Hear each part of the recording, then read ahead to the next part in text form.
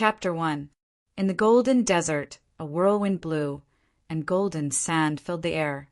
The sand danced leisurely in this world. The scorching sun shone on the desert, making it look like a land cast in gold. It was quite dazzling, and the heat was dense. Even the space had some slight dislocations under this high temperature. The wilderness was quiet, and the world was silent. The world suddenly darkened, and the golden light converged. The cyclone condensed at the top of the sand dune like a yellow typhoon. Patches of dark clouds inexplicably appeared above the sand dune, as if the dark clouds were about to destroy the city. If it was in other places, it might not be a big deal, but this was a boundless desert, and even the oases were pitifully few. There were not even 2 drops of rain in a year.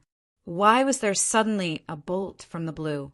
A faint green light flickered in the dark clouds, accompanied by a few silver dragons wandering in the clouds. From time to time, low muffled thunder could be heard. After a long while, a huge hole suddenly appeared in the middle of the dark clouds that covered the sky. In the center of the darkness, a green light danced along with a silver dragon. Huge lightning bolts constantly fell on the desert, blasting out sand pits and splashing up a lot of dust. Suddenly, a huge green pillar of light pierced through the heavens and earth. Vast amounts of energy surged like a shock wave, spreading out from the clouds with extreme speed. The surrounding space completely collapsed, and a pit dozens of meters deep was opened up in the desert below. It was like a basin, and the green pillar of light pierced straight into the sky. It was clearly visible for thousands of miles. The green light beam dyed the surrounding world with a faint green color, alternating with gold to create a magnificent scenery. At the same time, the surrounding dark clouds collapsed in an instant, leaving behind a huge green light beam.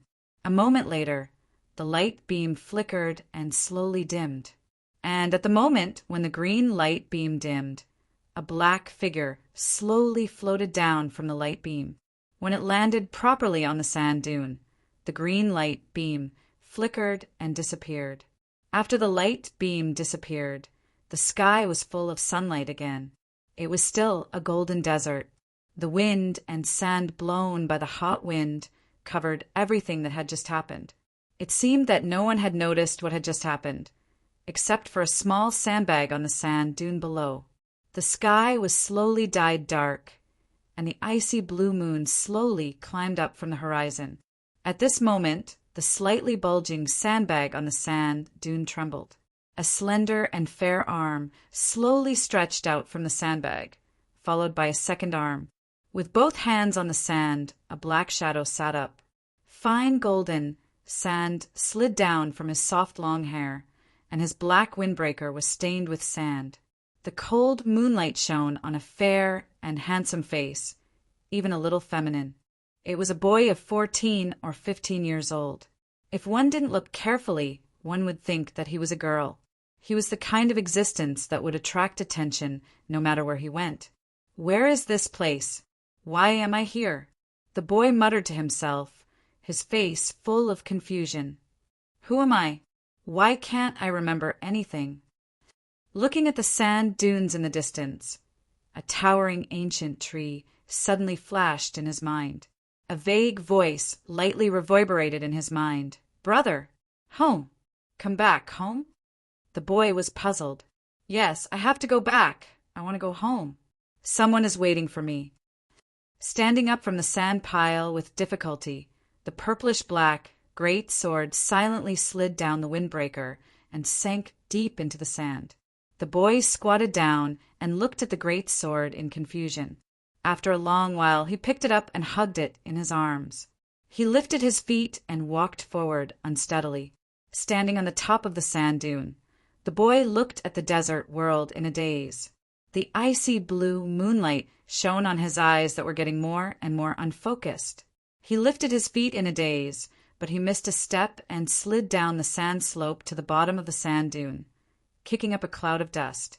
Taking a breath of the gradually cold air, the boy looked at the blurry sand dune and used his hands and feet to cut open the sand in front of him. Like a worm, He slowly crawled forward, leaving a long trail on the sand. I have to go back, someone. Who is waiting for me? I have to go back, the boy kept muttering to himself. His fingernails were filled with sand, and his unkempt appearance was very embarrassing.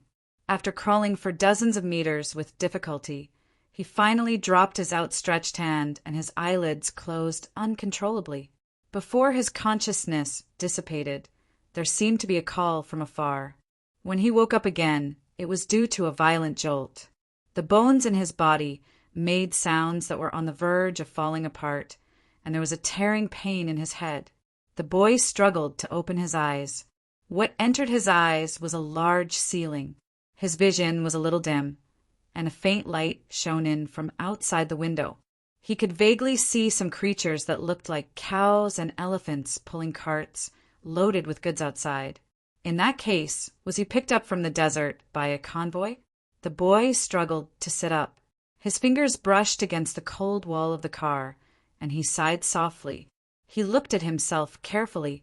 He was still wearing the same black windbreaker and holding the purplish-black great sword in his hand. His fingers stroked the great sword that exuded an ancient aura. Some fleeting light seemed to flash in his head, but he could not grasp it. I can't remember anything, shaking his swollen head.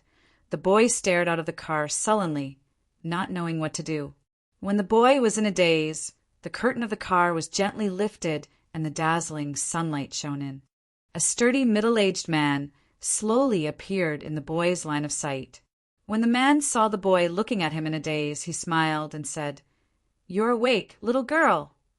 The boy opened his mouth. After a long while, he said in a clear voice, "I'm a man." After saying that, he stared blankly at the man with unfocused eyes and sighed gloomily. Did he look like a girl?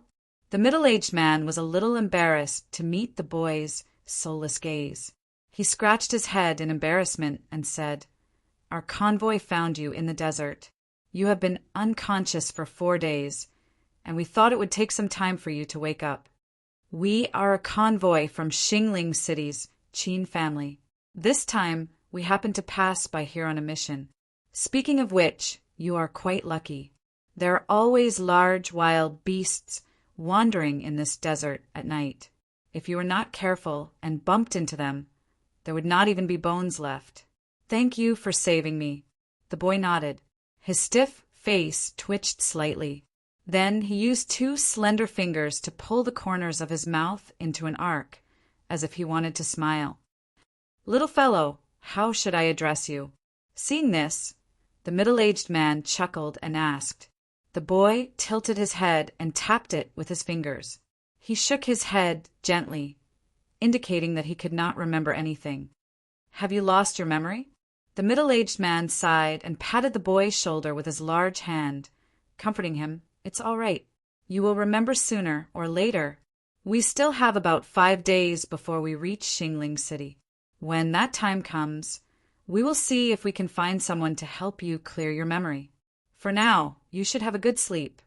After patting the boy's shoulder again, the middle-aged man turned around and got off the car.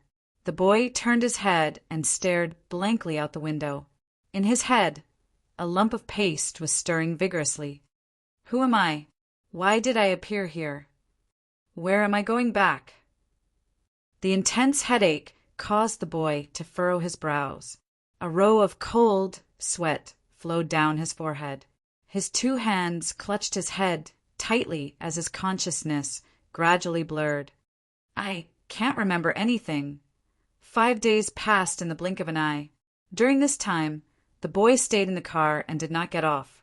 Because his body was still a little weak, his basic necessities were taken care of by the middle-aged man. This caused the boy to feel a little embarrassed.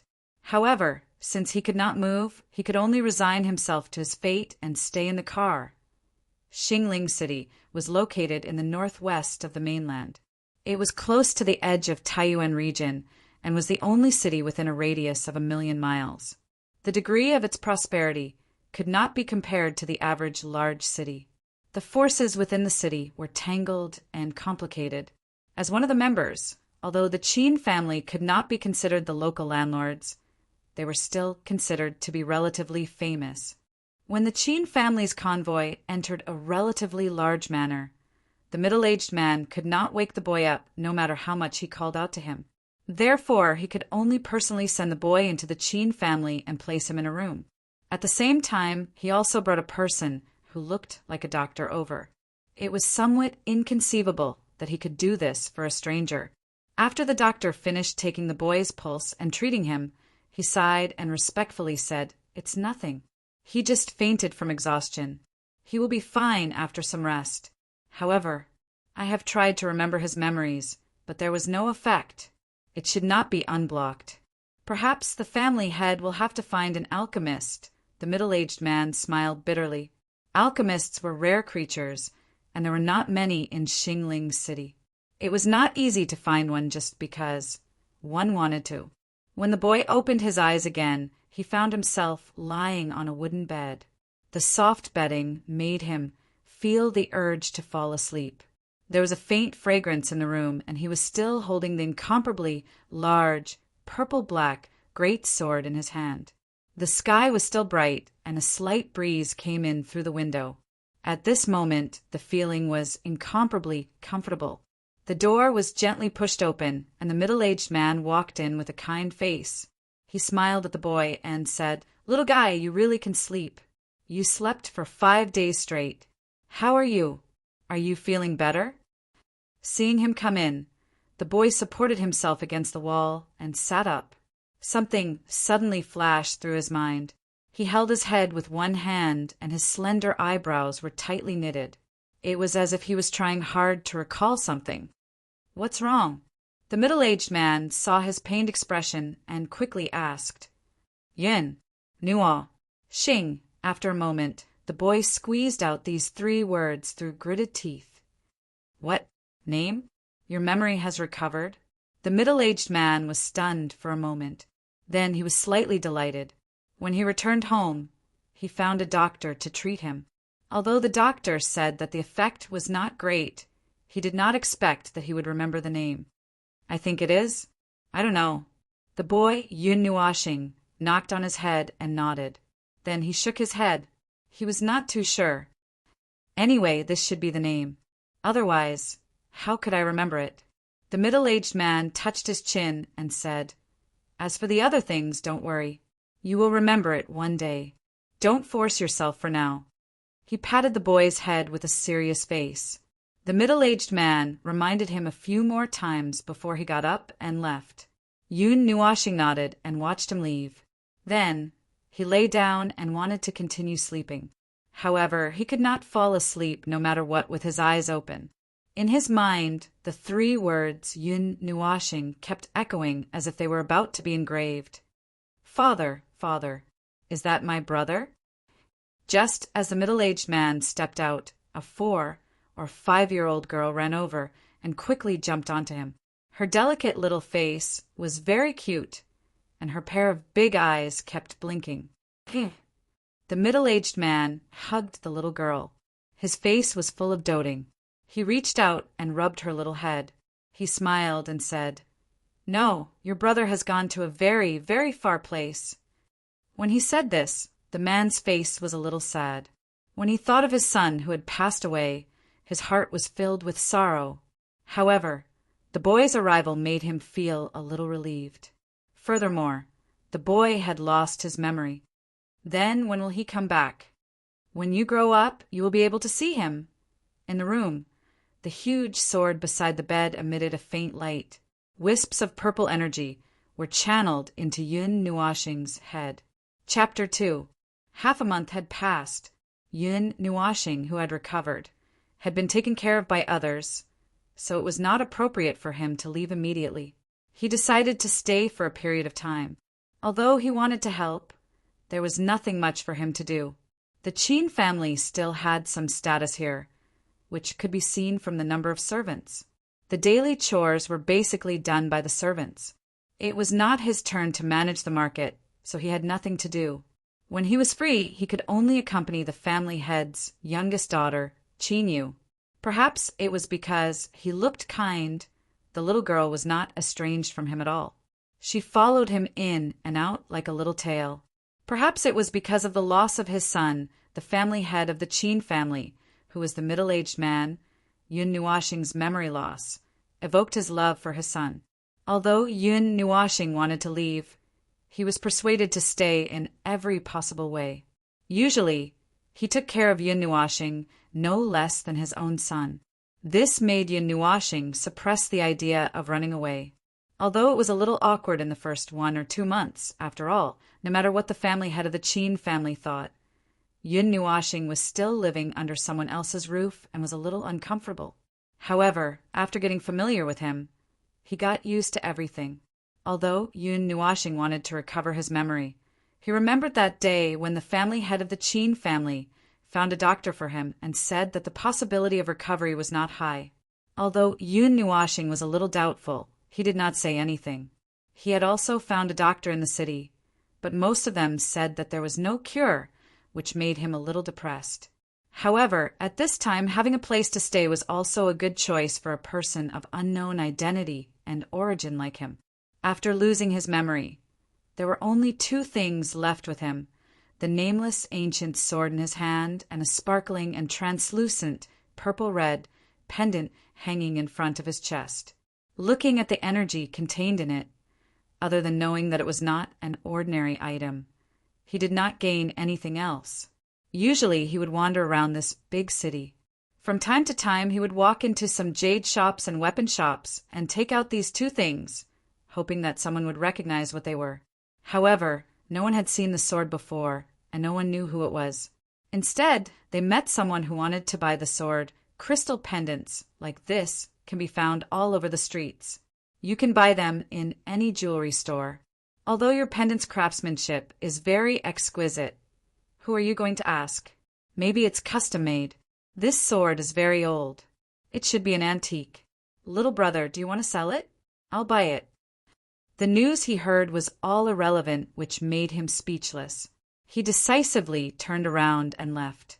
It was only when he started running that he managed to shake off the guy who was shouting about buying a sword. After strolling around like this for half a year, he had visited almost half of Star Spirit City, visited all the jade artifact shops, and visited many strange people. However, he couldn't get a single word out of them. At this time, he couldn't help but feel anxious.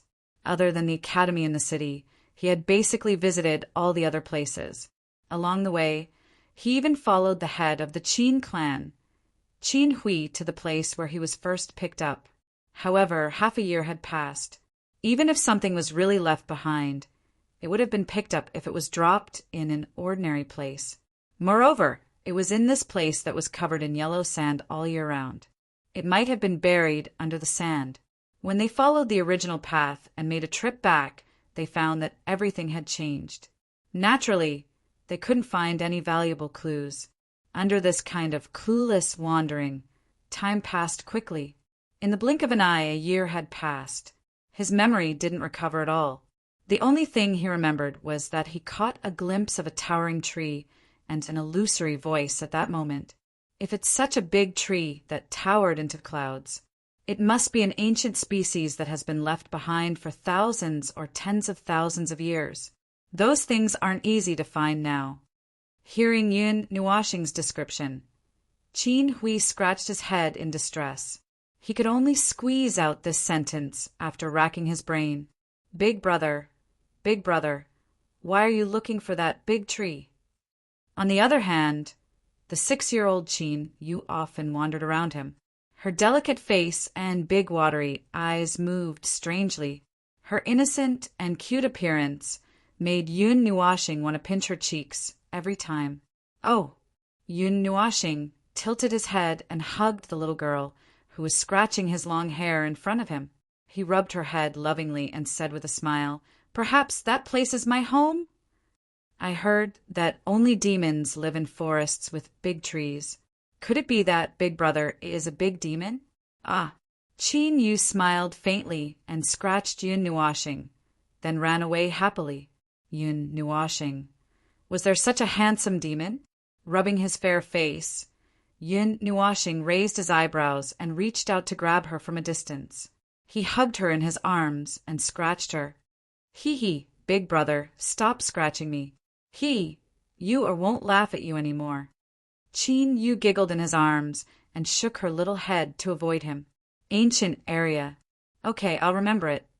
Yun Nuashing rubbed her little head and smiled. He looked at Qin Hui and nodded. Qin Hui rubbed Yun Nuashing's head and didn't say anything. Although he took care of Yun Nuashing as if he was his son who had already passed away, it was ultimately just a dream. There would be a day when he would wake up from his dream, and Yun Nuashing would also leave.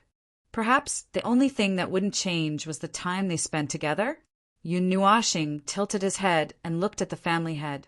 He saw a trace of loneliness in his eyes and sighed inwardly.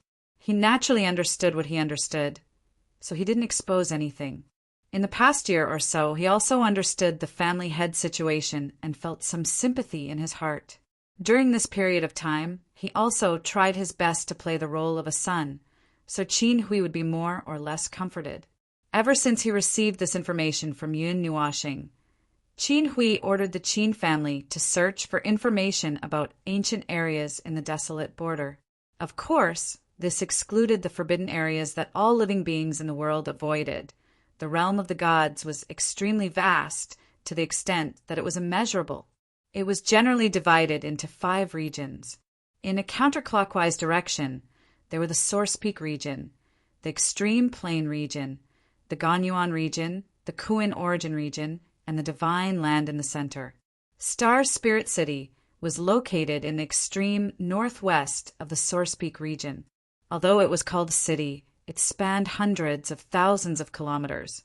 However, most of it was undeveloped areas such as the desert. A city like this was merely a drop in the ocean in the Source Peak region. There were countless cities in the Source Peak region, and mortals would only be able to walk through 1 or 2 cities in their lifetime. In addition to the Source Peak region in the northwest, there was the Extreme Plain region in the southwest, the Kuin Origin region in the northeast, the Ganyuan region in the southeast, and the Divine Land in the center. Among them, the Divine Land was the most vast. Mortals might not be able to cross a single region in tens of millions or even hundreds of millions of years. With such a vast region, it was inevitable that some strange things would be born. Forbidden areas. No one knew how these regions were born. They had existed since the beginning of the world. Strange energies flowed within them. Chaotic space-time and strange force fields had been passed down to this day. Many people and many forces had tried to force their way in, but the result was that no eggs would remain intact when the nest was overturned. There was even a first-rate force on the continent that went to explore, but in the end, no one came out alive. At this point, people's expressions changed when they talked about the forbidden areas. Then, what exactly is in the forbidden areas? Why are so many people willing to risk their lives to go in? Yun Nuashing asked. Some people say that every forbidden area has a ruin left behind by a high ancient god. Others say that several gods are buried inside. Perhaps there are also some extremely precious items? I'm not too sure. After all, ordinary people, like us, don't have the qualifications to come into contact with the core information. All the information I know is passed down from the common folk. Qin Hui scratched his head and said helplessly, Also, if you want to find a tree, the Divine Land's Divine Wood Palace might be a good choice. This force is very famous in the entire realm of the gods. Oh, night fell. On the horizon, a crimson moon quietly climbed up and sprinkled its ice-cold moonlight on the earth, draping a thin veil over the world. Everything was silent. It was a quiet night. In the huge Qin manor, Yun Nuashing sat in a quiet pavilion by the lake and kept playing with Qin Yu, who was sitting beside him. The little girl's giggles made the night seem more lively. The little girl liked to stick to him. He didn't know if she thought of him as an older brother that she had never met before. Yun Nuashing was also happy to play with her every day. He was like a male nanny. When the crimson moon climbed to the top of the sky, it was already late at night. Yun Nuashing saw Qin Yu yawning, and only then did he see the crimson crescent moon above his head. You, it's late. It's time to sleep. Yun Nuashing said gently as he stroked Qin Yu's little head. No, big brother. You haven't finished telling me the story yet. Little Yu yawned and shook her head. She kept shaking Yun Nuashing's arm, begging him to finish the story. Yun Nuashing was silent for a while, then nodded and said, Okay. Little Yu had a joyful look on her face as her tender laughter reverberated throughout the pavilion. The moon was setting in the west. It wasn't until it had descended for a while that little Yu fell asleep in Yun Nuashing's arms. Yun Nuashing sighed and carried her back to her room. He lifted the blanket and covered her with it, then quietly returned to his room. It's been 2 years. In the end, I still have to leave. Yun Nuashing sat in front of the table, one hand supporting his fair face. 2 years had passed, but his appearance hadn't changed at all. He still looked like he was 14 or 15 years old, and it was as if his growth had stopped. 2 hours before dawn, Yun Nuashing put down a piece of paper on the table and kept his purplish-black great sword in his pendant. His soft black hair that reached his waist was draped behind his windbreaker. Before he left, he took one last look at the room, and his eyes revealed some longing. He gently closed the door. Under the crimson moonlight and with a faint mist surrounding him, he took one last look around the Qin family manor. His gaze lingered on a few places. Then he quietly walked to the main door. I will miss you. Yun Nuashing bowed deeply to the manor behind him. Then he leaped and flew towards the east. He didn't look back, afraid that if he stayed any longer, he would give up on the idea of leaving. On the small mountain behind the manor, Qin Hui kept looking at the black figure, gradually disappearing into the distance. His eyes were filled with gentleness and reluctance.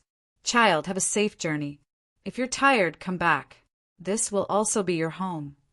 Qin Hui murmured. He didn't stop Yun Nuashing. That would be unfair to Yun Nuashing.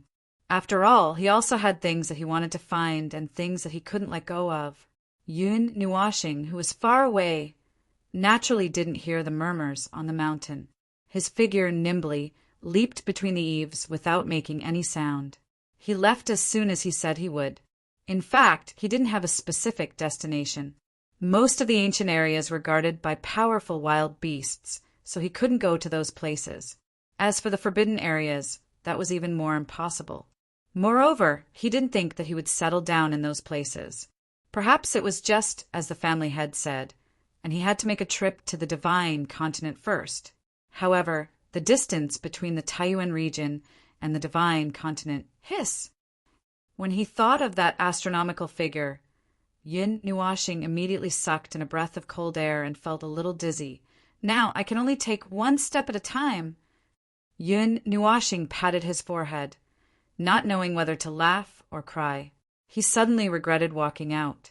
However, there was no turning back. He could only move forward. In the Qin manor, in Yun Nuashing's original room. Father, where did big brother go? Little Yea rolled around on the bed and hugged the quilt into a ball as she asked Qin Hui, who was standing in front of the table. Qin Hui gently opened the paper lying on the table. He couldn't help but smile when he glanced at it. I went out to play. That was the only sentence written on the paper. Then there was a drawing of Yun Nuashing making a face at the side. This kid. Qin Hui smiled and shook his head. He smiled at Qin Yu, who was entangled in the quilt, and said, Big brother went out because he had something to do. He told little Yea to eat until you're white and chubby so that he can come back and pinch you in the future. TSK, I won't let him pinch me. Little Yea shook her head unhappily. Chapter 3. The sun hung high up in the sky, shining its scorching rays down. The hot air of midsummer was like a tongue of fire licking at one's body, causing one to sweat profusely and feel sticky all over. It had to be said that Star Spirit City was so big that there was no end to it. Just the residential area alone had taken Yun Nuashing 2 months of running. Fortunately, he had saved up the pocket money that Qin Hui had given him, so he didn't have to eat and sleep in the open. If he was tired, he would have to stay in a hotel. If he was hungry, he would have to go to a hotel. Even so, the exhaustion of running during this period of time was enough for him to raise his middle finger at the city. Why is this city so big? Looking back at the tall city walls, Yun Nuashing wiped the sweat from his forehead and cursed angrily. Without looking back, he walked towards the dense forest in front of him. Strolling in the forest, the trees filtered out the heat and the cool sunlight shone on his body. Although it was still hot, there was a warm feeling. Yun Nuashing took out a bit of his mind and let the burning soul technique operate on its own, allowing the spiritual chi of heaven and earth to cleanse his body. This was something that had awakened in his memory when the patriarch had taught him a profound technique. At that time, he felt that since it was something that was engraved in his memory, it shouldn't be too bad. Thus, he learned it. However, he felt that this profound technique was abnormally strange. It was related to the strength of the soul, and it actually consumed the strength of the soul to operate it. One had to know that normally there weren't many people who would specifically cultivate the strength of the soul. Only with age or a breakthrough in level would the strength of the soul increase. Using the burning soul technique would consume the strength of the soul. If one didn't cultivate the strength of the soul, it would be difficult for them to bear such a consumption. When Yun Nuashing learned it, it was just for fun. He felt that a strange technique must have its strong points. After actually leaving the city, Yun Nuashing wasn't in a hurry to travel. After all, the current him didn't have the ability to travel across the entire Taiyuan region. Mortals could walk for hundreds of millions of years and still wouldn't be able to finish traversing the entire Taiyuan region. He was just a bit stronger than ordinary people. Even if he was a cultivator, when faced with the distance between two regions, he could only shake his head and sigh. If he rashly walked on the road, he would either die of exhaustion, be eaten alive by some wild beast, or be skinned alive by others. Yun Nuashing walked along the river. Her body was bathed in the warm sunlight. With a bamboo shoot in her mouth, she closed her eyes in satisfaction. In the past few months, she had been walking along the river. At night, she would lean against a tree and sleep. Occasionally, she would hunt a few wild beasts to satisfy her hunger. Although it was a little more tiring than when she was in the Qin family, it was a different feeling in her heart.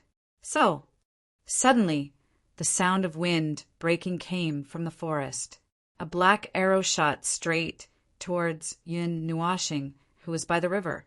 Although she didn't see anything, the instinctive sense of danger made Yun Nuashing shudder. She opened her eyes abruptly and took a step to the side. Then an arrow followed and stabbed into the ground where she had just stood. Yun Nuashing was silent for a moment. What the hell? Yun Nuashing grabbed the black arrow and took a deep breath. Then he suddenly roared, "Damn you! Who did I provoke?" A faint echo came from the silent forest. Yun Nuashing rolled his eyes and looked at the forest. He sensed a few auras flying through the forest. He couldn't help but grit his teeth and quickly chased after them. In the forest, 5 or 6 people were holding long swords and longbows. They were continuously attacking a red, slender figure in front of them. From time to time, a few torrents of energy brushed past the figure. "That little girl in front, why are you being so stubborn? Just obediently stop and we'll leave after we take the things. I guarantee that we won't hurt you." A burly man wearing an eye patch and holding a demon-headed broadsword laughed loudly from behind. "As if I'd believe you." The red-clothed girl in front turned around and scolded. She couldn't help but tighten her grip on the black box. She hurriedly circulated the origin energy in her body to increase the speed. The girl was extremely beautiful. Her pair of slender eyebrows were tightly knitted together. Her quick-witted ink-black eyes flickered with mischievous craftiness and anger. Her fair skin looked as if it could be broken by the wind. Her charming face was completely pale. A trace of blood was faintly discernible at the side of her rosy little mouth. "Hey, since it's like this, Don't blame us for being impolite. Brothers, go. Capture her alive and properly serve her." The burly man gave a lewd laugh. One of his eyes impudently swept over that exquisite body. When the 5 people beside the burly man heard this, they also grinned a few times. The weapons in their hands mercilessly sent out a few waves of energy. The energy whistled through the air, and when the red-clothed girl heard it, her charming face slightly changed. "Bastard! Slut! Shameless! Pervert!" The red-clothed girl angrily cursed. She freed a hand and waved out a flame, burning the energy that rushed up behind her to ashes.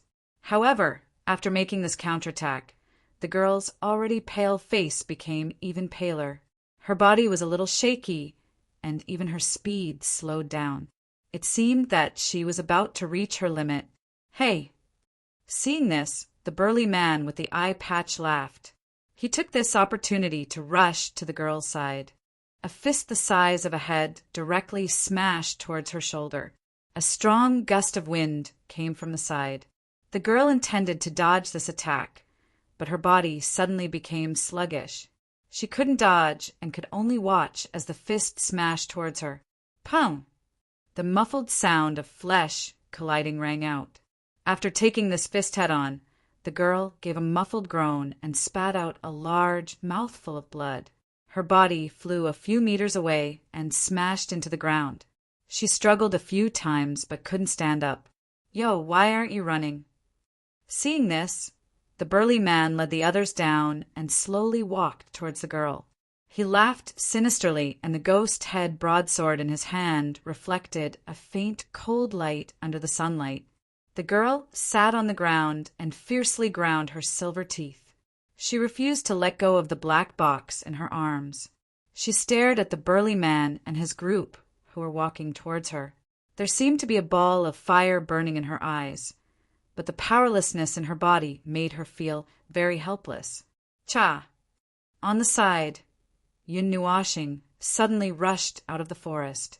She looked at the girl who was suddenly overjoyed and the burly man with a gloomy expression. She ignored their gazes and waved the black arrow in her hand. She asked, "This arrow, is it yours?"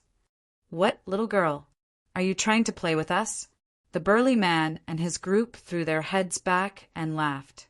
One of them even waved the longbow in his hand as if to indicate that the arrow was his. A few veins popped out on Yun Nuashing's forehead. She forcefully broke the arrow in her hand. Then her figure flashed and left behind a streak of golden light. She instantly appeared in front of the man with the longbow and slapped him across the face. Slap!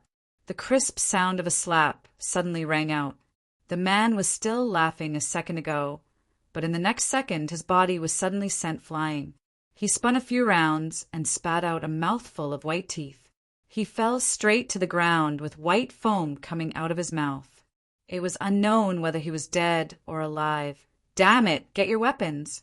F***CK, kill this little girl!" The burly man was stunned for a moment. Then he shouted fiercely. He didn't expect that someone would be defeated so quickly. It was so fast that he couldn't even react. "Damn you, I'm a man!" Hearing him call her a little girl, Yun Nuashing's face twitched. She moved her body and rushed in front of the burly man. She directly punched his chin.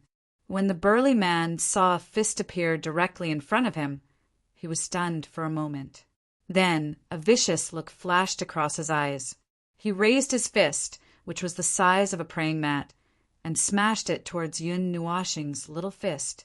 Looking at the two mismatched fists, Yun Nuashing's face twitched. Before her fist made contact, her fist turned into a palm. Then she directly hugged the two thick arms. "Ha!" Yun Nuashing shouted. She exerted strength in her arms and flung the burly man away. Then, with a shake of her body, she avoided the strong wind that came from behind her and appeared in front of the burly man again. In a flash, the burly man saw the blue sky and white clouds. Then, in the next moment, Yun Nuashing's figure appeared in front of him. A large foot was rapidly enlarging in front of him. Bam! A foot directly covered the door. The burly man only felt his vision go dark, and then he fell heavily to the ground. The dull sound made him unable to help but muffled a groan, and then a scream came out. "Ah, damn you!" Seeing the burly man lying unconscious on the ground, Yun Nuashing pursed her lips. She glanced at the 4 people who were carefully retreating. Then she snorted. Her figure flashed, and she chased after them. She waved her hand at them.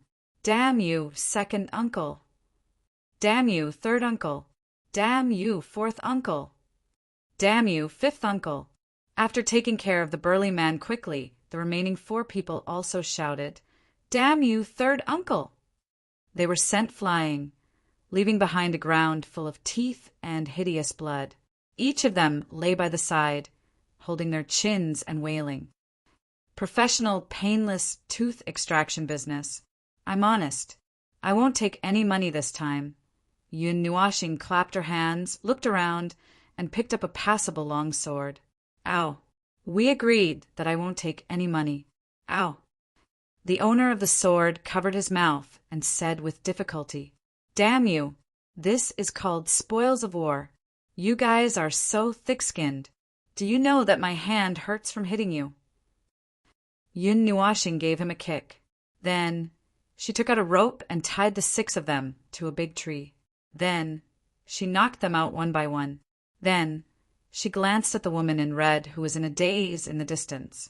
Ignoring her, she walked in another direction. "Young lady, wait." Seeing that he was about to leave, the woman immediately came back to her senses. She looked at the 6 loaches on the tree happily and staggered after him. Crack! Yun Nuashing seemed to have heard the sound of his brain's nerve center breaking. He immediately laughed sinisterly in a bad mood. He twisted his handsome face and turned around. He smiled sinisterly at the woman who was standing in front of him, who was constantly panting, "Miss, I am of ah." The woman was shocked by Yun Nuashing's angry roar. Then she looked at him carefully. After a long time, she said, "I'm sorry I didn't see clearly. However, you really look like a girl." After saying that, she stuck out her tongue coquettishly. "Oh, no." Yun Nuashing slapped his forehead. His heart was about to break down. However, she didn't have any ill intentions, so he couldn't lose his temper. Then he angrily reached out and pinched her delicate face. "Little brat, how dare you pinch me?" The woman shook her head and glared at him unhappily. "Humph." Yun Nuashing turned his face to the side and ignored her. He walked straight in another direction. "Hey, little brat, don't go." Seeing that he was about to leave again, the woman hurriedly reached out and pulled him back. "What?" Yun Nuashing took a step back and looked at her warily. He was displeased. "Hee, can you do me a favor? There will definitely be a reward after this." "No." Yun Nuashing was decisive. "I haven't said what it is." The woman lowered her head and muttered, "First, it's usually a little dangerous to help if there's a reward. Second, you're being hunted down, so you must have offended someone. Who knows? You might have a force of your own. I don't want to get involved in a dispute between 2 forces. Third, it's so troublesome. I'm too lazy."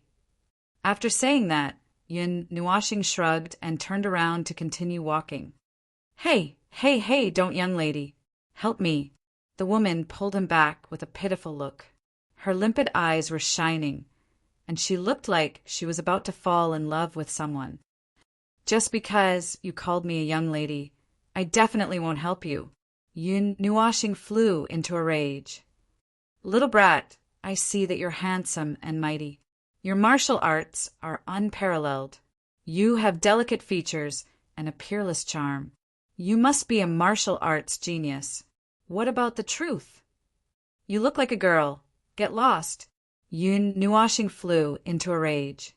He quickened his steps and couldn't wait to disappear. "Don't, sob. Can you bear to see a weak woman like me get bullied?" The woman acted cute and stared at him expectantly. "No discussion. Sob. You're so heartless. You're abandoning me after having sex with me. Ah. Chapter 4. The sky was dyed dark, and the sky blue feathercoat was gradually replaced by black clothes. A crescent blue moon wandered on the horizon. The night was silent, and everything was dormant. MMM. The red-clothed girl was jumping on the eaves. After an afternoon of rest, it seemed that her injuries had healed. At least she had the strength to dance now. Her fiery red dress danced in the air along with her waterfall-like black hair. Her graceful and delicate body stretched out with beautiful curves, and she was like a fairy dancing under the moonlight. Her red lips, white teeth, and fair skin were extremely dazzling under the moonlight. Her limpid eyes flickered with a crafty light. In the end, I still came. Yun Nuashing leaned on the eaves and muttered in his heart. After all, if he didn't come at that time, who knew what kind of shocking words she would say in the future? How unlucky. I just left the house, and I already met this ancestor. Who knows how unlucky I will be in the future? Yun Nuashing didn't know whether to laugh or cry. Where was the cute and moving girl or hot-blooded and energetic youth that he had imagined? Ah, she was indeed quite beautiful, but it was a little different from what he had imagined. How is it? Is it beautiful? After the girl finished a round, she landed in front of Yun Nuashing. Her Mei Mao was curved into a crescent moon shape, and she stared at his eyes with some anticipation. Too close. Smelling the fragrance on her body, Yun Nuashing calmly took 2 steps to the side. He looked at her and said, "Oh, I didn't look, but it's probably quite good because the moonlight is gone." He pointed at the dark clouds and smiled. "Little brat, you dare to laugh at me." The girl puffed up her cheeks unhappily. She stomped her slender legs and reached out to pinch his face. Yun Nuashing calmly took 2 steps back and said indifferently, "I have a name. Don't call me little brat. Little Yun Yin." The girl dragged her voice, and it was so sweet that it was sickening. Yun Nuashing shivered. He reached out to scratch the goose bumps on his arm and glared at her with a bitter face. "My name is Yin. Thank you for your guidance tonight." Yin smiled and extended her flawless hand. Glancing around, Yun Nuashing took a step forward and reached out to gently hold that jade-like hand. Her soft and boneless touch made others have the urge to play with it. However, he only shook her hand symbolically before letting go. Looking at the dazzling city in the distance, Yun Nuashing said, "Now, can you tell me what you need my help with?" Yin nodded and said, "That city is the residence of the Wei clan in Star Spirit City." Wait, what city is this? Yun Nuashing felt that something was amiss. "Star Spirit City." Yin looked at him in surprise. "Huh." Yun Nuashing opened her mouth wide. After a while, she said, "Why is it still Xingling City? I've been walking east for a few months, and even sat on a flying beast. Why is it still Xingling City? I've never been to school. Don't lie to me. Yes, this is Xingling City. It's the east of Xingling City. You must have come from a city in the west, right?" Yin touched her cheek with her finger and thought for a while before saying, covering her forehead with her palm. Yun Nuashing was on the verge of collapse. How was this a city? This was more like a region. She said, "It's okay. Continue." Yin nodded and continued. "In the east of Xingling City, the 2 biggest clans are the Wei clan and our Yu clan. The 2 clans have been fighting for a long time. This time they didn't hesitate to ask for external help to eliminate the other party. This time, the Yu clan had their external help stolen from the Wei clan. Although it was only half of it, if they lost it, they wouldn't be able to answer to the other party." "Is it that black box? What is it?" Yun Nuashing tilted her head and asked. "I'm not sure.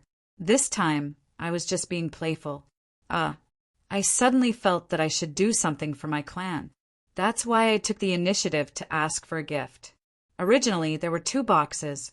Who knew that something like this would happen?" Yin stuck out her tongue and smiled. "You exposed yourself. Yun Nuashing rolled her eyes at her and said, "Originally there were two of them. Now one of them has been stolen, right?" "Yeah." Yu Yin lowered her head and softly replied, "Then, how do you want to get it back? Break into the city and take the stronghold? Or steal it?" Yun Nuashing nodded. "Ah." Yu Yin lowered her head. Embarrassed, she didn't say anything. "All right, I don't have a plan." Yun Nuashing looked at her and couldn't help but sigh. This job wasn't going to be easy. "What's the level of the strongest person in the Wei clan?" I think it's the Myriad God realm," Yu Yin said with uncertainty. "There's a difference of one level." Yun Nuashing took a deep breath. She was only at the late stage of the Divine Heart realm. There was a difference of one level between her and the Myriad God realm. Of course, it wasn't an insurmountable gap. "What about you?" "Me?" Yu Yin stuck out her tongue and said with a red face, "I'm at the middle stage of the Divine Soul realm." "So weak. You won't be of any use at all." Yun Nuashing face-bombed. "Hey, Big Sister's talent is very good, okay? I'm just a little lazy." "Forget it," Yu Yin said with her hands on her hips. However, the more she spoke, the softer her voice became. All right. I know. I'm just a little lazy. I'm much better than those who haven't come into contact with the emptiness realm of the Divine Soul realm. Amen, amen." Yun Nuashing rolled her eyes at her, nodded, and said seriously, "You." Yu Yin's face was red with embarrassment. "Anyway, let's go take a look first." Yun Nuashing shrugged. Then she leaped up and rushed toward the dazzling city palace. "Little brat," Yu Yin murmured and followed her unwillingly. In the city mansion, waves of noise came one after another, as if they wanted to flip the eaves over. Looking at the entrance, one could see people dressed in all kinds of clothes coming and going. They were all rushing into the mansion, congratulatory words coming out of their mouths. It seemed like they were celebrating something. "Congratulations, Master. You've gotten 2 magical artifacts. It shouldn't be a problem for you to destroy the Yu family and dominate the East City. Master, you're so wise. You thought of intercepting the Yu family's goods and destroying the Yu family in return. I'm afraid the title of 2 families and 1 city will be removed from now on. Now, the Wei family is still the dominant family." On the main seat in the palace, a middle-aged man was congratulating the people who came from all directions politely. His face was full of pride. His broad hand covered the black box on the table beside him. "So lively. Do you really think you've defeated the Yu family?" On the roof, Yu Yin listened to the people below talking about the Yu family and Wei family. She was so angry that she wanted to find something to bite. "By the way, can't you ask for help from your family?" Yun Nuashing leaned on the roof and looked at the lively scene below. She didn't know why, but she felt a little unhappy. This will cause the 2 families to fight in advance. No matter which side wins, the foundation of the family will be damaged. Father wouldn't want to see such an ending. That's why he asked for help. It's all my fault, Yu Yin said with grievance. Yun Nuashing patted her head and said, "Can you control the fire elements from a distance?" Yu Yin shook her head and said, "I don't think I can do it before I reach the mortal level. Now I can only set fire at a short distance." "What about the delayed combustion? It should be possible." "How fast can you run? You can't outrun the realm of 10,000 gods." Yu Yin blushed a little. "Well, this is for you. Take it."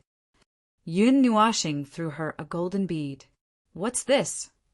Yu Yin reached out and took it. It was cold to the touch. Light elements rushed into her body, making her feel like she had run wildly. Light element. Yu Yin sucked in a breath of cold air. It was one of the 3 rarest elements among the 9 elements. It was known for its speed and had the title of fastest. Yun Nuashing covered her rosy little mouth with his palm, slapping back the scream she wanted to make. He frowned and said, "Don't be so surprised." "Woo-woo." Yu Yin stared at him with wide eyes. Her expression was as if she had seen something rare. After a moment, she unhappily shook off his hand. The time limit is only 3 minutes. Run after you set fire. What about you? I'll steal something and hit him with a stick. Hit him with a stick. Yu Yin's little mouth formed an O shape. She looked at Yin Nuashing in disbelief. After a long while she said, "Little brat, you really talk big. That's someone from the realm of 10,000 gods, the same level as my father. Furthermore, people from the realm of 10,000 gods have already given birth to spiritual power. He will be able to sense your every move." People who came into contact with the realm of 10,000 gods would give birth to spiritual power. However, in the early stages of birth, they would not be able to use this kind of power. However, it could increase a person's perception. Furthermore, with the birth of spiritual power, the mental fatigue would be reduced by a lot. I'm just saying, what if he keeps it? Yun Nuashing curled his lips and said, "Then be careful. If you can't do it, come back." Yu Yin stared at him, a trace of worry flashing past her limpid eyes. Yun Nuashing nodded and said in a low voice, "Go, burn the tree at the entrance, then burn the door as well. Also, set fire to the pillars of the mansion. Burn those 6 pillars, then throw a pile of fire into the main hall. Also, do you think that fire elements are free?" Yu Yin was so angry that her entire body was trembling. After thinking for a moment, she nodded fiercely. "Of course." Yin Nuashing grinned, almost angering Yu Yin to death. In the mansion, the Wei family head was talking enthusiastically with the guests around him. His dark eyes were full of smugness. "Not good. It's on fire." Just as the hall was filled with joy and harmony, flames shot up to the sky without warning. Outside the transparent windows, many figures could be seen dancing in a hurry. The scorching temperature turned the hall into a place like an oven. Wisps of black smoke rose into the air above the city mansion. "Quickly put out the fire. Evacuate the guests." The Wei clan's patriarch stood up abruptly. Just as he finished speaking, a fireball the size of 3 meters rolled directly into the hall. Billowing heat waves hit them in the face, and the clothes of many people in the surroundings burst into flames. Fortunately, the fireball didn't explode. Otherwise, the hall would have turned into a mess. "Which bastard dares to cause trouble in my Wei family?" The Wei family head waved his sleeves, and an aura surged out. It hit the fireball and extinguished it. At this moment, he also understood that this was definitely not an accidental fire. Someone was definitely deliberately sabotaging it. Boom! Just as the Wei family head shouted, the 6 pillars on the roof collapsed at the same time. They pierced through the ceiling and smashed onto the ground, splashing up a wave of dust. Those who were close to them were directly overturned. The scorching heat waves ignited the robes of those people. Suddenly, there were a few more people on fire in the main hall. "Who is it?" The Wei family head had just shouted 3 words and was about to walk out when his heart suddenly skipped a beat. A sense of danger arose spontaneously. However, before he could turn his head, he suddenly felt an intense pain at the back of his head. Then his vision turned black, and he staggered forward. He turned his head with difficulty. Before his vision turned black, he saw a rather handsome face. The somewhat feminine eyes flickered with an innocent expression. "You." The Wei family head's eyes widened. He didn't understand where this person came from. He didn't even feel the fluctuation of energy. However, before he could finish speaking, Yin Nuashing flashed behind him and knocked him unconscious with the back of her sword. Then she raised her leg and kicked him hard. Bang! The dull sound of flesh colliding caused Yin Nuashing to grin when he heard it. The patriarch of the Wei clan rolled out like a stuffy gourd and crashed into a collapsed pillar. His eyes rolled back and he fainted. Yin Nuashing glanced at the chaotic main hall. It seemed that no one was paying attention to the situation here. She picked up the black box at the side and disappeared in a flash, leaving behind some gradually dimming light particles. It's really a tragedy for the Wei family to encounter you. On a short mountain outside the city, Yu-Yin looked at the dilapidated ruins of the Wei family. A few wisps of smoke were rising. Then she looked at Yun Nuashing, who seemed to be in a daze. She felt somewhat frightened. Who would have thought that a dignified expert of the myriad god realm would be knocked unconscious by a stick? This stick strike was a bit too skillful. Thinking of this, Yu-Yin felt some lingering fear, as expected of the fastest light element. In the face of extreme speed, nothing was useful. Let's go, little brat. There's no point in staying here. Yu-Yin sighed and turned her head to Yun Nuashing with a smile. Yun Nuashing tilted his head, stretched, and yawned lazily. After a while, he threw the black box to Yu-Yin and said, "Okay, I've got this. I should get out of here." After saying that, he patted the dust off his windbreaker and was about to walk down the mountain, but Yu-Yin grabbed his clothes. He had no choice but to stop and look at her with his head tilted. "Don't be in such a hurry to leave, little brat. I haven't thanked you yet." Yu-Yin pulled Yun Nuashing's windbreaker and dragged him to the other side, laughing as she walked. "There's no need." Yun Nuashing rolled his eyes and muttered, "I'll just do a good deed today." "Of course." Yu-Yin curled her lips and pulled his windbreaker even harder, as if she was afraid that he would run away. "Moreover, my home isn't far. Look over there." Yu-Yin smiled and pointed her jade finger at the night sky, at the place where the green light was shining. Yun Nuashing followed her finger and looked over. He couldn't help but stare blankly. A towering ancient tree seemed to be standing between the heavens and the earth. Its branches and leaves were tens of thousands of feet long. Its rich vitality transformed into specks of fluorescent light that were extremely bright under the night sky. It was like a beacon in the night sky that could be clearly seen from thousands of miles away. Under the ancient tree, there was a small town. It was as if the ancient tree was a cradle, and it was thriving under the protection of its radiance. So big! Yun Nuashing was entranced by the sight. After a long time, he finally muttered these words. "Let's go." Yu-Yin smiled and dragged him towards the small town under the huge tree. Chapter 5. The small town was nestled next to a big tree, shrouded in green light. The breeze swayed, and the unique smell of the green leaves and the trees permeated the air. The surroundings were peaceful and full of vitality. "Father." Outside the largest mansion in the city, the master of the Yu family, who was dressed in a green robe, was pacing back and forth uneasily in front of the door. His eyes glanced towards the southeast, and his mind was somewhat restless. When he heard the familiar voice, his heart rumbled, and he put down the huge rock hanging in the air. His sorrowful face suddenly swept away the darkness, leaving behind a warm face. He opened his arms to welcome a red figure into his embrace, and said with a smile, "Our precious daughter is back." When the surrounding people heard this, they could not help but laugh, and all of them heaved a sigh of relief. The master of the Yu family had completely ignored the so-called magic weapon, and all he talked about was her safety. "Father, I'm really fine. Your daughter is so smart. How could anything happen to her?" Yu-Yin stuck out her tongue and said with a smile. When Yun Nuashing heard this, layers of black lines appeared on her forehead, but she did not jump out to say anything.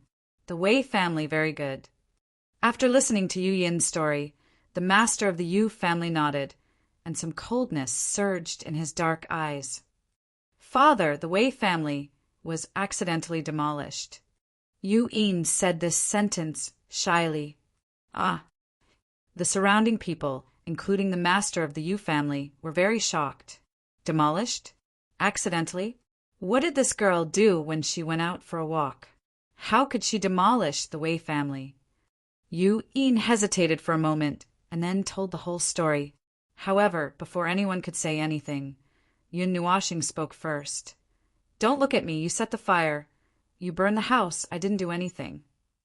Everyone laughed, embarrassedly, but in their hearts they muttered, If you didn't knock the master of the Wei family unconscious, how could the fire burn so happily? An expert of the 10,000 God realm was not so easy to deal with. Thank you, young lady, for saving my life.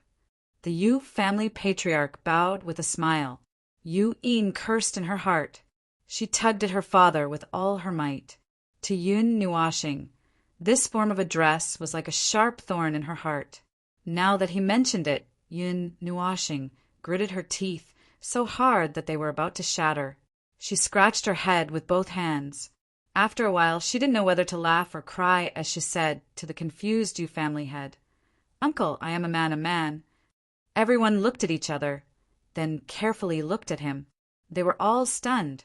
Half a minute later, when they indeed saw that he looked like a boy, they could not help but burst into laughter. The head of the Yu family was a little embarrassed. "I'm leaving." Yun Nuashing dragged her battered spirit and silently walked away. "Hey, little brat, don't always think about leaving." Yu Yin grabbed his hand and pulled it back. "When the matter is done, I leave in a huff, hiding my identity and name. What you want has been brought back. Why should I stay?" Yun Nuashing sighed and said, "If there's nothing else, I'll leave first." After saying that, she turned around and was about to leave. "Take a rest for a night. It won't take such a long time to travel." After saying that, Yu Yin ignored his opinion and directly dragged him into the house, leaving a group of people with different thoughts. The head of the Yu family smiled and shook his head. Then he led the people of the Yu family into the manor. In the hall, 2 black boxes were placed on the table. The head of the Yu family smiled and pushed away one of the boxes, the box that Yun Nuashing and the others had snatched from the Wei family. He said, "One of these 2 boxes is actually a fake. The real one should be this one." "What the?" Yun Nuashing was dumbfounded. Her black eyes flickered as she stared at Yu Yin. The latter also looked over in confusion. Finally, she looked at the head of the Yu family and scolded at the same time. "Then why did we go and tear down the Wei family?" "Haha, isn't this a backup plan? Who knew that you would directly tear down the Wei family?"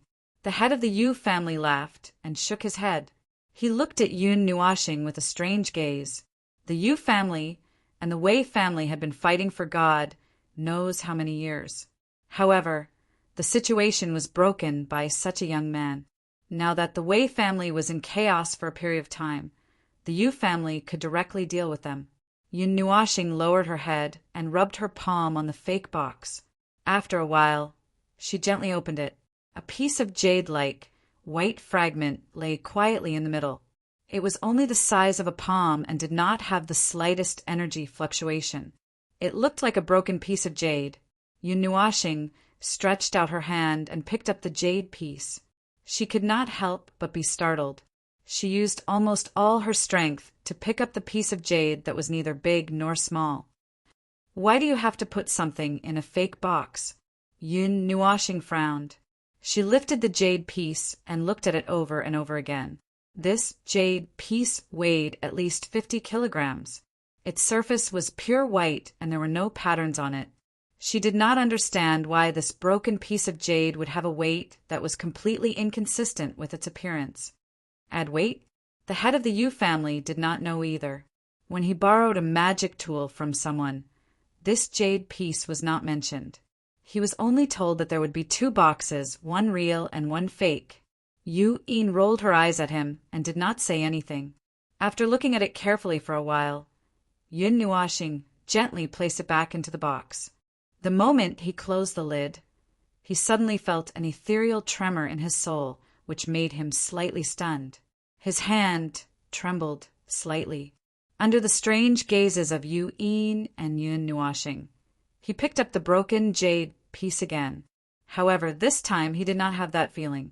Frowning slightly, Yun Nuashing put the jade piece back. Then he picked it up again and repeated it a few times. He waved it in front of the 2 of them and said, "This jade piece, can you give it to me?" Yu Yin and Yun Nuashing looked at each other. They did not know what he wanted this broken jade piece for. The head of the Yu family hesitated for a while. Then he nodded and said, "All right." It's not anything important anyway. However, what do you want this for? It's just a small piece of jade. I don't know either. Yun Nuashing shook his head and said uncertainly, It feels like something strange. Strange things? Yun furrowed her beautiful brows. She didn't understand what he meant by strange. Yun Nuashing nodded and said, Maybe I'll find out after I do some research. Let's rest here for tonight. There's no hurry to leave tomorrow, the head of the Yu family said with a smile. Just now, Yun Nuashing had told him that he was rushing to a certain place. The head of the Yu family did not suspect anything. Of course, since he was here, he had to properly entertain him. After all, he had saved his daughter. It would not be right if he did not entertain him. Thank you, uncle. Yun Nuashing said with a smile. There's no need. Yun helped him tidy up a clean room. Then they sat down and chatted for a while. However, Yun Nuashing did not have the vigilance of an outsider. Or perhaps he thought that it was something insignificant to others. He quickly explained everything. Or perhaps he was just narrating it like a story. A towering ancient tree? Yun raised her head and looked at the ceiling. After thinking for a long time, she shrugged and said helplessly, Other than Xingling City, where there's such a tree, I don't know if there's any other place that matches your imagination. Other places with trees are probably not suitable for humans to live in. I don't think it's a natural formation, right? Although he was prepared, Yun Nuashing could not help but feel disappointed. He had already seen the tree in this small city. There was nothing special about it. It was completely different from the one in his memory. Don't be anxious, little brat. Finding out one's identity is an important matter in life. Compared to people like us who stay at home all day and never step out of the house, your life will definitely be more exciting than ours. Yun patted his head and comforted him. Yun Nuashing pouted his little mouth and furrowed his slender eyebrows. He tilted his head and looked at her without saying a word. What kind of important matter in life was this? There shouldn't be such a setting, right? Yun laughed and pinched his cheeks. After saying good night, she quietly went out. In the middle of the night, Yun Nuashing tossed and turned, unable to sleep. When he thought of the broken jade he just saw, his mind could not calm down. He quietly went to the roof and lay down on it. At this time, there were no white clouds in the sky. Hundreds of millions of stars hung in the sky, flickering with light. A curved, ice-blue moon sprinkled a faint moonlight. After a long time, Yun Nuashing sat up with a quiver. He took out the white jade from the pendant and carefully examined it for a moment in his palm. However, he still did not have any clues. He pinched the broken jade between his 2 fingers and raised it high under the stars. His eyes narrowed slightly. Rays of starlight passed through the jade piece, illuminating it until it was transparent like glass. He could see that there were extremely complicated runes flickering with a faint light. The faint light seemed as if it would be extinguished at any time. As expected, that feeling was not groundless. I just don't know if it has any connection with me. To be able to carve such complicated runes, it must be a high-level magic tool. Yun Nuashing smiled slightly. Although it was only a corner of the runes, he could more or less guess a little. He immediately engraved the runes that seemed to be extinguished in his mind. At the same time, the white jade piece emitted a strong white light. It broke free from his fingers and directly crashed into his glabella, merging with his soul. Yun Nuashing suddenly opened his mouth wide. However, he covered it with one hand, not allowing himself to make any sound. What is this thing? He cursed angrily. Then he hurriedly checked and found that the white jade piece was quietly residing in the depths of his soul. A faint light shone on his soul, making him feel a little warm. Yun Nuashing looked at the jade piece as if he was facing a great enemy. A person's soul was a very important place. Having something inexplicable barge into it really scared him out of his wits. However, the jade piece did not do anything after entering his soul, leaving him confused. His soul carefully looked at the jade piece that was entrenched in it. After a long time, he finally reached out his hand and carefully touched it. The jade piece suddenly trembled. Yun Nuoxing's right hand involuntarily spread out. With a flash of light, the jade piece suddenly appeared in his palm. After looking at it in astonishment for a while, Yun Nuoxing tilted his head. He reached out his hand and poked the jade piece. With a thought, the jade piece slowly merged into his palm and appeared in his soul. What the hell? Yun Nuoxing was slightly stunned. He felt that the jade piece did not seem to have any evil intentions. His raised spirit relaxed again. His right hand surged with light again. The purplish-black great sword that was as long as his body floated above his palm. The moonlight scattered on the sword, reflecting a purplish light. When it shone on Yun Nuoxing's face, it looked rather demonic. He held the jade piece in his left hand and the great sword in his right hand. His two hands slowly leaned together. The jade piece and the sword sheath collided, producing a crisp sound. In the silent night, there was no sound at all. Did I get it wrong? Yun Nuoxing twirled his long hair and stuck out his tongue. He reached out his hand and wanted to separate the two objects. However, Yun Nuoxing used all his strength to pry at the jade piece. He realized that the jade piece did not move at all. It seemed to be stuck to the great sword. Yun Nuoxing thought that he did not use enough strength. He used all his strength to pry at the jade piece. The veins on his arms bulged, and his face turned red. He seemed to be using all his strength. This is... what? What's the situation? Yun Nuoxing was so embarrassed that he flew into a rage. He waved his hand and threw the long sword to the ground. Then he sat at the side, panting. He stared at the jade piece, helplessly. The jade piece ignored him and remained still for a long time. Then it slowly withdrew its light. It actually seeped into the purplish-black great sword like liquid, causing the latter to shine even brighter. Yun Nuoxing blinked his eyes and picked up the giant sword. He looked at it from top to bottom, but he couldn't see any changes in the giant sword. He hesitated for a while, then kept it in the pendant and sat on the ground. Little brat. Yun Nuoxing had just sat down when a sweet voice called out to him from behind. Why did you come up? It's so cold in the middle of the night. Yu-Yin walked softly to Yun Nuoxing's side. She took out a cotton-padded jacket and draped it over him. Then she gently sat down beside him and snuggled into the jacket. Yu-Yin seemed to have just taken a bath, and there was a faint fragrance on her body. Her waist-length hair was a little damp, and she was wearing a plain white dress, which made her look a little more elegant. Ahem. Yun Nuoxing coughed dryly and turned his face away slightly. He said, I couldn't sleep, so I came up to get some fresh air. Then why did you come up? Yun Nuoxing asked. I couldn't sleep, so I came up to get some fresh air, Yu-Yin said with a smile. All right, I was just kidding. When she saw Yun Nuoxing rolling his eyes, she could not help but laugh. Then she said, I just asked my father. He doesn't know about those places either. He only said that if we go to the Divine Prefecture, we might be able to find something. How can we go that far? Yun Nuoxing smiled bitterly. He had heard this news more than once.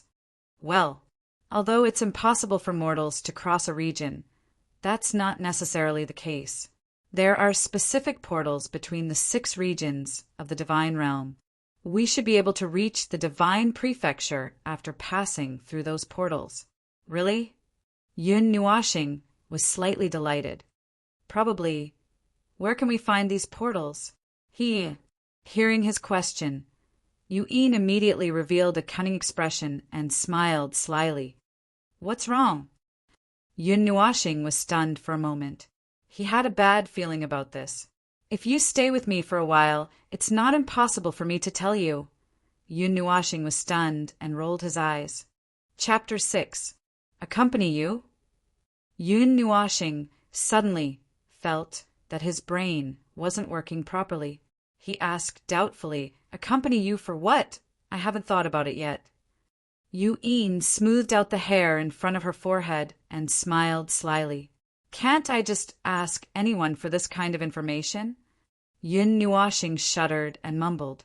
You won't be able to find it. The teleportation device isn't here. Then where is it? Accompany me for a while, then I'll tell you. Then, sister, can you? Accompany me for a while, no bargaining. How long is a while? I haven't thought about it yet, so it doesn't have a fixed time. When Yun Nuashing heard this, he jumped up like an angry kitten and stared at Yu Yin as if he had seen a ghost. Of course, Yu Yin was happy to see him like this. She covered her mouth and giggled. Then she pulled Yun Nuashing to sit down and pinched his cheeks. You're so cruel.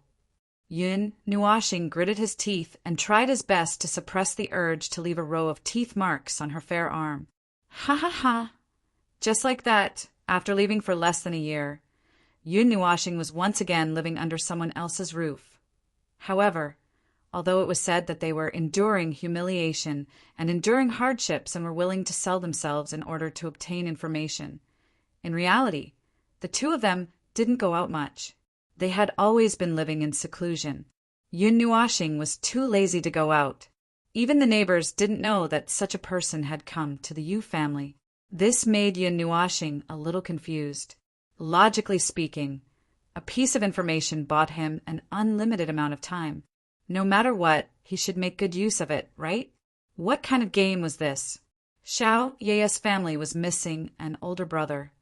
Could it be that Yu Yin's family was missing a younger brother? There couldn't be such a coincidence in this world, right? One day, seeing that Yun Nuashing was a little depressed, Yu Yin smiled and pinched his face out of habit. Do you think that I have nothing better to do by keeping you here? A little. Yun Nuashing unhappily shook off the hand, nodded, and muttered.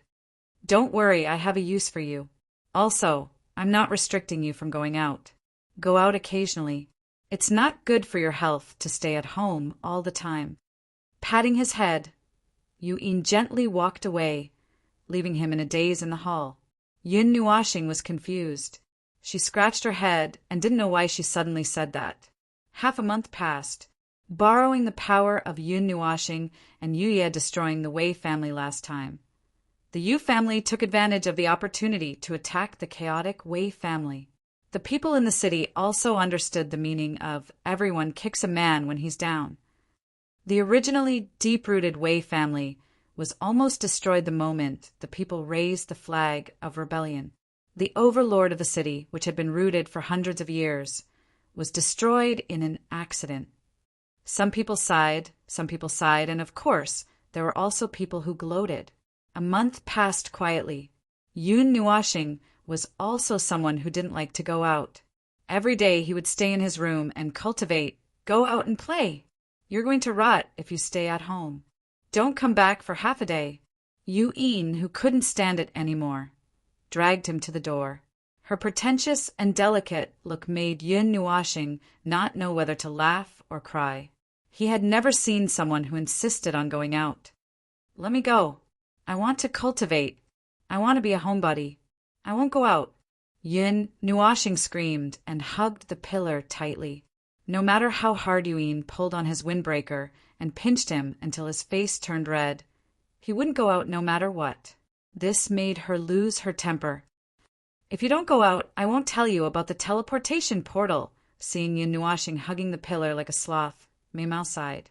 She slowly narrowed her eyes into a dangerous arc and said with a smile, Isn't it just going out to play? Let's go out then. What do you want to buy? Hearing this, Yun Nuashing was so scared that he jumped down from the pillar. Then he patted his chest and laughed. Yu Yin rolled her eyes at him and dragged him out of the door. Then she fiercely slammed the door and tied him up, leaving Yun Nuashing outside to drink the northwest wind. Oh, what a sad story! Yun Nuashing had no choice but to jump around the city with a giant sword, hoping to find something in this small city. Of course, dreams were beautiful, but reality was cruel. Other than sweating every day, he didn't find anything else. As a famous city, Xingling City had a vast area. One could imagine how prosperous it was. There were many restaurants, and it was very lively. Although Yun Nuashing didn't like to go to those noisy places, he had to admit that these places were the best places to search for information. As long as he pricked up his ears, any strange news or gossip could enter his ears. Although he listened to the information with some dissatisfaction, it was just as Yu Yin said. No one seemed to mention the words teleportation gate, let alone the relevant information. Even when he asked, no one knew about it. This made him very unhappy. However, he was also a little puzzled. Since he didn't hear any information about it, how did she know about it? Ancient ruins, Yun Nuashing suddenly heard something from a few tables away. He quickly pricked up his ears and quietly changed his seat. Have you heard? A ruin has appeared outside Xingling City. It seems to have been there for a long time. Many people from the major forces are fighting to get in. I don't know what's inside. You're talking about the Sunset Battlefield, right?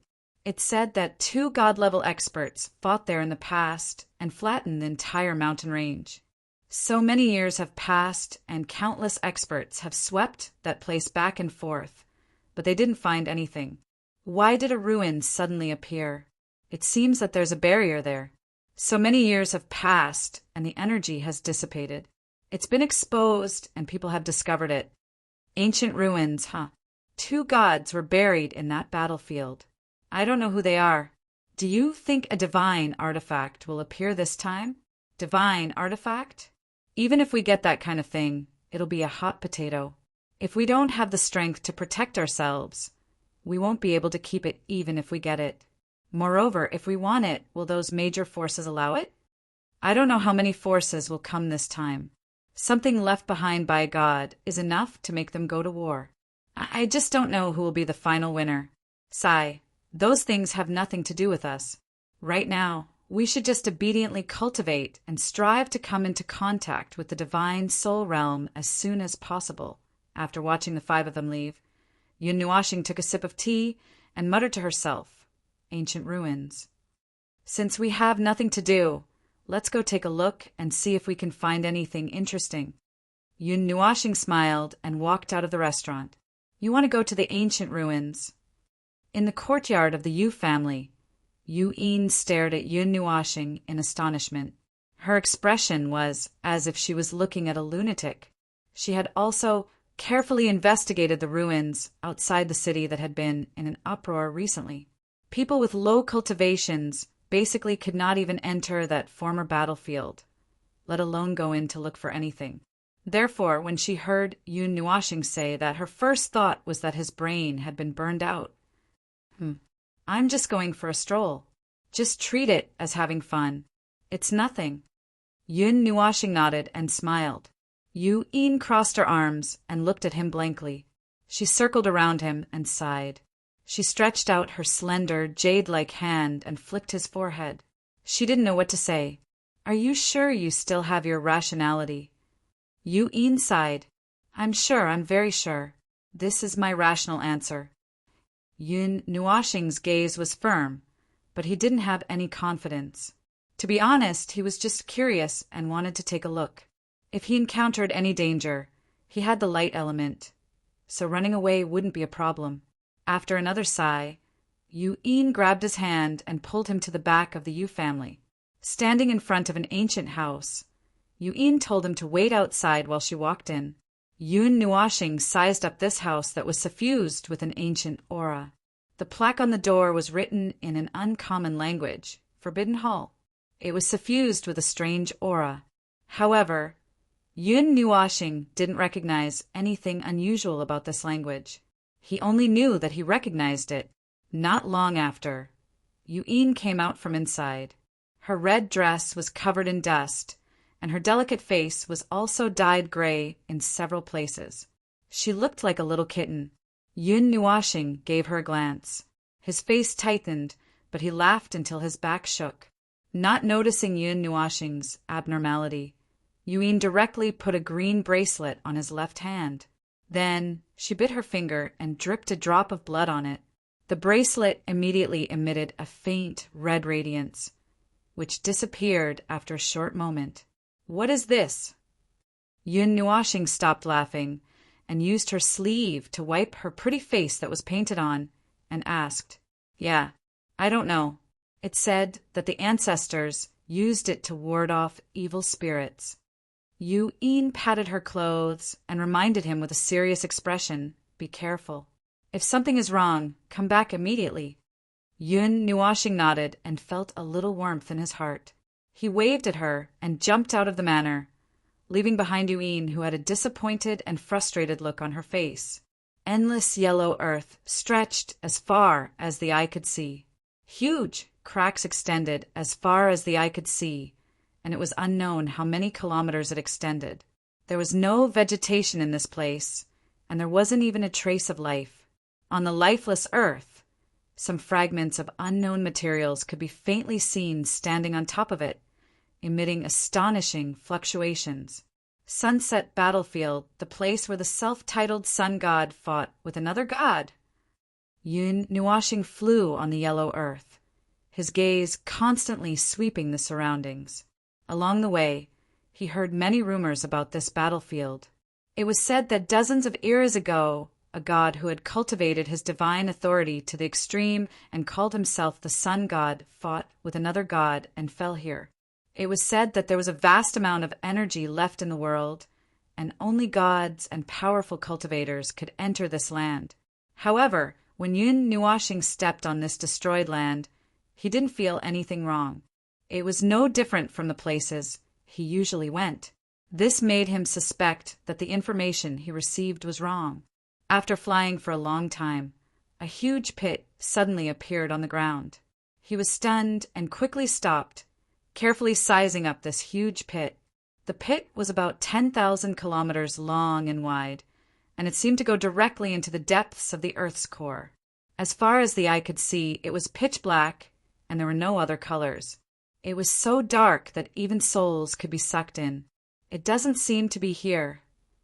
Yun Nuashing raised his eyes and secretly looked down. Then he flew around the edge of the huge pit, his eyes fixed on the bottomless pit. In the deep and dark pit, a golden light suddenly flashed. Yun Nuashing suddenly stopped and opened his eyes wide, wanting to take a closer look. Did I see wrongly? After a long time, he still didn't see anything. Only then did he rub his sore eyes and collect his thoughts. He flew towards the place where many people had gathered in the distance.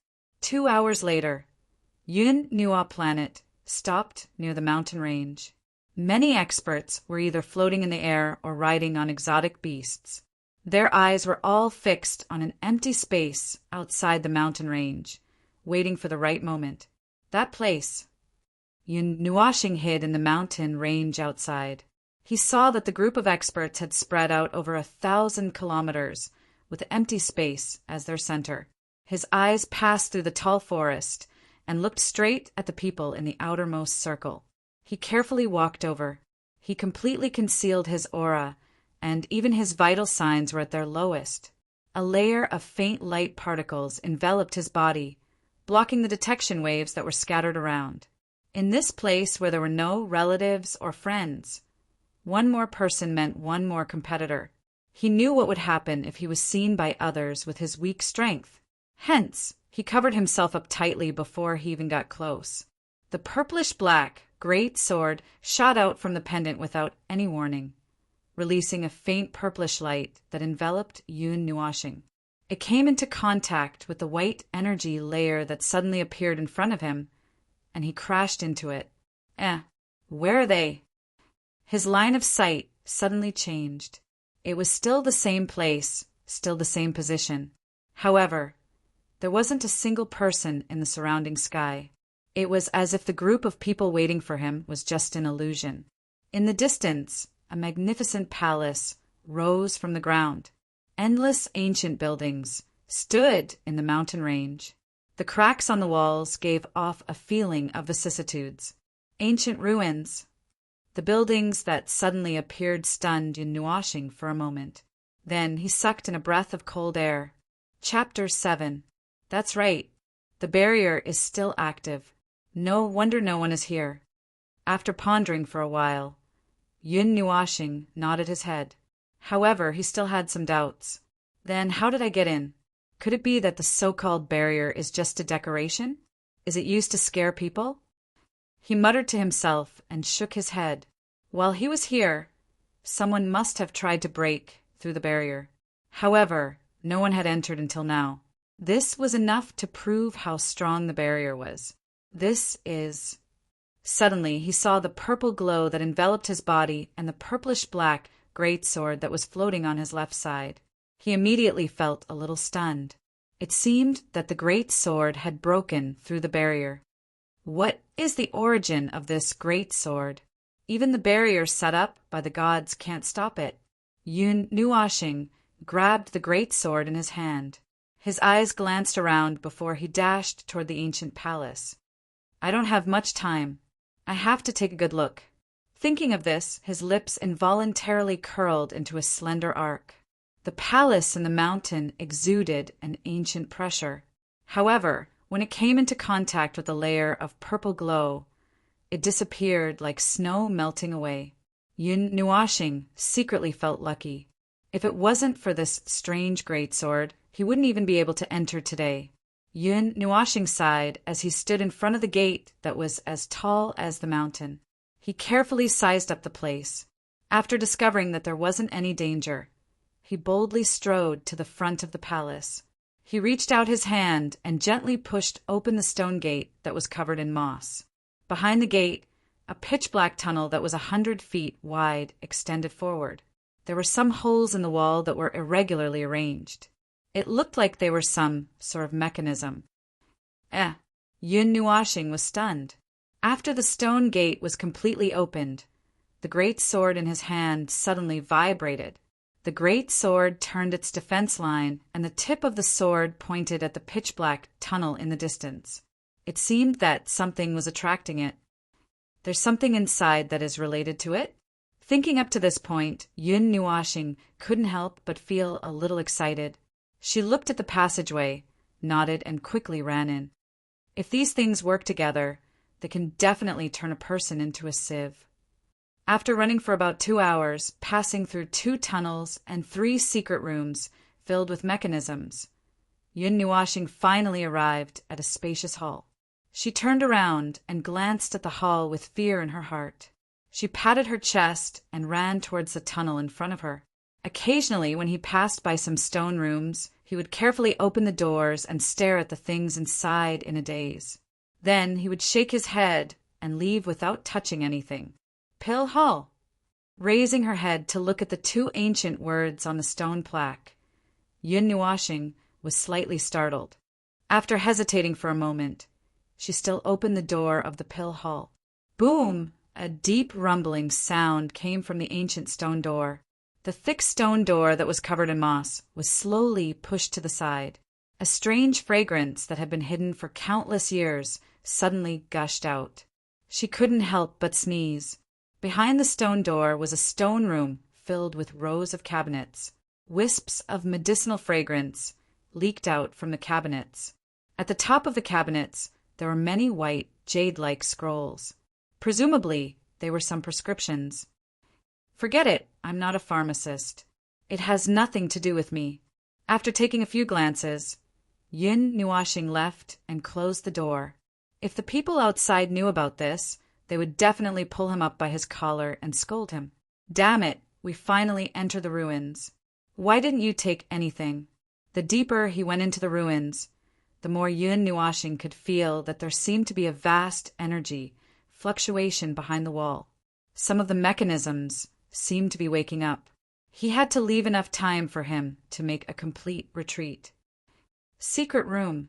In a huge stone room, Yun Nuashing raised his head to look at the words engraved on the ceiling. Beside him, there was a passage that hung high. It was dozens of meters above the ground. If he didn't sense it with his soul, he probably wouldn't have noticed that dark passage.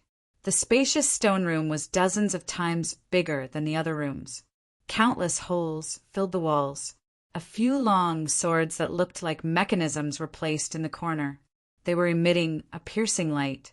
There were also a few big bells placed in the 4 directions, guarding the stone room. How do I get past the height of dozens of meters? Yun Nuashing clasped his hands together and prayed. He was praying that the mechanism here wouldn't be activated too early. He raised his head to look at the passage and kept walking around. He didn't want to waste time, but he also wanted to take a look. He walked around half of the ruins, but he still couldn't find the thing that made the huge sword react. Moreover, after Yun Nuashing entered, the huge sword didn't move at all. No matter where he pointed the huge sword at, there wasn't the slightest reaction. This made him wonder if he had come to the wrong place. How could there be no reaction after entering the ruins? After a moment, he thought of something. He placed the huge sword on the ground and lightly stepped on it. He muttered a few words in his heart. Then he pointed at the huge sword and shouted, "Rise!" More than 10 seconds passed. The huge sword didn't move at all. A faint purple light enshrouded the sword, making it look very mysterious.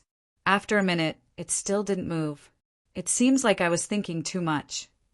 Yun Nuashing held his forehead and laughed at himself. He hadn't learned how to fly on a sword before. How could it be so easy for him to step on the sword and fly around? Wang. Just when he wanted to get down and use the light element to rush up, the huge sword let out a soft sound. After a moment, it trembled slightly. Then, carrying Yun Nuashing, it soared into the sky. Ugh! The sudden situation made Yun Nuashing slightly happy, but he immediately realized that the huge sword that suddenly flew up seemed to be unable to be controlled as he wished. He could only stare at the ceiling that was approaching in an instant, and before he could laugh out loud, he crashed into it head-on and immediately let out a shrill scream like a pig that was being slaughtered. Ah! Ouch! The dull sound of the collision was accompanied by the sound of another heavy object falling to the ground. Dust flew everywhere. Yun Nuashing was lying on the ground. He hugged his head and rolled around. His clothes were stained with dirt. He couldn't help but groan. After rolling on the ground for a while, Yun Nuashing stood up resolutely. He rubbed his aching head and jumped onto the sword. He roared again. The huge sword responded and rose from the ground. Dong! The dull sound of the collision was like the sound of a drum. If someone was here, their heart would tighten because of this sound. Ayo! Roar again. Ayo woo. F*ck continue. Awoo. After trying more than 10 times, Yun Nuashing was lying on the ground. There was a big bump on his head. His handsome face was bruised and swollen. His nose was bleeding and tears were flowing down his face. His lively eyes were filled with grievance. At this moment, the huge sword flew over and circled around him as if comforting him. "Baby, just fly me up. It hurts." Yun Nuashing wanted to cry. When he saw that the sword suddenly had intelligence, he couldn't help but wail. The giant sword spun twice and seemed to understand what he said. It flew into his hand and used a wave of energy to absorb Yun Nuashing and directly lifted him up. Moon goddess above, sky sovereign below. Turn, turn. God said we have to turn. Seeing that they were heading straight for the ceiling, Yun Nuashing was so scared that he started babbling nonsense. Then he hurriedly closed his eyes. He seemed to have heard the sound of the huge hammer hitting the wall. The huge sword carried him close to the wall and changed direction at the critical moment. It rushed into the tunnel. After rushing into the tunnel, the jade bracelet on Yun Nuashing's wrist suddenly emitted a silver light, illuminating the dark tunnel. Yun Nuashing didn't feel the pain that he expected. He slowly opened his eyes. After seeing that nothing was wrong, he heaved a sigh of relief. However, when he saw the shiny bracelet on his wrist, he couldn't help but be stunned. In the bracelet, that was as white as jade, a red line slowly moved. The weak light was extremely dazzling in this dark tunnel. After Yun Nuashing saw the light, the bracelet trembled slightly. The white light wriggled and spread to his arm and body. Finally, it enveloped him. He looked at the bracelet in surprise. When he didn't feel anything unusual, he heaved a sigh of relief. The huge sword carried him and rushed to the top floor. With the help of the weak light, Yun Nuashing seemed to see a dark platform to the side. He quickly turned around and patted the huge sword. Hey, there's a... The huge sword ignored Yun Nuashing's words and flew straight up. It fluctuated for a moment, and a grievance similar to that of a human was transmitted to his mind. Yun Nuashing couldn't help but be stunned when he sensed the emotion transmitted to him. He scratched his head. A sword. How could it transmit human emotions? A few minutes later, the speed of the huge sword slowed down. Yun Nuashing stretched out his hand and looked around with the help of the light from the bracelet. There was a ceiling above his head. It seemed like this was the top floor of the ruins. The top floor was extremely huge. Just the height alone was 1,000 feet. It was much bigger than the bottom floor. There was a vast energy faintly transmitted from the depths. What caught Yun Nuashing's attention the most was that the huge sword trembled slightly. An indescribable emotion was transmitted to Yun Nuashing's mind. That feeling was as if it had seen something that it cared about. It's here? Seeing this, Yun Nuashing looked inside and couldn't help but suck in a breath of cold air. The walls on both sides of the top floor weren't made of green rocks. On both sides there was a sparkling and translucent orange crystal wall. The flowing light illuminated this place as if it was daytime. He could faintly feel a huge amount of energy flowing within the crystal wall. What a big deal! Looking at the crystal wall on both sides, Yun Nuashing sighed repeatedly. He couldn't tell what it was. He only knew that it wasn't an ordinary object. He could feel it from the energy flowing within it. As he slowly walked towards the top floor, Yun Nuashing saw that the crystal walls on both sides had changed from orange to a rich jadeite color. An energy flowing inside also caused his heart to palpitate. If the energy inside the crystal walls accidentally exploded, he would definitely die. At the end of the passageway, there was a stone door that was only a few feet tall. It suddenly appeared in the middle of the crystal wall, as if it was embedded in the crystal wall. The simple stone door didn't have any flowing light or energy restrictions.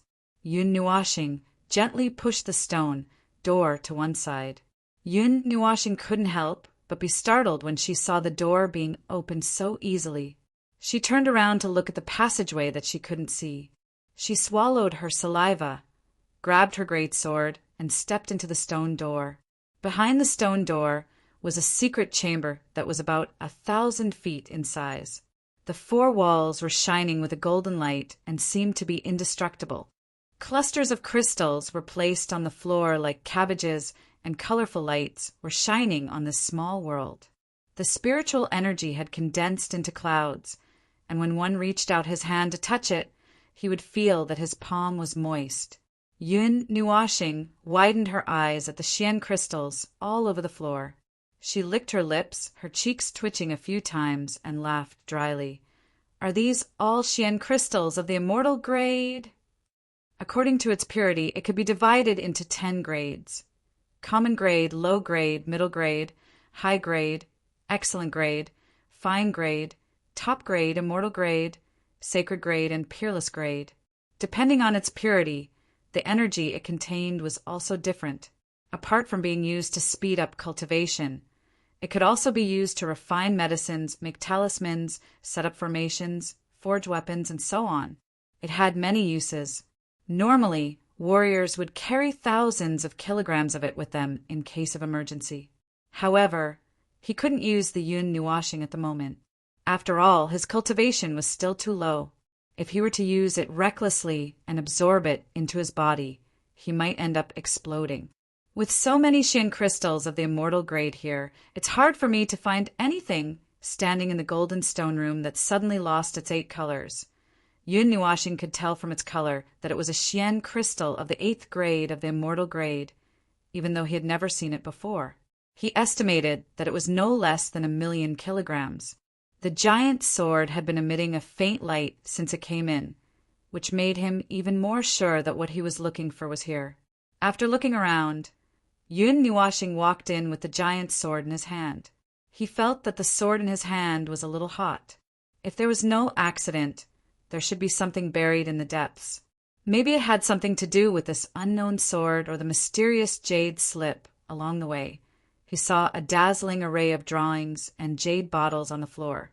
Whether it was the things recorded or the medicines contained in them, the quality was several levels higher than those that were randomly placed below. Among them, there were some complicated formations, special talismans, and unorthodox prescriptions. How long will it take to find the medicines like this? Submerged in the piles of Xian crystals, Yun Nuoxing couldn't help but smile bitterly. Since he came in, the giant sword was still emitting a faint light. No matter where he walked, he didn't see the light on its body getting stronger or weaker. But there were so many mountains here. Was he supposed to dig them out? At this time, the giant sword buzzed softly. Some vague information was transmitted to Yun Nuoxing's mind, which made him frown slightly. You want me to put all these away? Yun Nuoxing scratched his head. When he saw the giant sword nod like a human, he couldn't help but feel a little speechless. These are not my things. How do you want me to put them away? This time, it was the giant sword's turn to be speechless. Okay, I'll put them away. When I find them, I'll throw them out. Okay. Yun Nuoxing nodded. Putting away a pile of formations that were randomly placed, he slowly put the 8 colored mountains into the pendant. His hand reached inside and grabbed something that was a little hot. Yun Nuoxing couldn't help but be stunned. He quickly grabbed that thing and fished it out of the pile of Xian crystals. Looking at it carefully, he found that it was an 8-meter-long golden bow. Green patterns decorated it and outlined complicated talismans. It was burning hot when he touched it. He was a little surprised. Between his fingers, there was a golden-green long arrow of the same length. It seemed to be a set. Looking at the empty space behind him, Yun Nuoxing casually threw the long bow and arrow behind him. Then he reached into the pile of Xian crystals and fished them out. Suddenly, his hand grabbed something cold. Yun Nuoxing was delighted. He grabbed that thing hard and pulled it out of the pile of Xian crystals. Then he couldn't help but laugh out loud. Sure enough, it's this thing. Yun Nuoxing smiled. He held a piece of broken jade the size of a palm in his hand. Under the golden light, he could see the formation patterns hidden inside. It was still messy and was made of the same material as the first jade piece. However, the formation patterns inside couldn't be connected. According to his guess, this should be some kind of formation, and it was only a corner of one. The palm-sized jade piece weighed at least 1,000 pounds. Faint light flowed on its surface, looking very mysterious. After he completely engraved the formation patterns inside in his mind, he slapped it on the excited giant sword. After waiting for a while, he saw it fuse into the giant sword. Only then did he let out a sigh of relief. After the giant sword absorbed the jade piece, the silver light on the scabbard seemed to be a little brighter. If he had to say, it seemed to be more intelligent. The first jade piece fused into the giant sword gave it a faint consciousness and even emotional fluctuations. What would happen after the second jade piece fused into it? Yun Nuoxing was very curious. However, he didn't see any special movements from the giant sword. It just floated in front of him, emitting a light full of intelligence. Boom! As soon as Yun Nuoxing stood up, the giant palace suddenly trembled violently. The entire mountain range began to shake with it. Outside the palace, the barrier that enveloped the entire mountain range suddenly appeared. Bursts of starlight pierced through the space and bombarded the barrier. The palace and the ruins are about to be activated. Yun Nuoxing stabilized his swaying body. After thinking for a while, he understood something. Suddenly, a touch of paleness appeared on his fair face. Chapter 8. Why are you so fast? I haven't even left yet. Yun Nuoxing stood there in a daze for a long time. Only when he was stabbed a few times by the huge sword did he come to his senses. He hurriedly poured out all the things he had just put into the pendant, then walked towards the door. After throwing everything out, the floor in the middle of the stone room suddenly cracked open. A dazzling radiance burst out from within, causing him to hurriedly close his eyes and take 2 steps back. He hurriedly grabbed the huge sword in his hand, ready to deal with any situation that might occur. The radiance gradually weakened, and Yun Nuashing opened his eyes once again. Then he couldn't help but widen his eyes. On the floor, there was a piece of multicolored jade. It was as perfect and flawless as suet jade, quietly lying on the floor. Its surface sparkled and multicolored radiance danced around it like fairies. It looked extremely gorgeous and mysterious. "What's that?" He looked at the ruins that seemed to have calmed down, then looked at the jade piece that had suddenly appeared. After hesitating for a while, he still walked over and curiously stretched out his hand, wanting to pick it up. So heavy! The jade piece that he thought he could easily pick up seemed to weigh more than 1,000,000 kilograms. No matter how hard Yun Nuashing tried, his face turned red. He couldn't lift it up. Phew! After a long time, Yun Nuashing put down the thing that he couldn't lift up.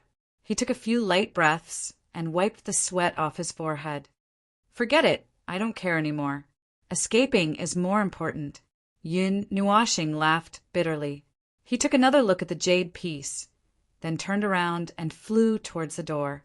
The light element in his body was also restless. Boom! The palace shook violently for a moment, causing him to lose his balance and fall to the ground.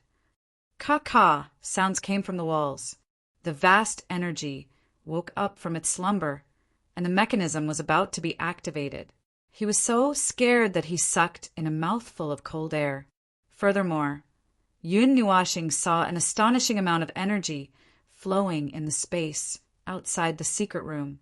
The energy hidden behind the crystal walls seemed to have come alive, breaking out of its cocoon.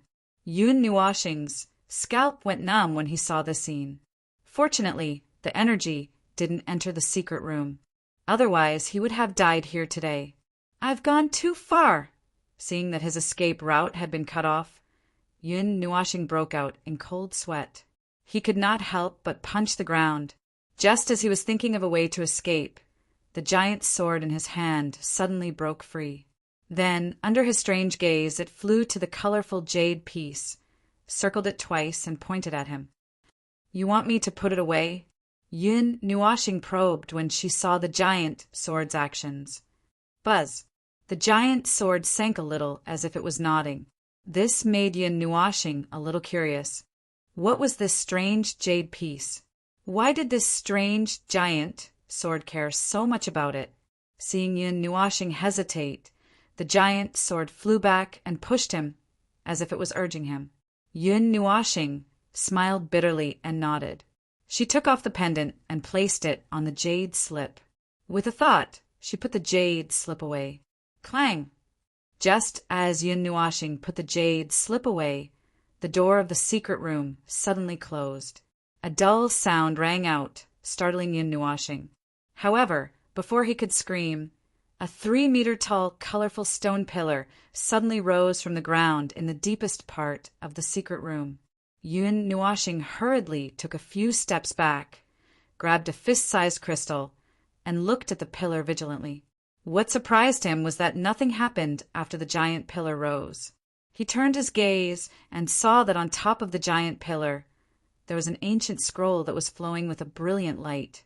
Several kinds of elemental particles were spinning around it, and an astonishing energy wave was emitted, making his legs feel weak. Behind the stone pillar, the golden wall suddenly peeled off, and a door that was as tall as a person slowly appeared in Yun Nuashing's line of sight. Behind the door was a dark passageway, and the words "Main Hall" floated above the stone door, dazzling his eyes with golden light.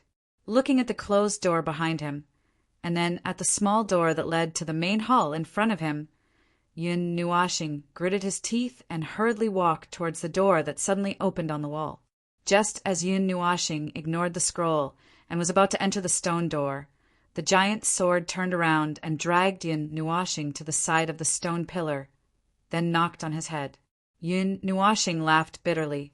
He hurriedly put away the scroll according to the giant sword's will, then ran towards the stone door again. This time, the giant sword did not stop him, allowing him to run in. After he entered, the stone door slowly shrank until it disappeared in the end. There was not even a crack in the wall, as if the door had never existed. 2 hours after Yun Nuashing entered the ruins, an army of thousands had gathered outside the barrier. Several hundred strange beasts floated in the air, letting out a low growl or two from time to time. In the distant sky, the sharp sound of space being torn apart suddenly rang out, and several dozen streaks of divine light rapidly flew over. Rumble! Following that, it was as if there was an army of thousands of horses galloping. Behind the dozens of streaks of divine light, waves of roars of savage beasts could be heard. Multicolored light was boundless, and mist was overflowing. Dozens of savage beasts rode on clouds and mist, carrying a cultivator on their backs. Although they were stepping on the sky, the sound of thunder could be heard, as if an army of millions had passed through. Those savage beasts were all mutated beasts, left behind from the ancient times. All of them were covered in dense scales and looked incomparably ferocious. Their thick horns flickered with a terrifying light under the sunlight.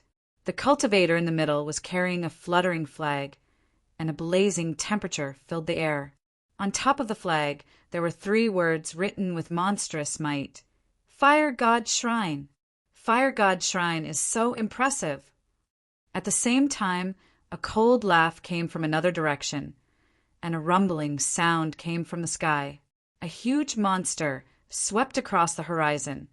Its wings stirred up a gale that pushed everyone away, and a vast pressure rushed towards the people of the Fire God Shrine in the middle. One of the 8 great ancient families, the Qi family.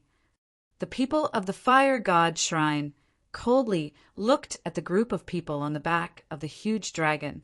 All of them were on guard, and an austere aura quickly spread out. Both sides were separated by a distance, and their gazes met. The temperature of the air gradually rose, and there was a sign that they were going to fight. Let's rely on our own strength. Let's rely on our own luck. The 2 forces were very powerful. After confronting each other for a moment, they shouted, and both of them snorted coldly before turning their gazes away. This place is really lively. The clear sky suddenly darkened, and the night fell without any warning. A stretch of stars suddenly appeared in the sky, and the vast power of the stars shrouded the heaven and earth like water ripples. Crisp laughter, like a silver bell, reverberated in this place. Star Palace. The 2 forces slightly narrowed their eyes and raised their heads to look at the night sky filled with stars at the same time. They couldn't help but frown. The 12 stars in the sky suddenly emitted rays of light, and a group of people walked out from the starlight. They glanced at the 2 forces from afar, and the beautiful woman in the lead smiled. She didn't say anything, and brought the people of the Star Palace to some distance away to maintain a balance between the 3 forces. Let us join in as well. Just when everyone thought that everyone had arrived, a wild laughter shook the space a few times. Silver-white lightning suddenly penetrated the space, and the condensed starry sky was torn apart. The dark heaven and earth suddenly became bright again, and a sturdy man holding a silver spear appeared beside the people of the Fire God Shrine with a dozen or so cultivators. His entire body was surrounded by faint electric aura, and he looked rather powerful. Lightning God Shrine. The 3 forces were stunned for a moment, and then all kinds of different emotions were revealed. The people of the Fire God Shrine faintly smiled, but the Star Palace and Qi family frowned. Heavens, 2 of the 9 great elemental temples came today. Just what is in these ancient ruins that is worth them to mobilize so many people? When the loose cultivators at the periphery saw such a lineup, they were so scared that they almost fainted. The 9 great elemental temples were all transcendent forces in the divine world, and it was rare to see them mobilize so many people. Everyone, why are you wasting your energy here? Why don't we work together to break the barrier, and after we enter, we will rely on our own abilities. The four forces confronted each other, and the smell of gunpowder was very strong. At this moment, a crack suddenly appeared in the space not far away, and a group of people wearing purple and gold clothes slowly walked out. The young man in the lead laughed with a voice as warm as the spring breeze. His handsome face and the moving arc of his mouth made people feel like they were in the spring breeze. The Xian family of the 8 great ancient families. Everyone sucked in a breath of cold air, and all of them were a little stupefied. Even 2 of the 8 great ancient families came. What wind is blowing today? Even the Xian family, who hasn't participated in worldly affairs for a long time, has come. The most powerful family among the 8 great ancient families. Just what is it that can attract these big shots of the cultivation world? In less than a day, Star Spirit City will definitely become famous. It actually attracted so many huge forces. It seems like the disturbance here will continue for a long time. Right now, I can only wonder just what is hidden in these ancient ruins. Everyone was far away from the barrier. The concealed barrier contained a powerful pressure, and they basically couldn't get close to it. Only the 5 great forces could withstand it. Everyone, what do you think? The purple-clothed man smiled faintly and said, "Right now, we are the first group of people to arrive. If we join hands and attack, we will definitely obtain the most. We will listen to the young master." The beautiful woman from Star Palace pursed her lips and smiled, then nodded her head. All right. The people from Fire Divine Shrine and Lightning Divine Shrine looked at each other, then nodded their heads in agreement. Since that's the case, let's do it. The people from Qi family shouted and took the initiative to attack downwards. We will forcefully break open the barrier. Those who are not divine kings, quickly retreat. The red-haired young man in the lead of Fire Divine Shrine opened his mouth and roared. With a raise of his hand, he smashed down the entire sea of fire, and the blazing temperature evaporated all the water molecules in the air. At the same time, the boundless power of stars and blazing lightning interweaved together and descended from the sky. Carrying a force of 10,000 caddies, they fiercely collided with the barrier. The purple-clothed man also waved his hand and threw out a huge diagram, which enveloped the entire barrier. The huge amount of energy began to break open the barrier. The 5 great figures took action at the same time, and the vast amount of energy seemed to have joined together. The momentum was vast, and it was terrifying. At this moment, everyone's mind trembled. Their bodies swayed, and they involuntarily flew towards the distance. In an instant, they cleared out a space. Suddenly, countless runes appeared on the barrier. Ripples of light flowed, and countless amounts of energy soared, firmly resisting the 5 types of energy. The heaven and earth trembled, and long cracks appeared in the space. It was as terrifying as a big mouth that could devour people. Are they trying to break open the barrier? Are they trying to tear down the ruins? Yun Nuashing, who was in the palace, was flipped upside down on the ground once again. At this moment, he also understood something and immediately started cursing. Why is this crappy passage so long? After Yun Nuashing finished cursing, he got up and used all his strength to rush forward. In the passage that was covered in moss, one golden light after another streaked across. Boom! The energy fluctuation permeated into the palace. An entire mountain range started to shake along with it. Bah! Can the people outside be gentler? Yun Nuashing fell flat on his face. A large piece of dust fell from the ceiling, causing his face to be covered in dust. After rushing out of the passage, Yun Nuashing immediately lay on the ground after rolling out of the passage. Then the entire palace started to shake violently. When the tremors stopped this time, he slowly stood up, patted the dust off his body, and slowly sized up the place. The main hall was tens of thousands of meters, long and wide. The ancient stone pillars stood erect, and the impact didn't leave a single mark on them. The prehistoric aura filled this space, and a thin mist shrouded this space. There wasn't much energy in this empty space, but on the high platform in the middle, there was an extremely dense energy. That energy seemed to have turned into a thin barrier, isolating the platform from the outside world. The high platform was 1,000 feet long and wide, and it was 100 feet tall. It was like a black rock that had been cut and embedded in the ground. There was no trace of polishing, and it looked indestructible. Is this the main palace? Yun Nuashing scratched his head and slowly walked towards the high platform. He could not help but tighten his grip on the huge sword. A faint golden light flowed on the barrier, and the runes in the barrier gently churned. The surrounding space showed signs of slight distortions. Yun Nuashing circled around the barrier and hesitated whether he should enter. However, the sudden tremors caused him to stumble over. The huge sword and the jade bracelet on his left hand suddenly exploded with an intense light, enveloping him tightly. At the same time, the light tore a gap in the barrier, and Yun Nuashing swayed and crashed into the gap. After Yun Nuashing entered, the gap in the barrier quickly closed. He took a few steps forward unsteadily before stopping. He instantly held his breath, and his eyes quickly scanned his surroundings cautiously. He held his huge sword horizontally in front of his chest, as if he was facing a great enemy. When Yun Nuashing stepped in, the world instantly calmed down. It was as if the fluctuations from the outside world could not be transmitted in. The expected attack did not appear, and there were no so-called mechanisms. There was also no oppressive aura in the space.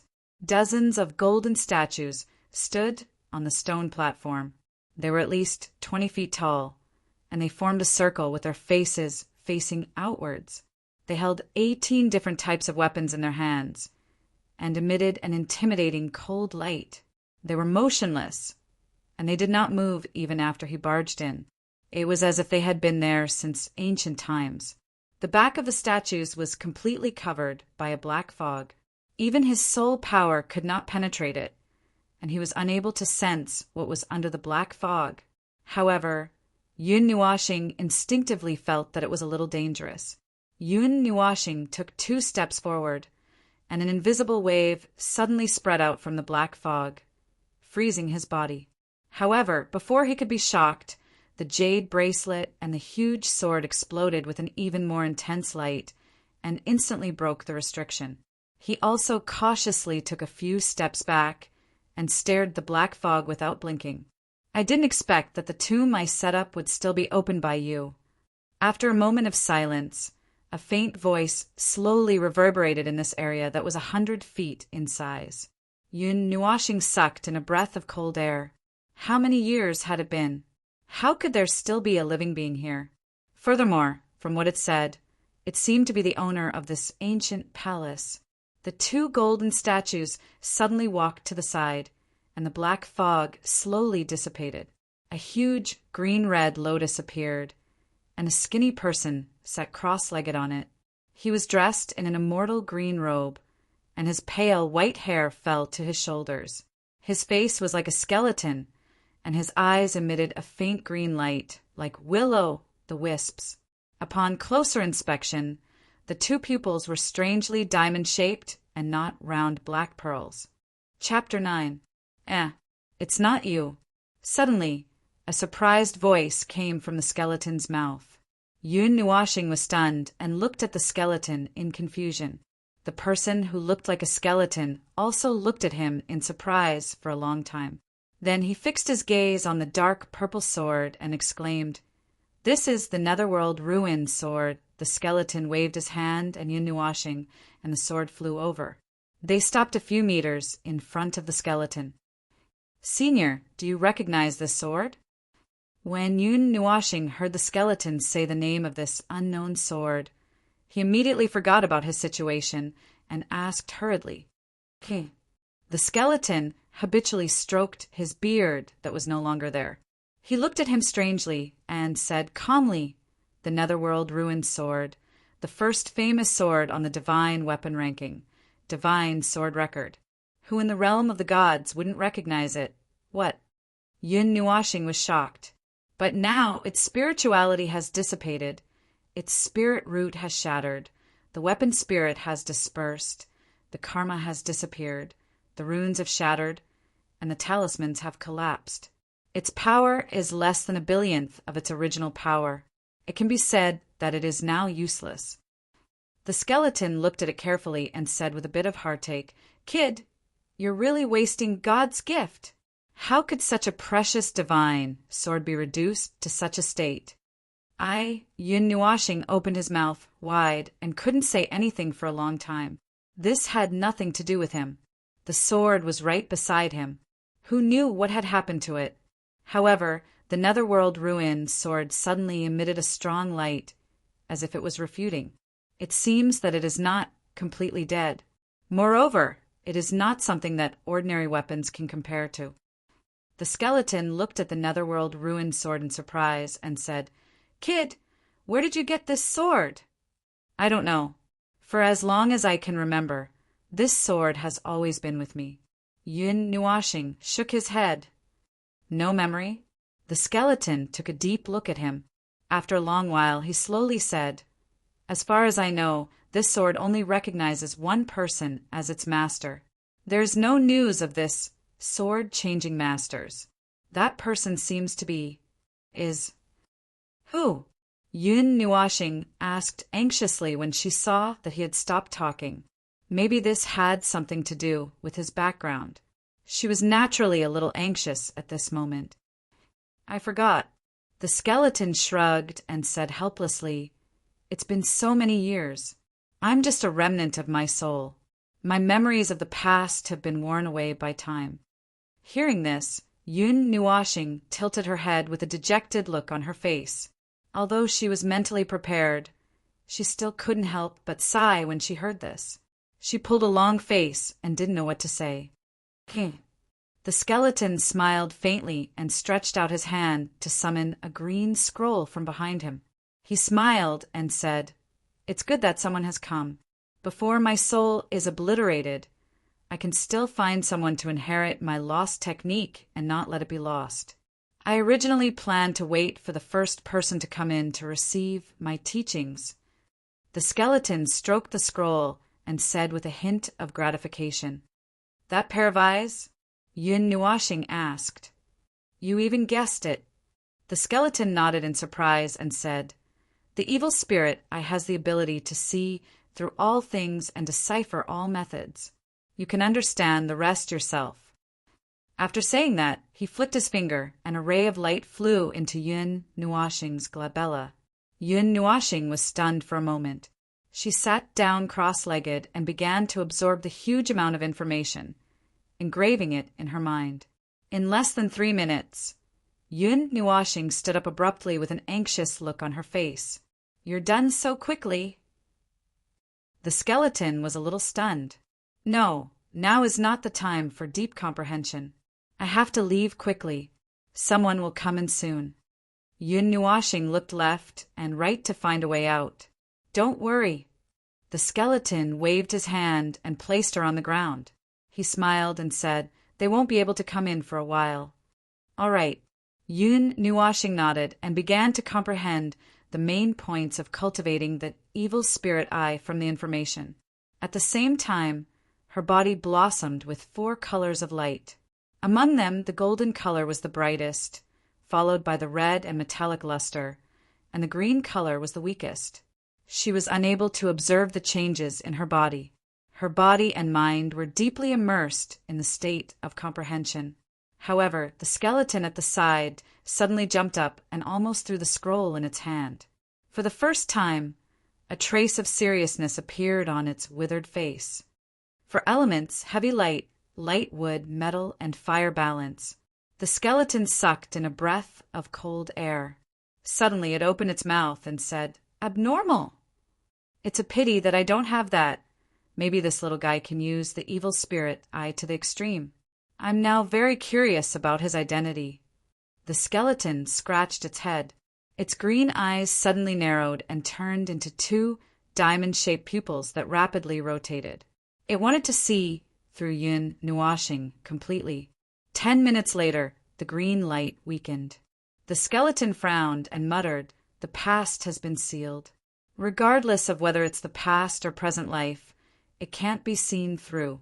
Even the future can't be predicted. Just who is it that would go through so much trouble to seal a person? Even the evil spirit eye can't see through it. I don't think there's anyone in this world who can see through it. AI. The skeleton sighed. He reached out and sucked the nether void sword into his hand. The nether void sword immediately exploded with powerful energy. It continuously attacked the seemingly withered but powerful ghost claw, trying to break free from his grip. It's been weakened to this extent. I didn't expect it to still have such power. The skeleton raised an eyebrow and smiled.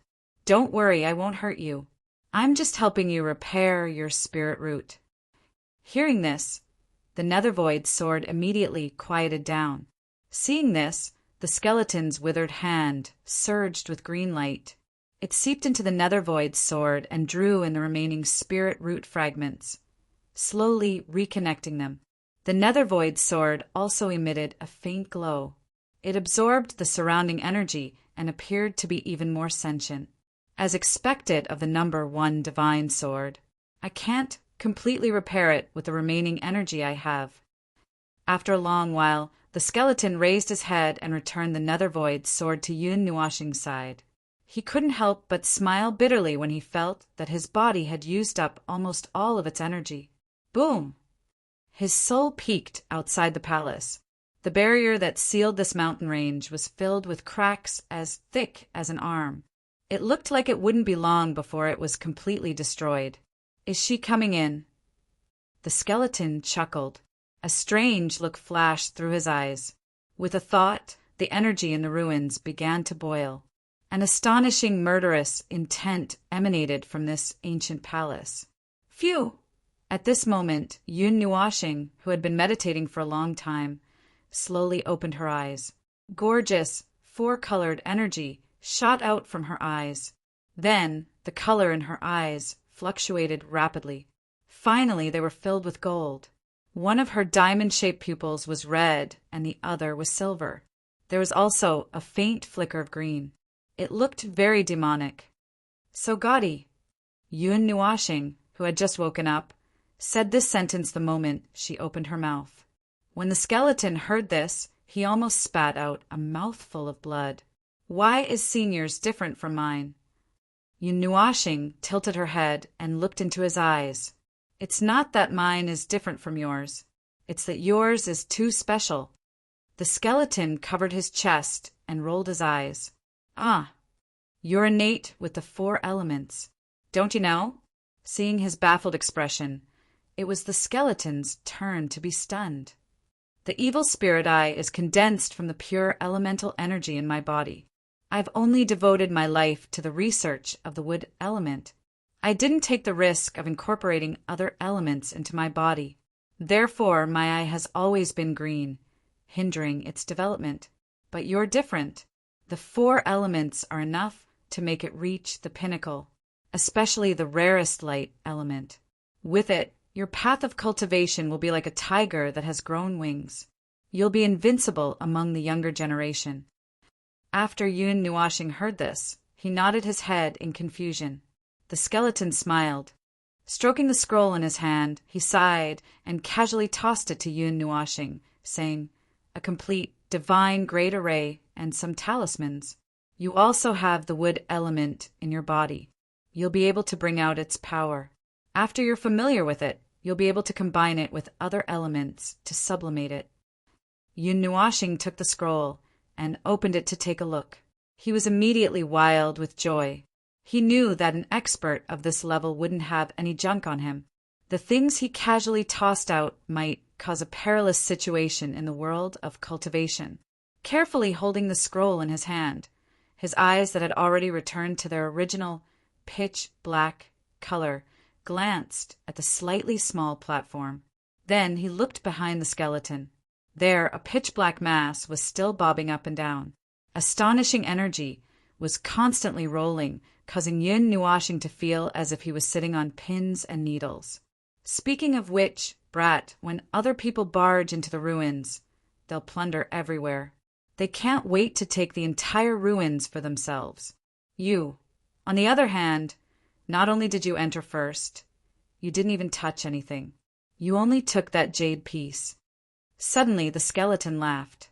Looking at Yun Nuashing, his gaze was full of laughter. Ah! Hearing the skeleton mention this matter, Yun Nuashing's handsome face turned red.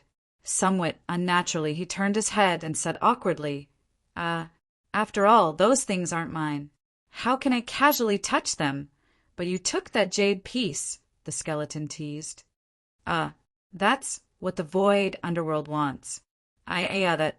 Hearing that, Yun Nuashing couldn't help but touch his face. He stuttered for a long time, unable to say anything. The wondrous items in the world belong to those who are fated to obtain them. Don't be so nervous! The skeleton couldn't help but laugh out loud when he saw Yun Nuashing's awkward expression. He continued, Even if you empty the entire ruins, I won't blame you. But those things that were put out are nothing. The skeleton shook his head with a smile. His withered fingers took off the jade bracelet on his hand. With a wave of his hand, he tossed it in front of Yun Nuashing and smiled. The truly precious thing is still here. Yun Nuashing hesitated for a moment when she saw the jade bracelet floating in front of her. Only when she saw the skeleton nod his head did she gently put it away into the pendant. She smiled sweetly. Thank you, Senior. The skeleton casually smiled, after which it turned its head and looked at the large cluster of pitch-black fog behind it. After thinking for a long time, it beckoned with its palm and summoned the fog to its front. Both of its hands swiftly danced and formed seals one after another. As the skeleton's hand seals changed, an enormous pressure immediately gushed out and wrapped around the black fog, exerting its strength to suppress it. Under this pressure, the black mist suddenly tumbled like boiling water. As it continued to be squeezed, the mass of mist became smaller and smaller in front of Yun Nuashing. The energy fluctuations it emitted also became more and more terrifying. In just a short while, the huge mass of black mist was compressed by the skeleton into a round ball the size of a head. It was pitch black and smooth, and one could even see their own mirror image when looking inside. After compressing the black mist into a ball, the skeleton waved his hand, and the black ball went into Yun Nuashing's pendant. The skeleton sighed and said, From the time I achieved great success until the day I died, I couldn't figure out what this thing was. It gradually became a knot in my heart. I won't be able to fully comprehend it in this life. If you have any opportunity in the future and understand what this thing is, remember to burn a piece of paper and tell me. I will. Yun Nuashing nodded. Since she had accepted his gift, she had to do something for him. After thinking for a while, Yun Nuashing raised her head to look at the skeleton and asked, Senior, I still don't know your name. This old man is Mu Hun. People call me Muingzi. My title is Wood God. Of course, it's self-proclaimed. At this point, the skeleton faintly revealed a kind of pride. One of the two gods in the battlefield of the setting sun? Yes. Mu Ingzi nodded and said with a smile, You have to cultivate the evil spirit I will. If one day I don't hear its name in the underworld, I'll jump out and beat you up. After saying that, Mu Ingzi pretended to beat Yun Nuashing. He, your peerless technique will definitely not decline. Yun Nuashing shrunk her neck and hurriedly nodded in promise. She looked like she was just short of raising 3 fingers to swear. All right, little guy, you should go out. Someone should be coming in soon. I have to prepare. Hearing this, Mu Ingzi slowly nodded. He rubbed his chin and raised his head. His gaze seemed to penetrate the wall and saw something. Suddenly, a hint of fierceness surged in his eyes as he said, Senior, you're not leaving? Yun Nuashing hurriedly asked after hearing this. I'm already dead. What's left is merely the soul imprint I left behind when I was alive. After so many years, I've reached the point where I'm like a lamp that has run out of oil. Otherwise, How could anyone find this place? The moment I step out of the palace, this mountain range will collapse with me. My only regret is that no one has inherited my evil spirit eye. I'm unwilling to accept this, so I've persisted until now. I don't wish for it to lose its rightful glory with me. Today, you've beaten me to it and obtained the inheritance. I fulfilled my long-cherished wish. I'm so satisfied that I can die. Senior. Yun Nuashing was speechless. He couldn't stop matters of life, old age, sickness, and death. Even if he wanted to save Muingzi, there was nothing he could do. There's still some time. Do you want to go take something else? Muingzi teased. Hearing this, Yun Nuashing hurriedly waved his hand. He had already received Muingzi's lifelong inheritance. If he took anything else, the group of people outside who were persistently attacking the barrier would probably spit out blood from anger when they saw that this place was just an empty shell. Muingzi also knew this. He smiled and shook his head. He took off a green ring from his left hand. With a wave of his sleeve, he put it on Yun Nuashing's hand and said with a smile, "All right, this old man's belongings are all with you. Don't think of taking anything else from me." Yun Nuashing curled his lips and muttered in his heart, "You're clearly the one who gave it to me." Muingzi saw through his thoughts and laughed loudly, making him feel very awkward. "Let's go." Muingzi smiled. He waved his hand and wrapped Yun Nuashing with a green energy. Suddenly being wrapped by the energy, Yun Nuashing felt a wave of energy being emitted from his body. It was as if he was going to be sucked into a space. "Senior, take care." Feeling this suction, Yun Nuashing also knew that Muingzi was going to send him out. Before disappearing, Yun Nuashing hurriedly said this. He glanced at Muingzi one last time. Suddenly, a crack appeared in the space. A wave of suction suddenly surged and instantly swallowed Yun Nuashing. Muingzi smiled in relief as he looked at the place where Yun Nuashing disappeared. He raised his head and looked at the pitch-black ancient palace. He pressed his palm against the void, and all the mechanisms in the palace were activated. The sound of energy churning could be heard from the walls. Inside the ancient palace, murderous intents filled the air. Even a God King level character would die if they were to come here. Bang! At the same time, in the sky outside the palace, a crisp sound came from the barrier. It was as if the sky had shattered. The 5 waves of energy were pushed back. The violent energy swept through the heavens and the earth. Some people who were close to the barrier were crushed. They didn't even have time to scream. Charge! The ruins have opened. Chapter 10. The instant the barrier was penetrated, cheers suddenly rang out in the world. It was as if they didn't see the previous, miserable situation. Some people couldn't wait to rush towards the shattered barrier. The shattered barrier slowly dissipated in the air. A mountain range suddenly appeared in the empty land. The grand and ancient palace also gradually appeared in everyone's line of sight. When the palace appeared, a desolate and majestic aura descended from the sky. Under that aura, everything was silent. Even people as strong as the purple-clothed man and the others felt a kind of fear from the bottom of their hearts. "Not good, retreat quickly." The purple-clothed man's flying figure couldn't be completely stopped for a moment. Just as he rushed into the barrier, he suddenly felt his heart skip a beat. The dense aura of death around him made him shudder. With a loud shout, he rolled up his sleeves and led everyone from the Xian family to retreat to the horizon with all their might. "Retreat! Retreat quickly! Leave this place!" On the other side, the people from the Fire Divine Palace, Lightning Divine Palace, and the others clearly sensed something. Almost all of their faces surged with fear. At that moment, they let out a strange cry. With a whoosh, they led their people and rushed away with nearly 10 times the speed they came with. When the people who were rushing over saw this, although they didn't know why they were running away, they knew that something bad was about to happen. At that moment, they didn't care about the ruins that were close at hand and hurriedly ran with the 5 great forces. After the barrier dissipated, the space suddenly lit up with many sparks. Looking from afar, even the appearance of the ruins became blurry. If one looked carefully, they would discover that it wasn't the appearance of the ruins that became blurry. Instead, different degrees of distortion appeared in the entire space. Boom!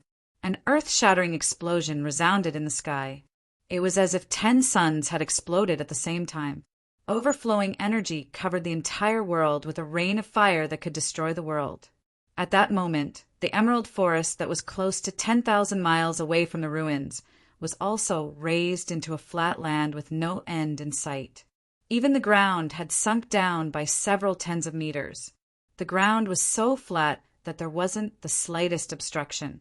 Those cultivators who couldn't escape in time were directly smashed by the energy and instantly turned into existences akin to dust. Not even a trace of them was left behind. If one were to look down from the sky, they would be able to see pitch-black cracks spreading out like a spider web with the ruins as the center. Even the clouds in the sky were torn apart by the shock waves. At that moment, the Source Peak region seemed to have experienced an earthquake. What brilliant fireworks! Thousands of miles away, Yun Nuashing stood at the top of a large tree and watched. His eyes were filled with shock. The energy produced by the energy storm made his heart jump even though he was thousands of miles away. His handsome face became much paler, but he couldn't help but exclaim in admiration. Don't tell me they were all wiped out? Yin Nuashing patted her rapidly beating chest and swallowed a mouthful of saliva. She took a few deep breaths and forced herself to calm down. The violent energy wreaked havoc for dozens of minutes before slowly calming down. In the sky, the pitch-black space and the scattered dark yellow cracks were quietly closing up. The might formed by the 5 of them had long been destroyed. In the center of the mountain range, the palace was like a primordial beast. An ancient and vicissitude of power descended from the sky, covering every inch of land within a radius of 500 kilometers. Many cultivators simply knelt on the ground, unable to resist. Their faces turned purple, and even the divine essence within their bodies was suppressed to the point where they could not move. Just a barrier alone is already so powerful. In the distance, the woman from the Star Palace muttered. Her charming face was completely pale, and there was a dazzling bloodstain on the side of her red lips. Clearly, she did not completely avoid the wave of impact just now and suffered quite a bit of damage. Everyone, do you still want to continue? The purple golden-robed man laughed dryly. His chest rose and fell unsteadily. The clothes on his body were torn into pieces, and his exposed skin was lacerated. Even the wounds were burnt, and no blood flowed out.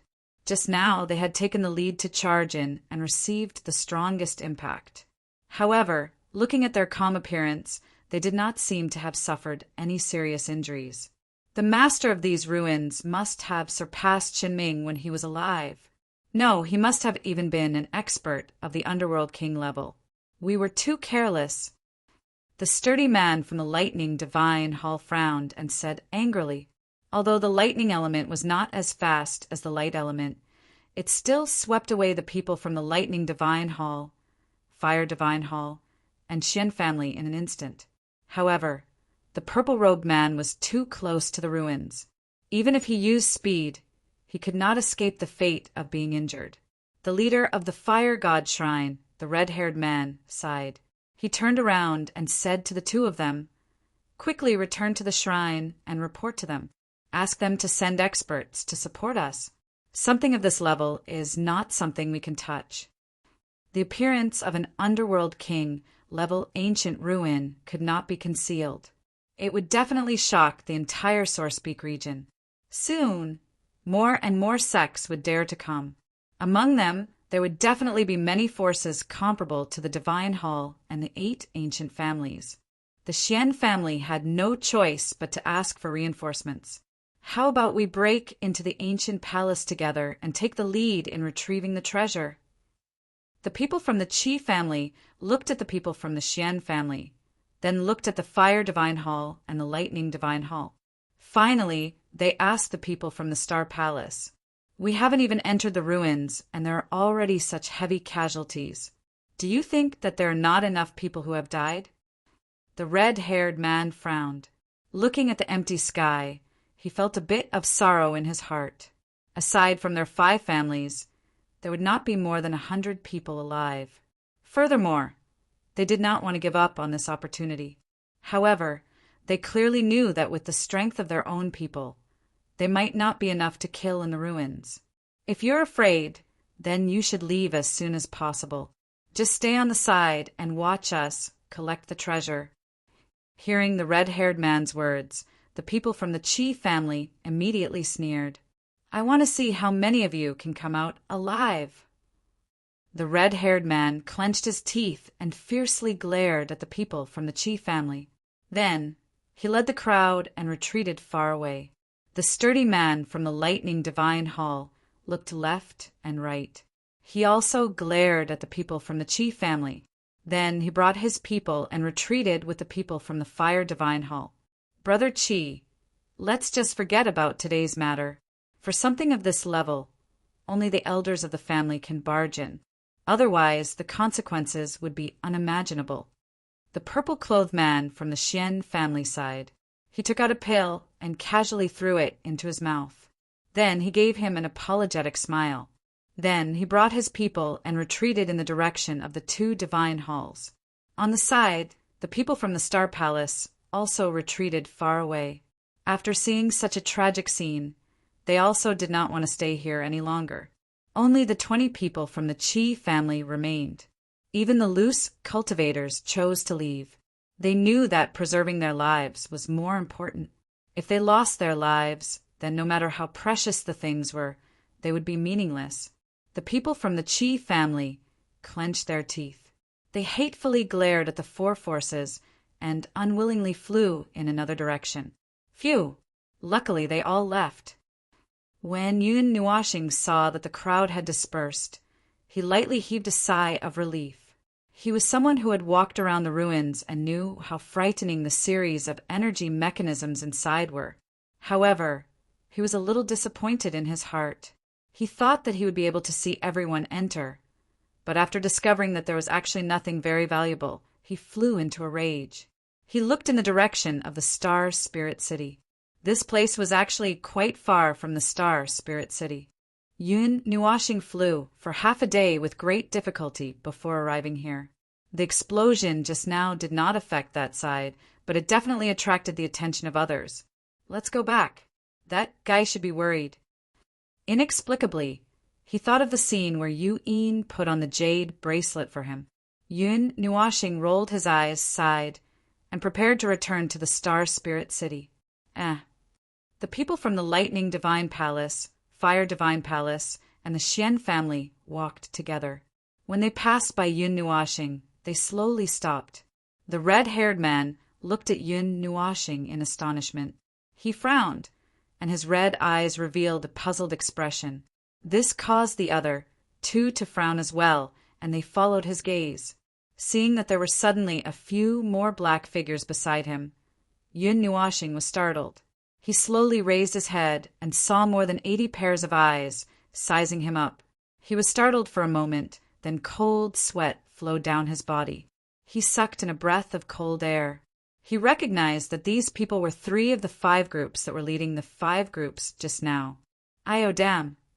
Seeing that they were sizing him up in a strange manner, Yun Nuashing grimaced and hurriedly jumped down from the tree. When he landed on the ground, he slipped and fell to the ground. He couldn't help but cry out in pain. "Be careful!" Seeing that Yun Nuashing had fallen, the red-haired man was startled. He threw away the strange thoughts in his mind and hurriedly descended to the ground. He extended his hand to help him up. "Mother!" Seeing that the shadow was extremely huge, Yun Nuashing, who was lying on the ground, hurriedly turned his head. Seeing that the red-haired man had extended his hand to him, he was so frightened that he spat out his tongue. He let out a weird cry and hurriedly pushed the light element in his body to the limit. He turned into a gorgeous light and disappeared into the horizon, leaving behind the red-haired man who was still in a daze as he extended his hand. Light element! That muscular man from the lightning divine palace chased after him. Seeing that speed that left him in the dust, he was so shocked that his jaw dropped. He muttered, "I've seen a ghost. I dare guarantee that I have never seen such a beautiful lady in the light divine palace." In the distance, Yun Nuashing vomited blood. Among the 9 elemental god palaces, the light divine palace had the fewest members. That was because there were very few people who possessed the light element. It was likely that there were less than 100 of them in the entire divine world. That year, when the light god created the light divine palace, he was nearly alone. "Brother Ardent Fire, what did you see?" The violet-robed male stepped forward and watched as Yun Nuashing disappeared into the horizon. Only then did he turn around and ask the red-haired male, "That appearance? I seem to have seen it somewhere before." Ardent Fire rubbed his chin. After thinking for a long time, he did not have any clue. He asked the 2 of them, "Do you have any impression of her? I didn't even see her clearly before being scared away by you. How do you want me to recognize her?" Hearing that, the muscular man rolled his eyes. The moment he came down, Yun Nuashing flew away with all her might. "I've never seen her before. I've never heard of such a person in the Star Spirit City, being able to become a deity, and a deity who possesses the light element. Her name should have shaken the entire region." The violet-robed male shook his head. In this land, those below the initial deity rank could not enter. Thus he had determined that Yun Nuashing was a deity. He could not help but ask, "Brother Ardent Fire, I'm afraid that you have seen wrongly? Could it be that there are hidden existences in the light divine palace?" "Impossible." Ardent Fire shook his head and answered resolutely, "Furthermore, that little lady isn't a deity. She doesn't have any divinity fluctuation. This shouldn't be. In the sunset battlefield, those who aren't deities can't step into it?" Hearing that, the muscular man frowned. If she wasn't a deity, how could she step into this region enveloped by divine energy? Hearing that, Ardent Fire nodded his head. This caused the 2 of them to be confused. The former thought for a long time before looking towards the Star Spirit City. He turned his head and said to everyone, "I'm going to search the Star Spirit City. You guys wait for the deities' palaces. Support first." After saying that, without waiting for the 2 of them to reply, he turned into a fiery red shadow and hurriedly chased after Yun Nuashing. "Hey, wait for me. Everyone from the lightning divine palace, listen up. Go and search." Seeing Ardent Fire fly away, the muscular man was stunned for a moment. After regaining his senses, he hurriedly instructed and chased after Yun Nuashing. "Brother Fire, Brother Thunder." The violet-robed male stretched out his hand. After being stunned for a moment, he turned his head and said, "People from the Xian family, go and search as well." After saying that, he also chased after Yun Nuashing. The group of people from the Fire Divine Palace, who were riding on strange beasts, looked at each other in dismay. After a moment, 2 of them hurriedly flew towards the other side to request for support from the deity's palace. The rest of them scattered and flew towards the Star Spirit City. Boom! East of the Star Spirit City, in the backyard of the Yu family, Yun Nuashing's head crashed into a tree. Immediately, he felt as if his head was about to be smashed into pieces. As for the tree, under the violent impact, it snapped and fell down together with Yun Nuashing. So painful! The muffled sound of the impact reverberated in his ears. Yun Nuashing's face was filled with pain as he sprawled on the ground. His head was in incomparable pain. In just one day, his head had crashed countless times, and he didn't know if it was damaged or not. Unfortunately, using all of his strength to activate the light element was something that his small body couldn't endure. When he arrived at the Yu family, his consciousness was already extremely blurry. If it wasn't for the intense pain that woke him up a little, he would have fainted long ago. If he knew that there was a group of people following behind him, he would probably immediately fly out of the Star Spirit City and leave without looking back. Little brat! From afar, Yu-in, who heard the commotion, ran over. When she saw Yun Nuashing sprawled on the ground, she was startled. She hurriedly helped Yun Nuashing up and looked at him in astonishment. Her jade-like hand was placed on his pulse, and her charming face became even more gloomy. "Let me sleep for a while." After being woken up once again, Yun Nuashing opened his eyes with difficulty. His delicate face was completely pale, and his lively eyes were very dim. After saying that sentence, he completely fainted this time. This made Yu-in speechless. She hurriedly carried him and ran towards the room. Chapter 11. I'm just a small splash in the eternal river of time. No matter how hard I struggle, I will eventually return to the sea. You're leaving? Will you come back again? I don't know, but do you believe in fate? If our fate hasn't ended, we will definitely meet again in the future. At that time. No, it's nothing. We'll talk about it, then. Some images appeared in his mind. On an empty flat ground, there was a small river flowing not far away. Inside the flat ground, there was a long grassy slope. When the breeze blew, the grass rippled and slid into the distance. On the flat ground, a group of people looked nervously at the back of the figure standing at the front. Some of them looked a little gloomy, and their eyes were filled with reluctance. The leader of the group, a young man, walked forward and patted the back of the figure as he muttered, "I've watched you walk step by step from the most ordinary person to where you are now. It's time for me to leave. There's nothing to be sentimental about. I'm just the most unexpected passerby in your life. To everyone, I'm just one of the people who hurriedly passed by in their lives. Oh, by the way, I've written about you in a diary or a story. If you're interested, you can take a look. Look back on what has happened to you so far." The figure turned around, and his face was covered by his long hair. He took out a thick book from his arms, rubbed it twice, and handed it to the young man. The young man solemnly took it, and then looked up at the figure. "Goodbye." The figure turned his head and looked at the people behind the young man. His gaze paused for a moment, and then turned back to the young man. One could vaguely see the corners of his mouth curl up. "Uft. It's a little strange for this sentence to come out of your mouth. You've never left before saying goodbye." The young man couldn't help but laugh. "Haha, one day we'll meet again." Yun Nuashing regained consciousness in the light. When he woke up again, he was lying on the bed. The warm and soft bed made him want to sleep forever. He couldn't help but shrink his body, but he found that he didn't have any strength in his body. The room was filled with a faint fragrance. He looked around in confusion, not knowing where he was.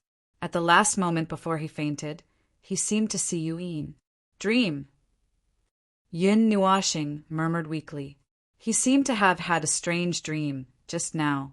That dream felt very real to him, as if it had happened not long ago. However, when he tried to think about it, he could not remember anything else. Even that dream was gradually fading away. Creak! The door slowly opened with a soft sound, and a slender figure carefully walked in, as if she was afraid of disturbing the person on the bed. She didn't make any sound as she walked. "He's awake?" When the woman walked to the bedside, she noticed that Yun Nuashing's eyes were slightly open. She paused for a moment, then quickly sat down by the bedside. She pressed her ice-cold hand on his pulse and carefully checked it. "The elemental energy in your body has been exhausted, your vitality has been greatly injured, and your soul energy has been exhausted. Until now, you still haven't recovered. You've been unconscious for 7 days and 7 nights. What exactly did you do?" The red-clothed woman was a little angry as she looked at the boy on the bed in confusion. "Ah, just a little. I used all my strength to use the light element. I didn't expect that it would be like this." Hearing the familiar voice, Yun Nuashing sighed and smiled weakly. In the end, it was because he saw the group of people from Fire God Shrine and Lightning God Shrine. If he wasn't scared by him, he wouldn't have run for his life, and wouldn't have been so weak that he had to lie down for 7 days. "You, in the end, are still a little brat. You don't have any sense of propriety when you do things. You've scared us to death. Your breathing and pulse are so weak that we can't even feel it. If it wasn't for the fact that your body still has some warmth, we would have held a funeral for you." Yu-Yin rolled her eyes at him. Her jade-like hands were placed on his chest, and strands of warm elemental energy were transferred into Yun Nuoxing's body through her jade-like hands. The warm energy entered Yun Nuoxing's body and dispersed into his limbs and bones, allowing his ice-cold body to regain some feeling. His stiff fingers were no longer stiff to the point where he couldn't move them. Hee. Yun Nuoxing smiled apologetically at Yu-Yin. This feeling of being cared for by someone made him reminisce. It was the same when he was in the Qin family. Thinking of this, he thought of little Yu. He wondered how they were doing. Back then, he said that he was going to return to the Zhu family, but he didn't leave a clear location.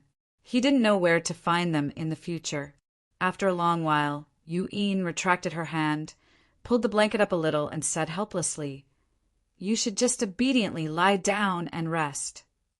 After saying that, Yu-Yin stretched out her jade-like fingers and lightly flicked Yun Nuoxing's forehead. Then, she slowly got up and walked out. Tilting his head and watching Yu-Yin leave, Yun Nuoxing slowly pulled his hand out of the blanket and placed it on the pendant. He took out a jade bottle, poured out a pill, and threw it into his mouth. These were all given to him by Mu Yingzi before he left. However, he didn't have the time to distinguish what these things were for. The pill turned into a warm current that dissolved in his body when it entered his mouth, causing Yun Nuoxing's eyes to light up. A wave of energy spontaneously rose within him, and after 10 minutes, he felt the elemental energy in his body rapidly fill up with elation. As expected of a pill left behind by God. Just one pill is enough for me to fully recover. At the late stage of the Pantheon realm, I used all my strength to activate the light element, but it was exhausted in an instant. Yun Nuoxing sighed. Although the light element was said to be the fastest, its consumption was probably the fastest as well. Without a certain level of strength, it was impossible to squander such extreme speed. I wonder how the ancient ruins are doing. Is Senior doing well? 7 days had already passed, and the ancient ruins that had appeared should have been tossed around. He just didn't know how the results were, and how many people were angered to the point of vomiting blood. Senior's collection seems to have a lot of incredible things. Yun Nuoxing patted the pendant. Thinking about how a god's lifetime collection had fallen into his hands, he felt a little strange. Those people outside had fought with all their might to enter, but he had entered effortlessly with the power of the Nethervoid sword.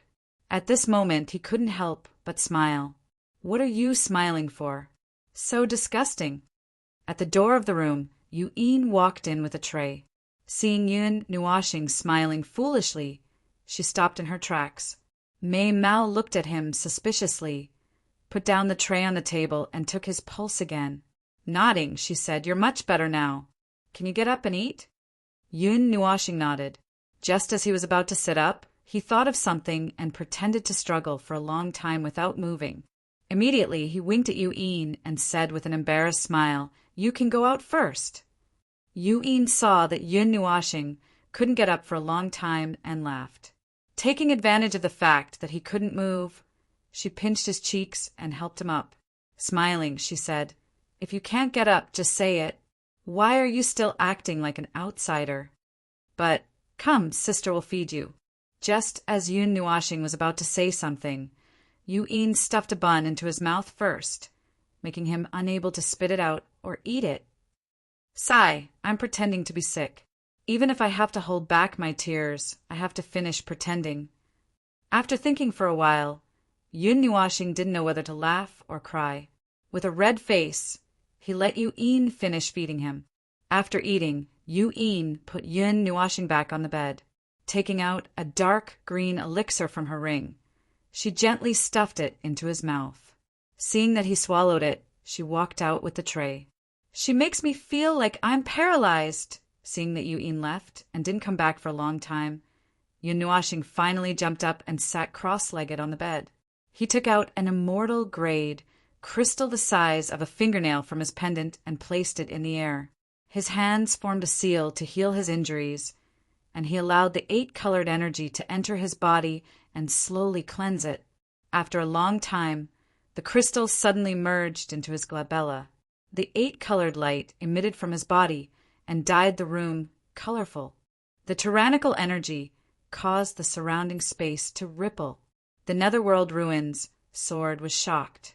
It hurriedly rushed out of the pendant and shot out threads that connected to his body, absorbing the overflowing energy. After a while, the energy of the crystal slowly faded and the room calmed down. Seeing this, the Netherworld Ruins sword circled around him twice before returning to the pendant. Quasi-mortal 6th transformation. Are you kidding? I've been suppressing it with all my might. Yun Nuashing frowned and muttered, It seems I can't use these things casually in the future. It won't do me any good to raise my cultivation level too quickly. Using only a fingernail-sized immortal grade crystal allowed him to raise his cultivation level by an entire level. If he directly refined a large piece, he would probably be able to ascend to the heavens. He didn't know how much energy an immortal grade crystal contained, so he took it out to test it out. He thought that such a small piece would be enough for him to completely recover, but he didn't expect it to actually help him break through and jump a big step at that. At this time, the Netherworld Ruins sword jumped out and vibrated slightly, trying to express something. You said there won't be any side effects. Yun Nuashing was suspicious. Then he thought of something and couldn't help but murmur. I heard Uncle Chin say that the faster I pass the mortal stage, the better it will be for my future. But it's definitely boring to directly refine it. I'll keep these for later use. It's decided. After thinking about it, Yun Nuashing nodded. The Netherworld Ruins sword circled around him twice before returning to the pendant. I don't know why those people are looking for me. I don't know them. Thinking about what happened 7 days ago, Yun Nuashing suddenly had a lot of questions.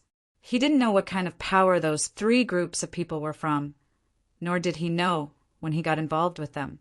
Could it be that they know I entered the ruins? He muttered and then shook his head. The barrier could cover the sky and the sun. Not even a trace of energy could leak out, let alone see him come out. Muingzi had personally sent him out, so it was impossible for him to be seen. Yun Nuashing rolled off the bed and went out through the window. He gently floated to the roof and looked up at the starry sky. Once he entered the quasi-mortal stage, he had the ability to use the wind element to float in the sky for a while and walk for a certain distance. If he wanted to truly fly in the sky and control the wind element to dance in the sky, he had to have the strength of the mortal stage. Although it was only a difference of 1 word, it was actually a world of difference. Only when he stepped into the mortal stage could his cultivation journey truly begin. The Netherworld Ruins sword moved according to his will. It flew out of the pendant and floated in front of him. Yun Nuashing reached out to grab it and was about to pull it out of the scabbard. Suddenly, it exploded with a strong light. It quickly shook off his hand and retreated, as if it was very afraid of his actions. Yun Nuashing tilted his head and looked at it, not knowing what was going on. Chapter 12. The Netherworld Ruin sword flew back to Yun Nuashing's side and made some gestures with great effort. Then it used its divine sense to explain the situation to him. You're saying that the Netherworld Ruin sword can't be unsheathed? Why? Yun Nuashing scratched his head and asked in confusion. The Netherworld Ruin sword vibrated as if it wanted to express something anxiously. It rapidly circled around him, but it couldn't say anything. You subconsciously feel that it can't be unsheathed. Yun Nuashing rubbed his dizzy head and tried to translate the sword. The Netherworld Ruin sword made a crisp sound as if it was confirming something. Why? Yun Nuashing frowned and scratched his head in confusion. How could it be used if it couldn't be unsheathed? Was it supposed to be used together with the scabbard? You really want me to use the scabbard? Yun Nuashing was speechless. Hum. Okay. I won't unsheath it. Okay. Hum. You can't unsheath it unless you have no other choice. What do you want me to do? Yun Nuashing smiled bitterly. Hum. After arguing on the rooftop for a long time, the Netherworld ruin sword finally flew back to Yun Nuashing's hand in satisfaction. A faint purple light lingered around the sword, and one could almost feel its emotional fluctuations. How good would it be if you had your memories? Yun Nuashing sighed. He didn't even have any clues to his origins. His only hope was the giant sword that had appeared with him, the pendant in front of his chest, and that blurry memory. However, he had already rejected one of the three. The pendant didn't have any spirituality and was only a spatial artifact used to store things. This eliminated another condition. Now, all that was left was that memory. The towering ancient trees blotted out the sky, and their dazzling light was like a rainbow, illuminating the sky beautifully every time she thought about it. Her head would hurt so much that it felt like it was being torn apart. Yun Nuashing had a pained expression on her face. She quickly gave up on thinking about it and sighed. How far could she go with a vague memory? Patting her aching head, Yun Nuashing stood up, weighed the Netherruin sword in her hand, and casually swung it a few times. Holding the sword in her right hand, her body danced under the scarlet moonlight. Wherever the sword passed, the leaves were silently cut open. The long sword drew a beautiful arc in the air. The purplish-red light made him look very ethereal, hazy like a dream, ethereal and out of this world. Sword flowers bloomed under the moonlight, graceful and gentle. His light movements did not make any sound, as if he could ride the wind and fly away at any time to become an immortal. If he didn't point it out himself, it was likely that everyone would think that a fairy was dancing on the roof. She had sparkling white skin, red lips, and white teeth.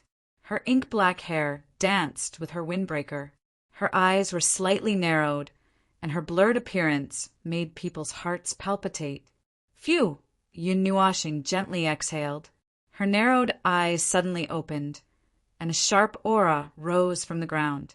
Her slender eyebrows were raised, and she grabbed the Netherruin sword with both hands. She swung it up and down, and it was like a stormy sea with an irresistible force. Evil winds howled, and ghosts and gods cried. Her sword techniques were like layers upon layers of waves. Her wild aura matched with the curve of her lips, and she was extremely domineering. At this moment, it was as if she was the ruler of the world, and nothing could stop her. Her style changed too quickly. Yu-Yin was hiding in a dark corner not far away, and she was secretly watching.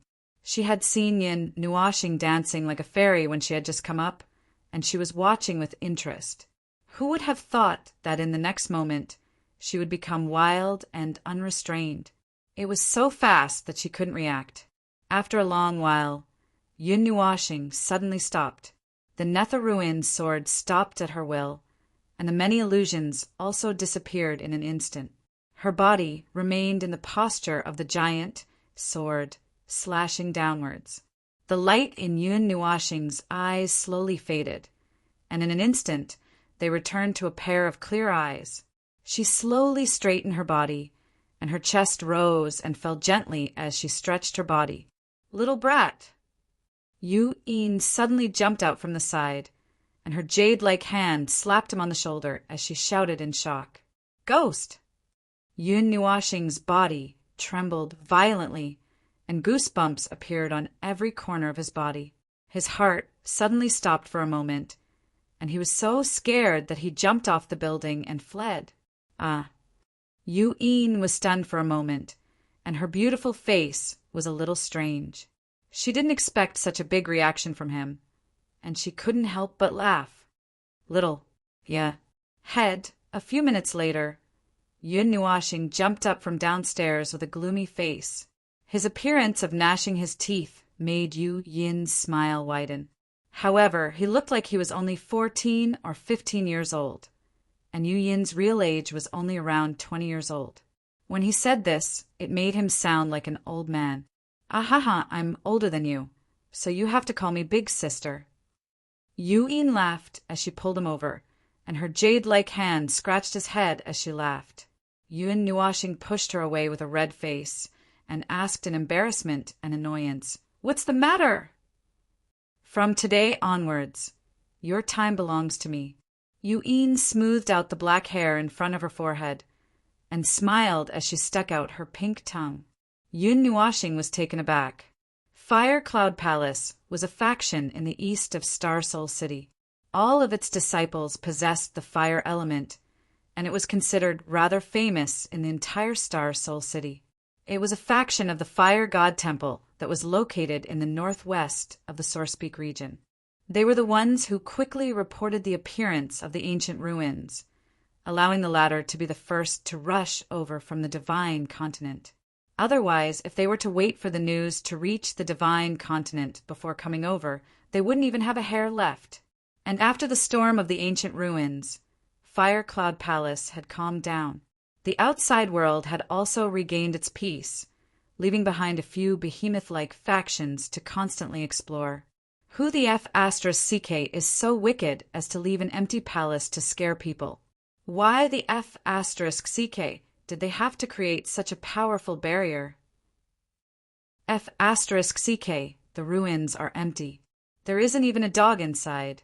F*CK, your mother. Who was it that saw the ruins and released the news? Step forward, and I guarantee that I won't beat you to death. Hey, bastard, come over here. F*CK, back when the ruins were opened. You were the one who blew me up.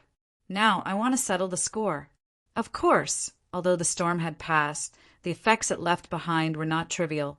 Rumor had it that the first major faction to charge in, the Chi family of the 8 ancient family clans, rummaged through more than half of the palace but failed to find anything. They were so infuriated that they nearly flipped the palace over, but they were eventually chased out by a mechanism in the palace. Yuen Nuashing was somewhat surprised. When he entered, it was still intact. Could it be that someone had secretly snuck into the ruins like him? As for the Fire God Temple, Lightning God Temple, Shen family, and Star Palace that had yet to enter, they could not help but roar with laughter when they saw the Chi family rolling out in a sorry state without leaving behind any mounts. It infuriated the Chi family so much that they spat out a mouthful of blood and left without turning back. When the 4 factions saw this, they decisively retreated, leaving a few itinerant cultivators standing in their spots. Hey, kid, did you enter the ruins that day? What was it like inside? Yuen and Yuen Nuashing stood on the Netherruin sword as they streaked across the horizon. As for Yuen, she was hugging Yuen Nuashing tightly, afraid that she would accidentally fall. When was it my turn to enter? That day, they nearly killed me when they cracked the enchantment. I only took a glance from afar before retreating. Yuen Nuashing rolled his eyes as he struggled gently in Yuen's embrace. Really? Yuen was doubtful. I'm not lying to you. Yuen Nuashing held his head up, but he was grumbling inwardly. It would be strange if I told you that. If the outside world were to know that I had inherited Mu Ingzi's lifelong heritage, I would probably be skinned alive. Speaking of which, why are we going to Fire Cloud Palace? Yuen Nuashing hurriedly changed the topic, afraid that she would continue probing. I'm a disciple there. I came out on a small vacation, so it's time for me to return. Wait, you want me to accompany you? Could it be? Yeah, I want you to accompany me for a few days or months. Ah, Yuen Nuashing screamed, nearly throwing them off the Netherruin sword. Kid, you won't grow up if you keep making a fuss over nothing. Yuen pinched his tender cheeks. No, want. Ah, ah, ah, ah, ah. A meteor streaked across the horizon, filled with horrified screams. Floating outside a mountain range, Yuen stopped him. She took out a fiery red token from her ring. On it was written the word fire in flamboyant calligraphy. She held the token in her hand and gently placed it on the void in front of her. A blazing flame emanated out as the light expanded. The space in front of her began to ripple like water. Space gently fluctuated as a spatial tunnel slowly appeared in front of them. Yun Nuashing was taken aback as he reluctantly flew in with his sword. And with him entering, the spatial door dissipated into nothingness once again. A world of its own. As soon as he entered, Yun Nuashing felt that the air had become much hotter. The fire elements in his body immediately became active, and a rolling hot energy continuously surged into his body, causing his newly stabilized strength to have a tendency to increase again. This is a superior faction of Fire Cloud Palace, the Fire God Temple. It's about the size of a city, but it's very well hidden. If not for some special method, even experts at the godly monarch level would not be able to find this place, explained Yun with a nod. Screech! Not long after Yun Nuashing appeared in the sky, there was a screech from afar. A few gigantic firebirds tore through space and flew over. There was a person standing on each of their backs as they looked warily in their direction. Inin! The red-dressed woman leading the group cried out in delight. She stopped in front of Yun and Yun Nuashing on her firebird. You are back. Did you enjoy your vacation? Is this sword kinesis flight? Where did you learn it? Hey, is this your sister? She's so cute. How old is she? Does she have a boyfriend? Do you have a Dao companion? Where did you go during your vacation? Did you bring back any specialties? Is there anything for me? The red-dressed woman seemed very excited as she kept talking to Yun. Are you trying to choke me to death by asking so many questions at once? Yun covered Yun Nuashing's mouth and shook her head helplessly. Junior sister Yu, introduce your sister to us. The few youths behind the red-dressed woman stared at Yun and Yun Nuashing as they said with a smile. Yun Nuashing closed her eyes and did not say a word for once. It was as though she was silently admitting to it. Don't laugh at her. My sister is afraid of strangers. Shinran, bring us to the Grand Elder first. Yun waved her hand and said to the red-dressed woman, All right. Shinran smiled faintly and dismissed the crowd with a wave of her hand. She led Yun and Yun Nuashing to the side, leaving behind looks of anticipation. Little sister, what's your name? How old are you? I've never seen you in the Yu family before. What's your relationship with Yun? Are you her cousin? Along the way, Shinran pulled Yun Nuashing and asked incessantly. Yun, who was standing on the Netherworld Ruins sword, was a little scared. She was afraid that Yun Nuashing would suddenly attack her. Her jade-like hands tightly held onto her arm. Yun Nuashing glanced at her and turned to look at Shinran. She imitated a crisp and soft female voice and said, My name is Yu Xan. I'm 16 years old this year. Yun is my older sister. We don't usually live together. This year, I came to play with her. PFFF. When Yun heard this, she spat out a mouthful of saliva. She covered her rosy little mouth with her jade-like hands. She wanted to laugh, but was holding it in. Her delicate face looked very funny. Yun Nuashing elbowed her lower abdomen. She glanced to the side and did not say anything. When Shinran heard this, she excitedly touched his face and muttered to herself in delight. Why is your friend so strange? Seeing Shinran trembling with laughter, Yun Nuashing could not help but send a voice transmission to her. It was unknown what she was thinking of. Yun stroked her head and laughed awkwardly. She said, Sister Yu, you have to be careful in Fire Cloud Palace. We have far fewer girls than boys. With your beauty that can topple countries and outshine the moon, you will be snatched by many boys. That's enough from you. Yun Nuashing sighed and rolled his eyes at her. After crossing layers of fiery red mountain ranges, violent volcanoes, and scorching deserts, Yun Nuashing finally could not help but ask, Why is it so far? I already said that it's about the size of a city. From the entrance to the core region, It's equivalent to flying from the east to the west. How can it not be far? The light elements will be depleted in one go. Yun Nuashing mumbled. He could only push the light elements to their limits in an instant, allowing him to approach the speed of light for a short period of time. However, he would be completely drained. I won't be carrying you back, said Yu-in with a smile. You are so ruthless, ahaha. After flying at high speeds for nearly 5 hours, a red palace the size of a mountain finally rose from the distant horizon. At a glance, it made one's blood boil. I suddenly have something to say. Suddenly, Yu-in seemed to think of something as she turned her head. Mei Mao stared at Shinran and asked curiously, Why did we have to fly so far? Where's the teleportation portal? Ah! Shinran exclaimed as she scratched her silky hair in embarrassment. She lowered her head and said, Well, I ruined it. What? Yu-in was shocked. The last time I was carrying an energy source when I was traveling. I wasn't careful.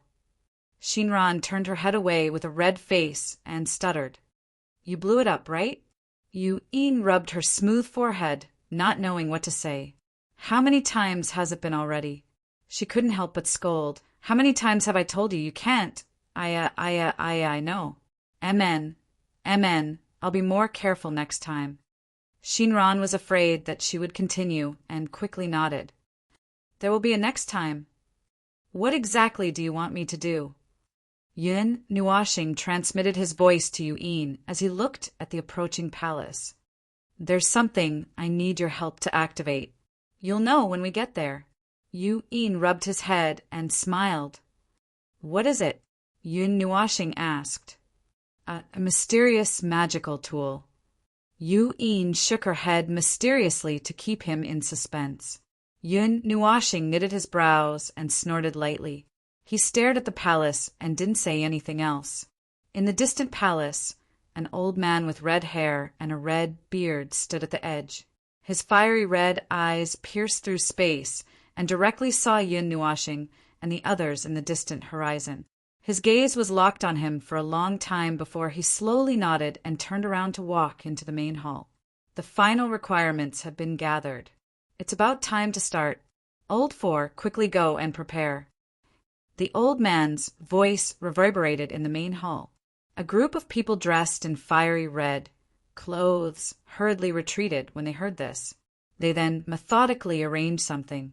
The old man only turned around when he saw the crowd disperse.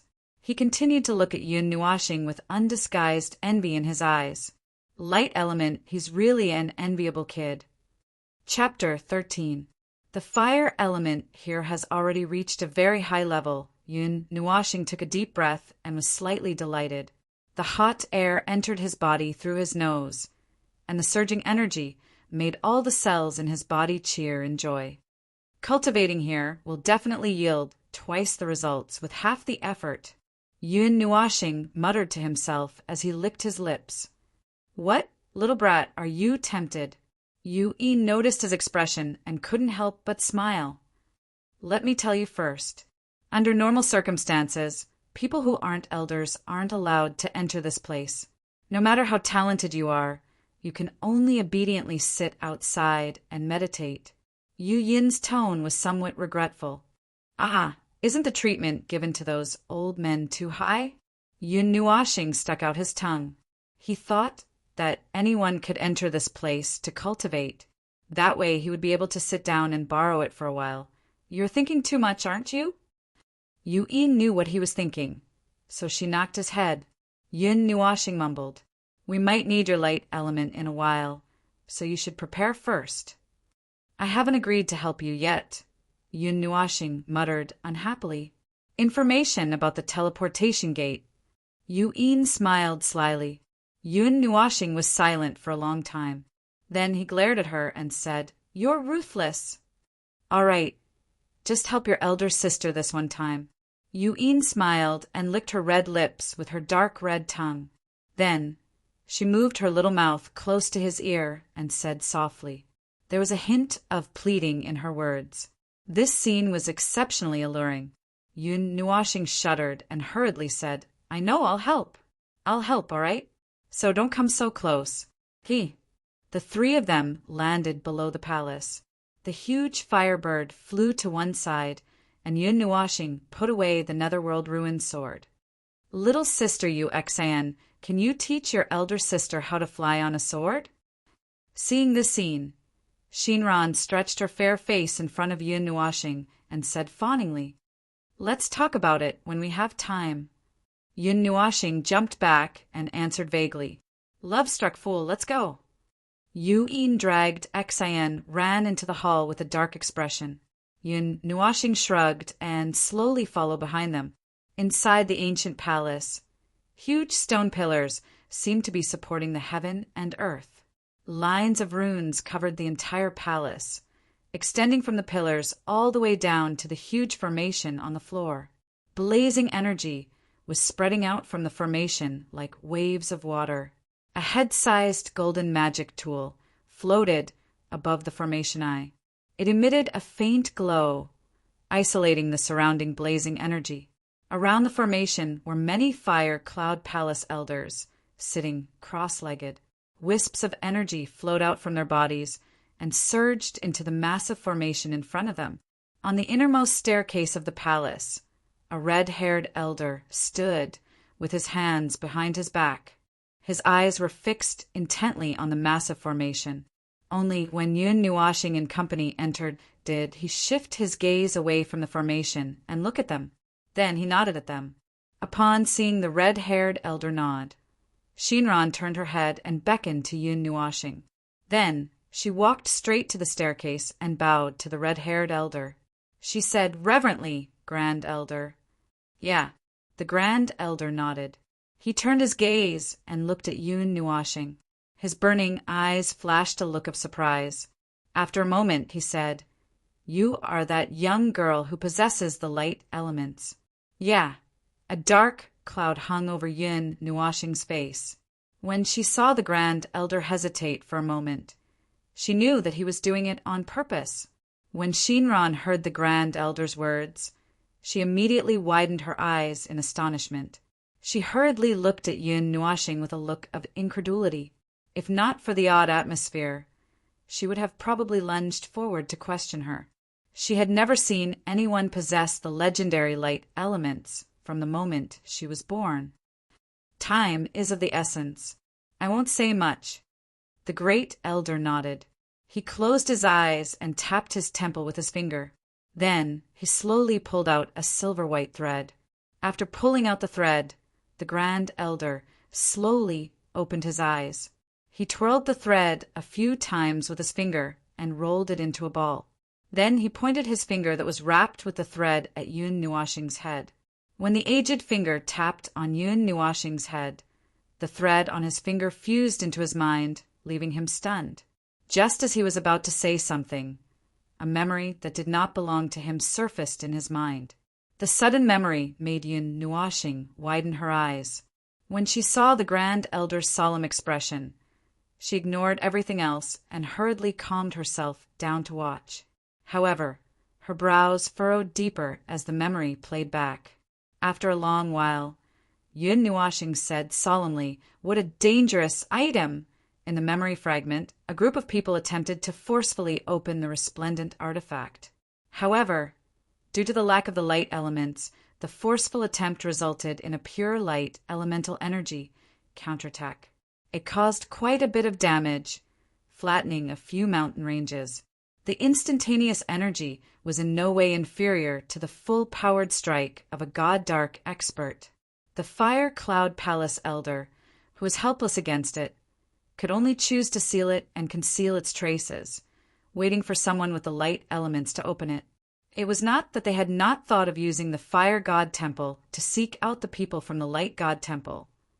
But with the Light God Temple in seclusion, it was unknown when they would meet again. It would be very difficult to find them before then, so they put the matter aside. And there were other fragments in the memory that told him how to safely open the artifact. What's the use of this light, divine artifact? Yun Nuashing frowned. "Follow me." The Grand Elder sighed and looked at him. He took the lead to walk into the pitch-black passageway behind him.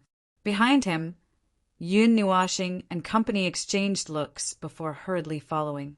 The passageway was extremely silent. Only the rustling of footsteps could be heard.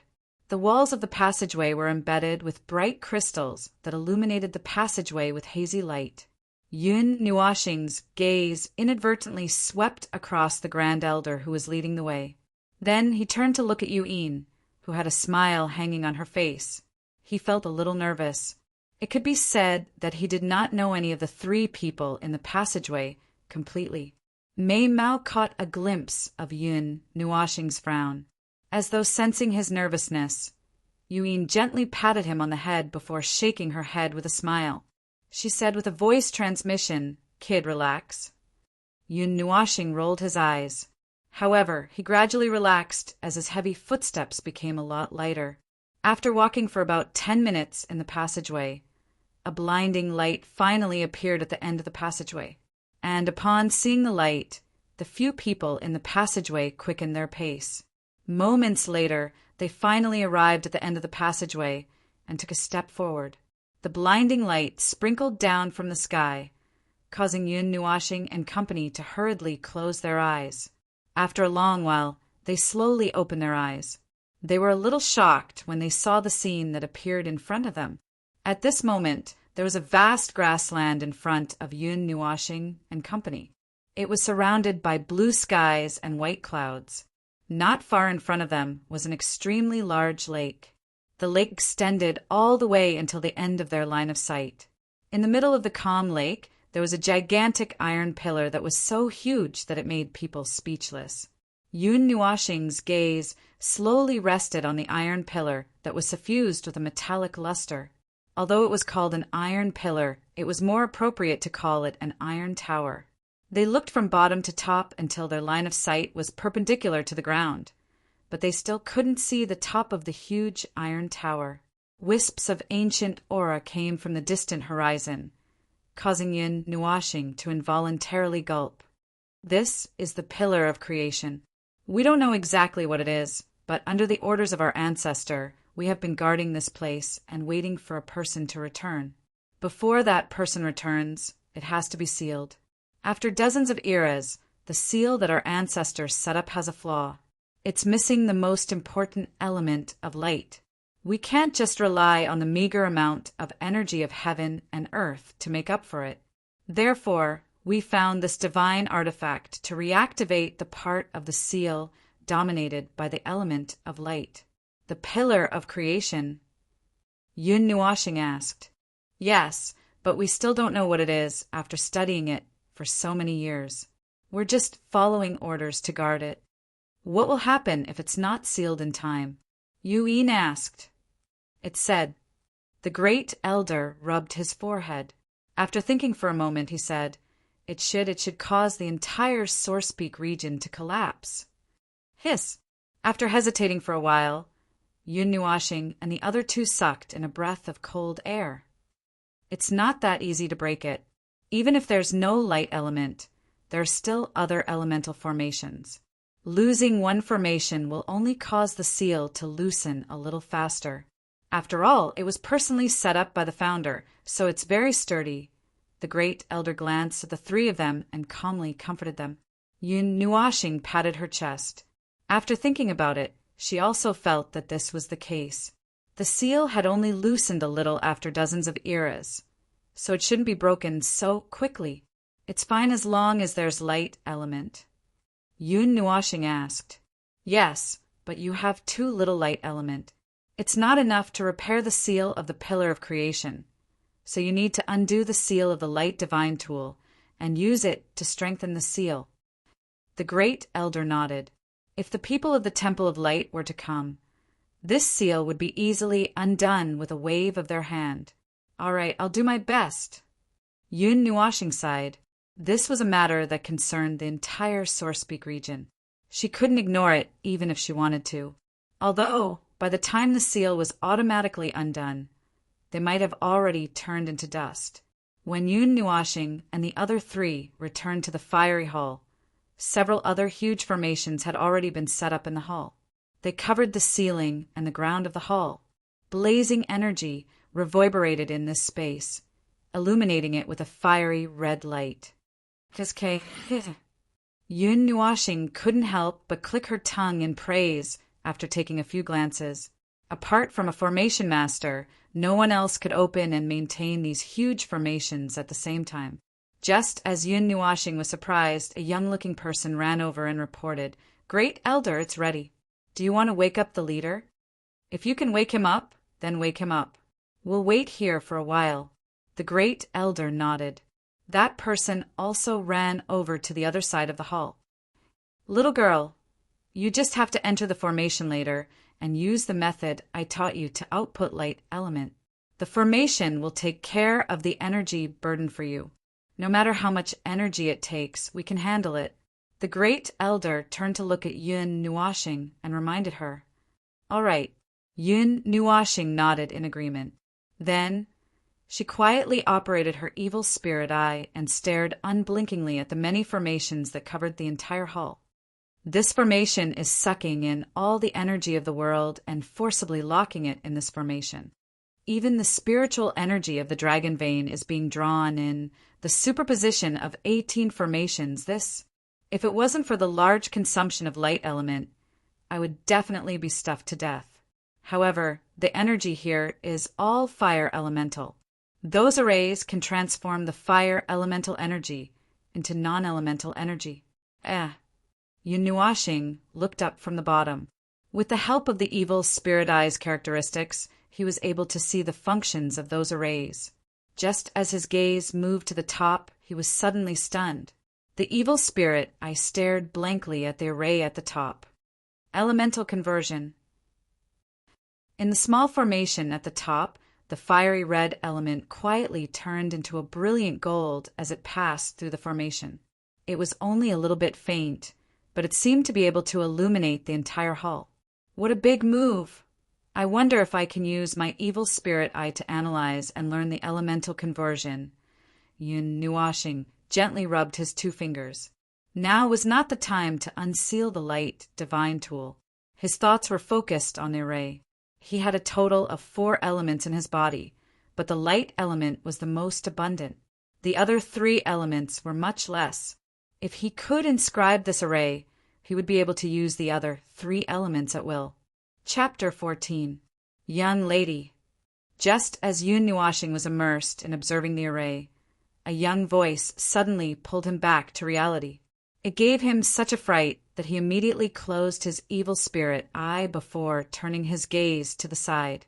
Beside Yun Nuashing, there was a man in red who had appeared out of nowhere. His light red hair was casually draped over his chest and back, and his pitch-black eyes were burning with flames from time to time. His slightly sharp chin was slightly lowered, and his delicate and pretty face had a faint smile, which made people have a good impression of him. Sect Master. The Grand Elder bowed slightly at the young man who had suddenly appeared beside him. "This is the Sect Master? He looks even younger than my father." Yu'in mumbled into Yun Nuashing's ear. She had never seen the Fire Cloud Palace's Sect Master before and never expected him to be such a young man. "Haha." With the Fire Cloud Palace's Sect Master's strength, he naturally heard her. He looked at Yu'in and chuckled.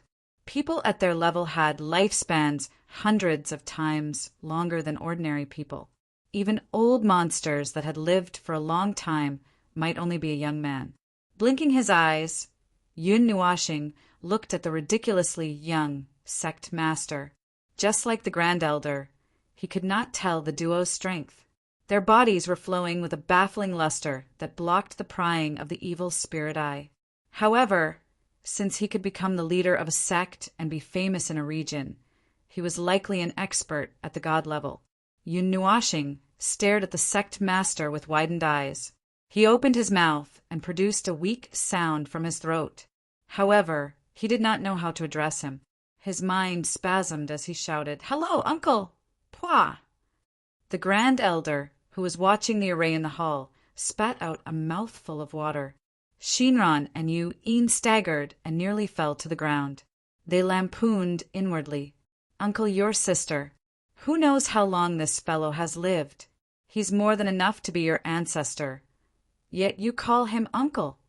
When the sect leader heard this, his face twitched violently. After a while, he let out a bitter laugh and waved his hand. He was not angry.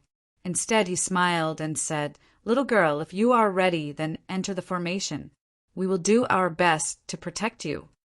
Yun Nuashing nodded awkwardly. He had blurted out the way he had addressed her. After all, he didn't know what to call her. Nodding his head, the soles of his feet lightly touched the ground. His body agilely leapt up and slowly landed in the eye of the array. The jade bracelet on his left hand suddenly emitted a pure white light that enveloped Yun Nuashing, isolating her from the scorching heat in the surroundings. This caused him to be somewhat astonished. When he was in the ruins, this bracelet had also lit up, but he was still unable to see what material it was made of, regardless of whether he used his evil spirit essence or not. After being astonished for a while, Yun Nuashing shifted her gaze and looked at the light divine tool that was close by. The so-called divine tool was a mirror. Its bronze frame was engraved with complicated patterns. The entire mirror was resplendent in gold. A vast amount of light energy flowed within this head-sized mirror. The energy that leaked out made even Yun Nuashing, who also possessed the light element, feel apprehensive. Using his evil spirit essence, he could see many azure veined patterns engraved on the surface of the mirror. Tens of thousands of vein patterns extended from the center of the mirror. If he looked carefully, he could see that there was a ring of gray energy that blocked the energy transmission of the veined patterns. After looking at the Grand Elder's memories, Yun Nuashing also understood that the so-called unsealing was to eliminate that ring of gray energy. If the energy contained within explodes, I'm afraid I won't even have a corpse left. Imagining the worst-case scenario, Yun Nuashing couldn't help but shiver. She hurriedly took out the Nether Void sword from her pendant, weighed it in her hand, and hung it on her back. This is Fire Cloud Palace's sect master looked at the purplish-black, gigantic sword and was slightly taken aback. He carefully sized up the gigantic sword as his narrowed eyes flashed a heavy look. Similarly, the Grand Elder wore a heavy expression. He could clearly sense that the moment the Nether Void sword appeared, the entire array's energy stirred. However, it quickly calmed down. However, the tiny fluctuation did not escape their perception. They instinctively felt that it was no ordinary item. "Sect Master, do you recognize this sword?" asked the Grand Elder out of curiosity when he heard the Sect Master's muttering. "I don't." The Sect Master shook his head and said, "I only have a feeling that the sword contains an extremely terrifying energy. However, I feel like it's incomplete." Yun Nuashing did not hear what they were saying. He was focusing his mind as all the essence energy in his body surged rapidly. He was even stirring the pure energy around him. As he had fire elements in his body, the surrounding energy drilled into his body without him needing to deliberately stir it.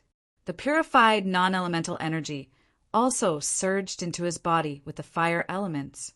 The feeling of being filled with energy made Yun Nuashing have the urge to engage in a great battle. As for the elders who were waiting outside the array, they didn't know of this. They thought that Yun Nuashing was accumulating strength. Putting his palms together, Yun Nuashing's mind stirred. Faint light elements surged out from his palms and slowly extended out with Yun Nuashing's will. His mind was constantly replaying the construction process of the array formation in his memories as he stirred the light elements to draw on his palms. This child's perception is not bad. Seeing Yun Nuashing make his move, the sect master and the others were silent. The Grand Elder looked at Yun Nuashing's slow but precise construction of the array formation in his palms and couldn't help but nod his head. His voice carried a hint of praise. If he is properly nurtured, he might be able to become an array master. This kind of thing is rare nowadays. The sect master also smiled. The array formation in the main hall was completely constructed by one person. The others were only maintaining the array formation's energy consumption. Even for them, if they wanted to activate the array formation, they had to use the array diagram. Phew! 10 minutes later, Yun Nuashing let out a sigh of relief. He slowly opened his closed eyes and lowered his head to look at the palm-sized array formation with exaggerated patterns. He nodded in his heart. With a wave of his hand, the array formation left his hand and flew in front of the mirror. Yun Nuashing's hand seal changed, and the array formation gradually enlarged. When it was the same size as the mirror, it slowly moved forward and enveloped the mirror. Swallowing his saliva, Yun Nuashing's right hand surged with resplendent light elements. The light elements hovered for a while before, transforming into a thin needle. It approached the array formation bit by bit. After lightly touching it a few times, it plunged into the array formation's eye. Then Yun Nuashing's will follow this strand of light elements into the mirror. With his eyes tightly closed, Yun Nuashing controlled the light elements from afar and poured them into the array formation. Feeling the rapidly fading origin energy in his body, he couldn't help but frown. His soul mobilized the rich energy in the array formation. He first refined it in his body before sending it into the array formation. Seeing that his mind was connected to the divine weapon of light, the great elder couldn't help but clench his fists tightly. His eyes were fixed on the mirror that was only the size of a head. Previously, they couldn't connect to the divine weapon of light and forcefully opened it and suffered a backlash. This time, seeing everyone's serious expression, Yuen couldn't help but clench her fists tightly. Mei Mao stared nervously at Yun Nuashing. Yuen, you guys go out first. We'll take care of things here. The bishop looked at Yuen and said softly. Hearing this, Yuen shook her head and said softly, I brought him here. I want to stay and take care of him. Seeing Yuen's stubborn look, the bishop sighed and nodded lightly. He was actually afraid that he wouldn't be able to take care of these two girls when the divine weapon of light backfired.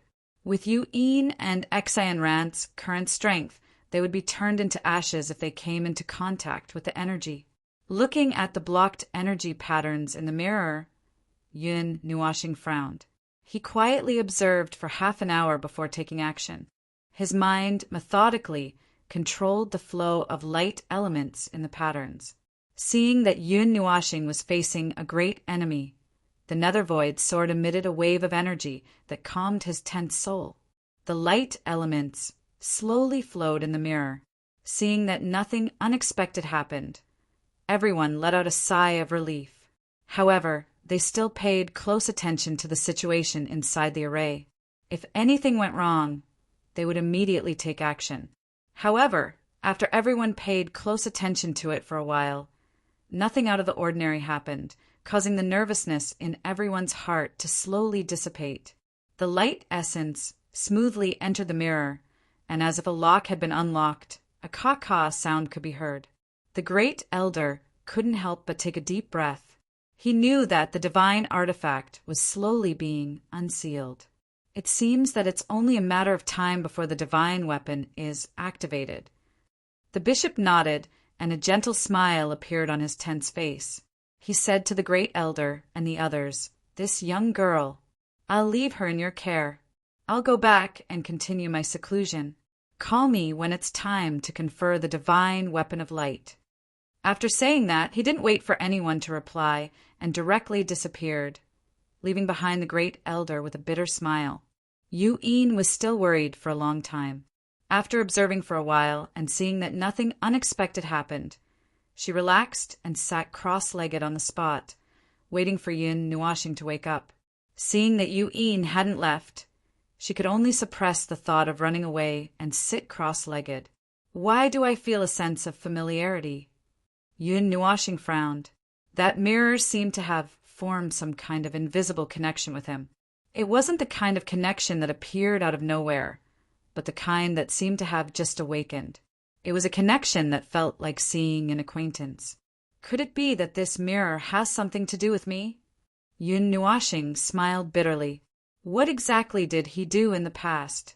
At the same time, he also had some hope in his heart. He hoped that he could obtain some information about himself from this mirror. He was becoming more and more curious about his past. No, it's the light elements. After letting his imagination run wild for a long time, Yun Nuashing was disappointed to find that the so-called familiarity was only the connection between the elements. He couldn't help but sigh. He thought that he could obtain some useful information from this mirror. After muttering to himself for a while, Yun Nuashing also stopped letting his imagination run wild. He slowly refined that circle of gray energy. The speed was so slow that he wanted to curse. He still needed to wait for a long time to fully activate this artifact. After all, rice had to be eaten mouthful by mouthful, and the road had to be taken step by step. No one expected to succeed in one go. Now that he had a good start, he just needed to wait slowly. However, Yun Nuashing's temperament made him endure. This was a matter of life and death. Fortunately, he steeled his heart and endured it, slowly refining that bit of gray energy. And this wait lasted for half a month. During this half a month, Yun Nuashing didn't have the slightest bit of rest. The soul-burning technique was constantly in operation, constantly absorbing the energy in the large array, and then continuously transferring it into the small golden array. Of course, he couldn't keep this up forever, even though there was unlimited energy outside his body for him to use. In the later stages, the energy output from his palm began to be intermittent. The speed of absorption obviously couldn't keep up with the speed of consumption. A thick layer of dark circles appeared under his eyes, and his raised palm was trembling. Clearly, his spirit was reaching its limit. Shaking his head vigorously, Yun Nuashing gasped for a few breaths. Absent-mindedly, he took out an 8-colored energy crystal the size of a thumb from his pendant. The sudden energy fluctuation made the great elder, who had his eyes closed, suddenly open his eyes. When he saw the 8-colored crystal, he couldn't help but be stunned. Just as he was about to shout, Yun Nuashing had already stuffed the crystal into his glabella. Boom! The wild energy was like a wild horse that had broken free of its reins, rushing through his meridians with all its might, causing Yun Nuashing's meridians to swell with pain. The soul between his eyebrows had a tendency to swell, and his tired mind instantly perked up. Oh, damn it! However, Yun Nuashing couldn't help but slap himself in the face when he saw the boundless energy. He had forgotten that this energy had allowed him to soar by an entire stage. Now he had thrown it in again. Yun Nuashing laughed bitterly. He desperately drove the energy out from every corner of his body, and then poured it into the array. Even so, the replenishment speed of the energy was several times faster than the consumption speed. Suppress! Fortunately, the elders outside the array had been paying close attention to the situation inside the array. When Yun Nuashing acted recklessly, they hurriedly controlled the array that was suspended in midair and descended on Yun Nuashing's head. Strands of fiery red energy surged out and suppressed the rampaging energy in Yun Nuashing's body. At this moment, the Netherworld Ruins sword shot out a few purplish-black energy chains and bound Yun Nuashing's body. Then, everyone saw waves of 8-colored energy surge out of Yun Nuashing's body and enter the Netherworld Ruins, soared through the chains. After absorbing the overflowing energy, the Netherworld Ruins sword couldn't help but touch Yun Nuashing. A faint ripple passed into his heart, as if it was blaming him. Yun Nuashing laughed embarrassedly and continued to concentrate on releasing the energy. Another 10 days passed, and the energy in the array had dropped to an extremely low level. The red light that surrounded the array had already dimmed, and only a flickering array was left. Even the heaven and earth energy within a 5-kilometer radius had almost dried up. The elders in the hall were a little dumbfounded. They didn't think that unsealing the array would consume so much energy. This guy is assimilating the energy in the environment. At this moment, the sect leader was also startled awake by this situation. When he saw this scene, his eyes widened in shock, and the book in his hand fell to the ground with a thud.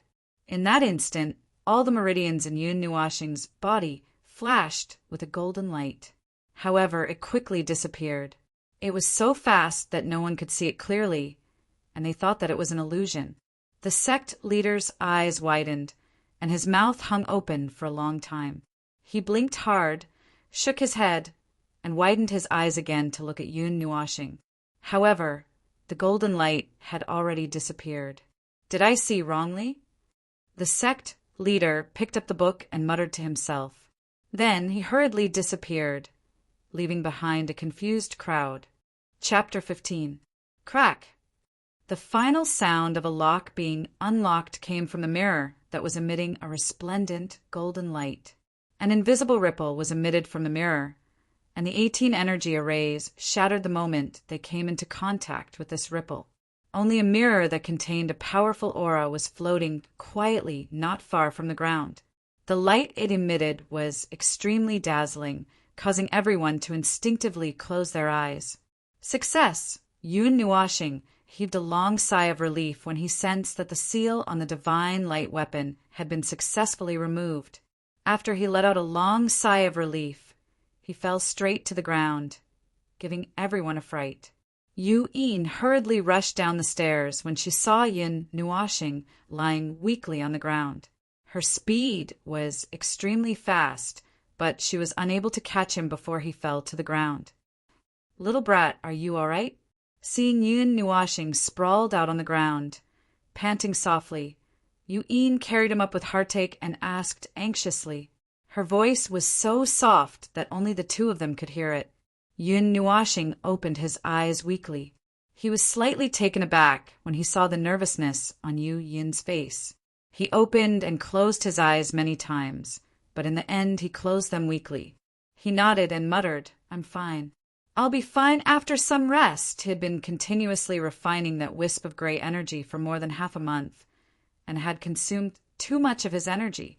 Although the depletion of his yuan power could be recovered by the array, the exhaustion on his mind and soul could not be removed. Now that Yun Nuashing had completely relaxed, the exhaustion that he had been suppressing suddenly appeared. However, he still maintained a little bit of consciousness and did not allow himself to fall into a deep sleep. The great elder was overjoyed. He nodded and waved to everyone. Then he hurriedly walked down the stairs and walked to Yun Nuashing's side.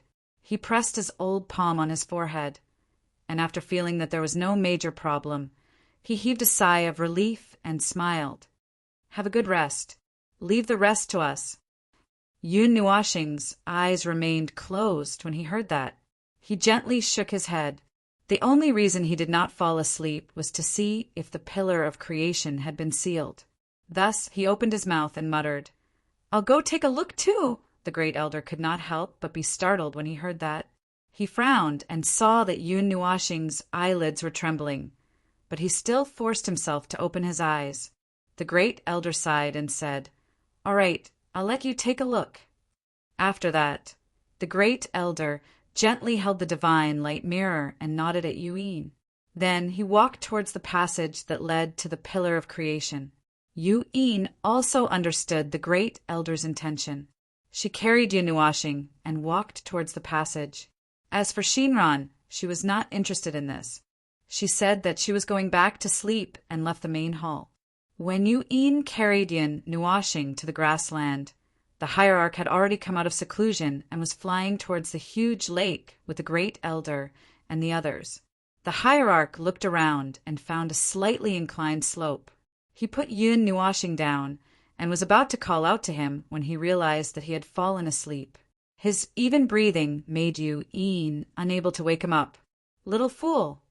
Sitting beside Yun Nuashing, Yu Yin could not help but grumble as she stroked his head.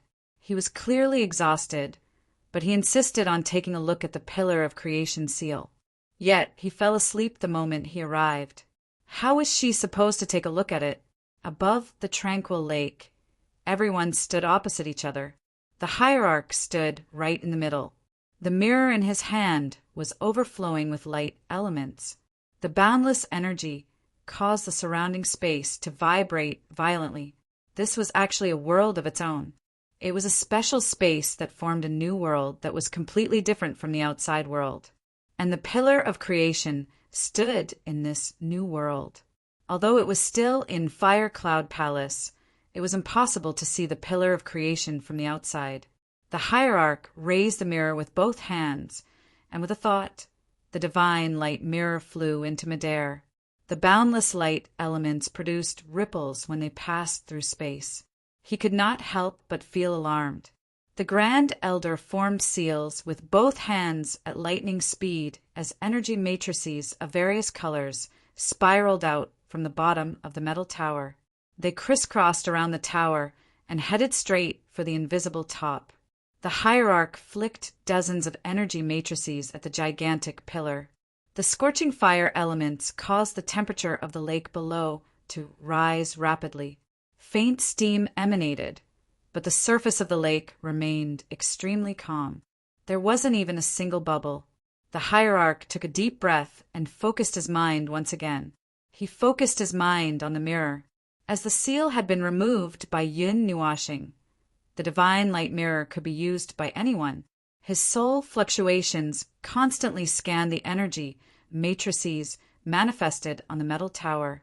After a while, the mirror trembled and automatically flew to a certain place. The hierarch also hurriedly followed it. He focused his eyes and saw that the place where the divine mirror was located was covered with colorful spell formations that extended to other parts of the huge tower like veins.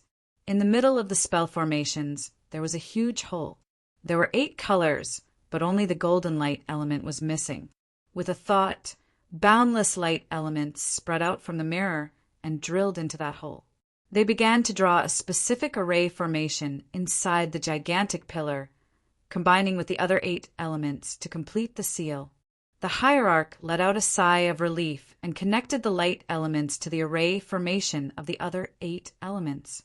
Repair, after an unknown amount of time, Yun Nuashing slowly opened his eyes and stared blankly at the sky. There were many white objects floating in his line of sight. Moments later, his blurry vision gradually became clear. Only then did he see that those white objects were white clouds floating in the sky. "Little brat, you're awake?"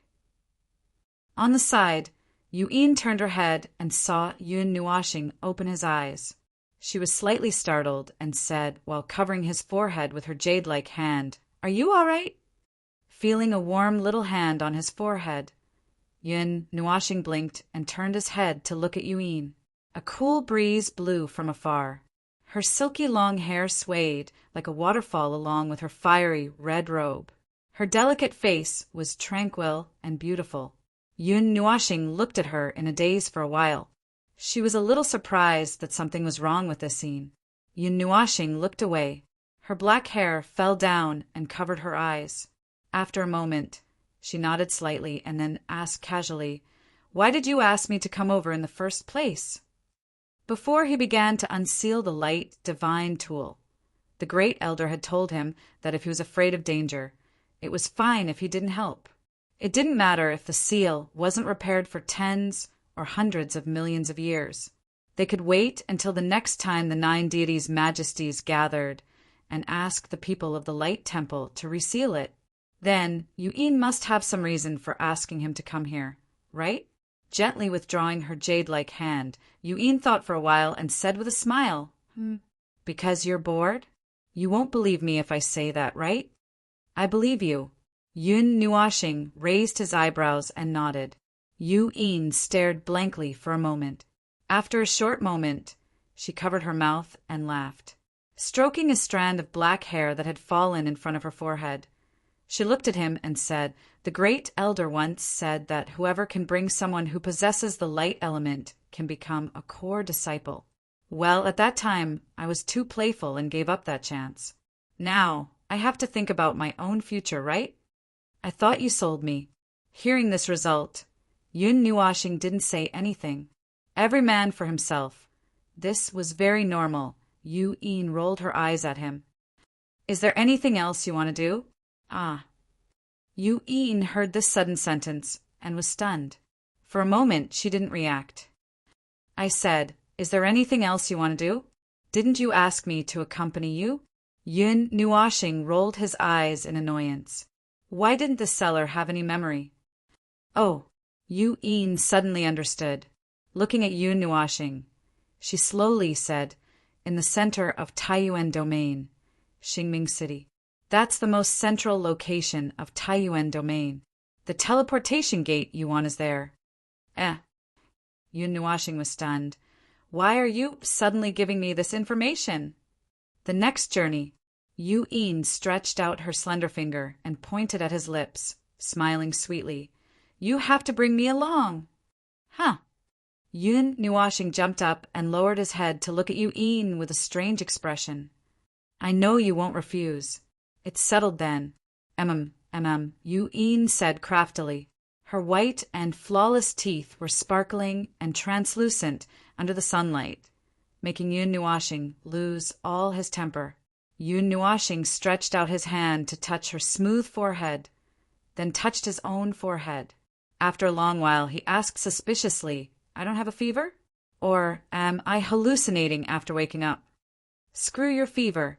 Screw your hallucination." Yu Yin rolled her eyes and waved her small fist at him. She wanted to go with him. Was it strange to say that? "You're a girl. Why are you running around outside? Isn't it better to stay at home? You don't have a reason to go out.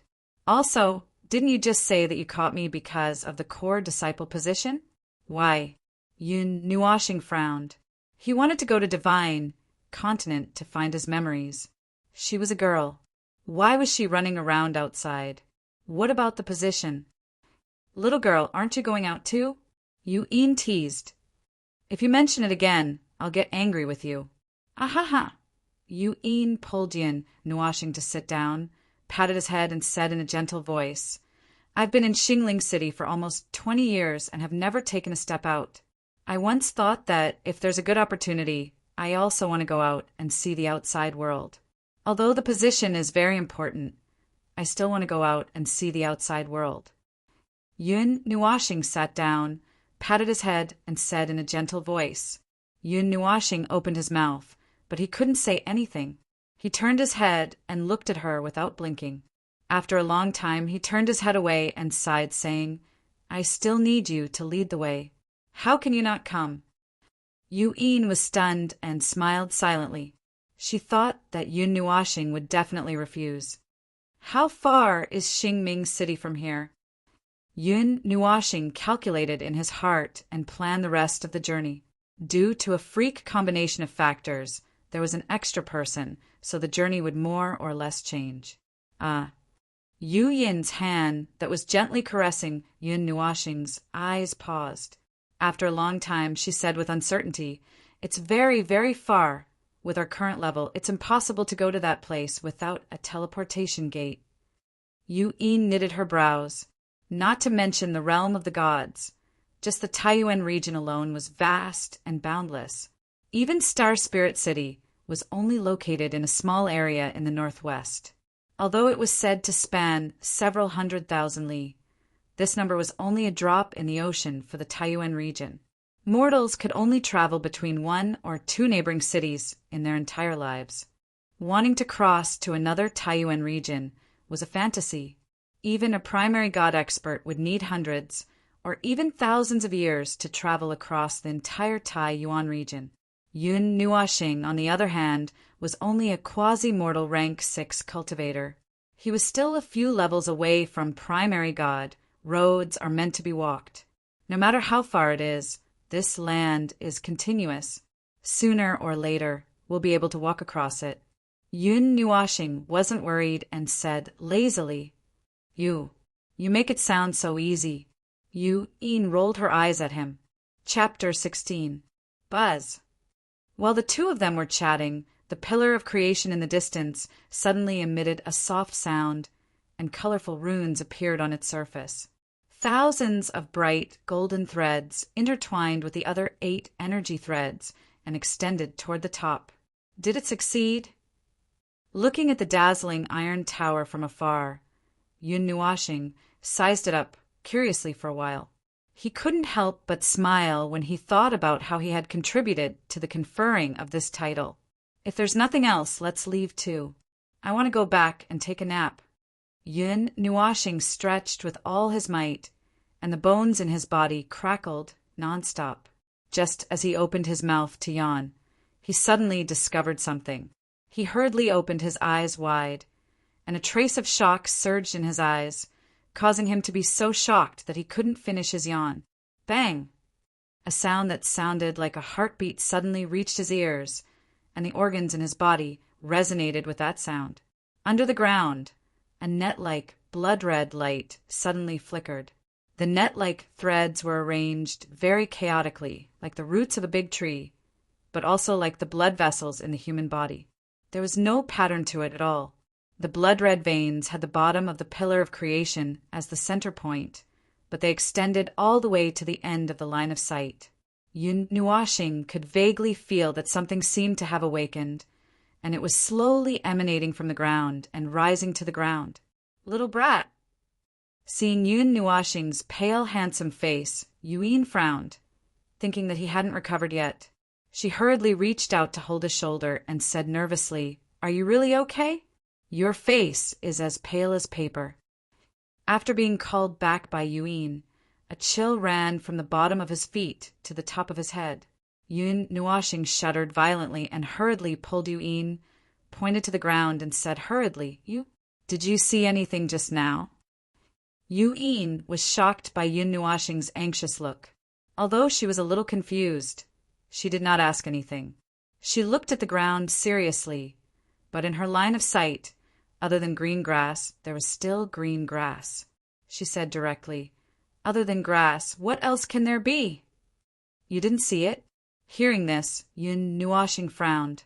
He still vaguely remembered those veins. It was definitely not an illusion. He was sure that he had seen something, but when he came back to his senses, he realized that the strange energy he had just vaguely sensed had disappeared. It was as if it had never appeared. "See what?" Yuin looked at Yun Nuashing in confusion. She didn't know what he was talking about. When Yun Nuashing saw that Yuin didn't seem to be lying, she looked down at the ground suspiciously. Then she raised her head and looked at the clear blue sky. The iron tower that occupied a large area in her line of sight was wrapped in colorful energy lines. The top of the tower seemed to reach all the way to the sky. Yun Nuashing sighed and shook her head. After a while, she muttered to herself, "No, maybe I'm just being paranoid." When Yuin heard this, she rolled her eyes at him. When she saw that his expression had returned to normal, she retracted her hand. Just as Yun Nuashing was scratching his head in distress, a golden light flashed in the distance. In the blink of an eye, it left a dazzling light in the sky. It cut through space and flew in front of him. Yun Nuashing was stunned. He glanced at it and realized that it was the golden mirror. He immediately looked at Yuin in confusion. She also looked at him strangely. Her face was blank. The two of them looked at each other for a while. Then they both looked at the divine mirror at the same time. They didn't know what it wanted to do. When an ordinary artifact reached the divine level, it would give birth to an internal deity. It would have its own will, just like the Netherworld Ruin sword. However, the latter was more special. As a weapon that was created, it had an unusual spiritual energy. Many of its actions and expressions were human-like. It was more like a person than a weapon. According to ancient records, when a weapon or artifact reached the highest level, it could even give birth to its own soul and have its own thoughts. At that time, it would become a different kind of living creature. It could even take human form. Buzz. Ignoring Yun Nuashing's strange behavior, the divine mirror of light shot out a thumb-thick golden light. The dazzling golden light made him close his eyes. The golden light split into 3 golden threads. 2 of them wrapped around Yun Nuashing's palm and wrist. The last one drilled into Yun Nuashing's palm. The sudden action of the divine mirror of light gave Yun Nuashing a fright. When the golden light drilled into his palm, he didn't feel the pain he expected. Instead, there was a faint warmth. The light element in his body also became somewhat active. It involuntarily surged towards his arm.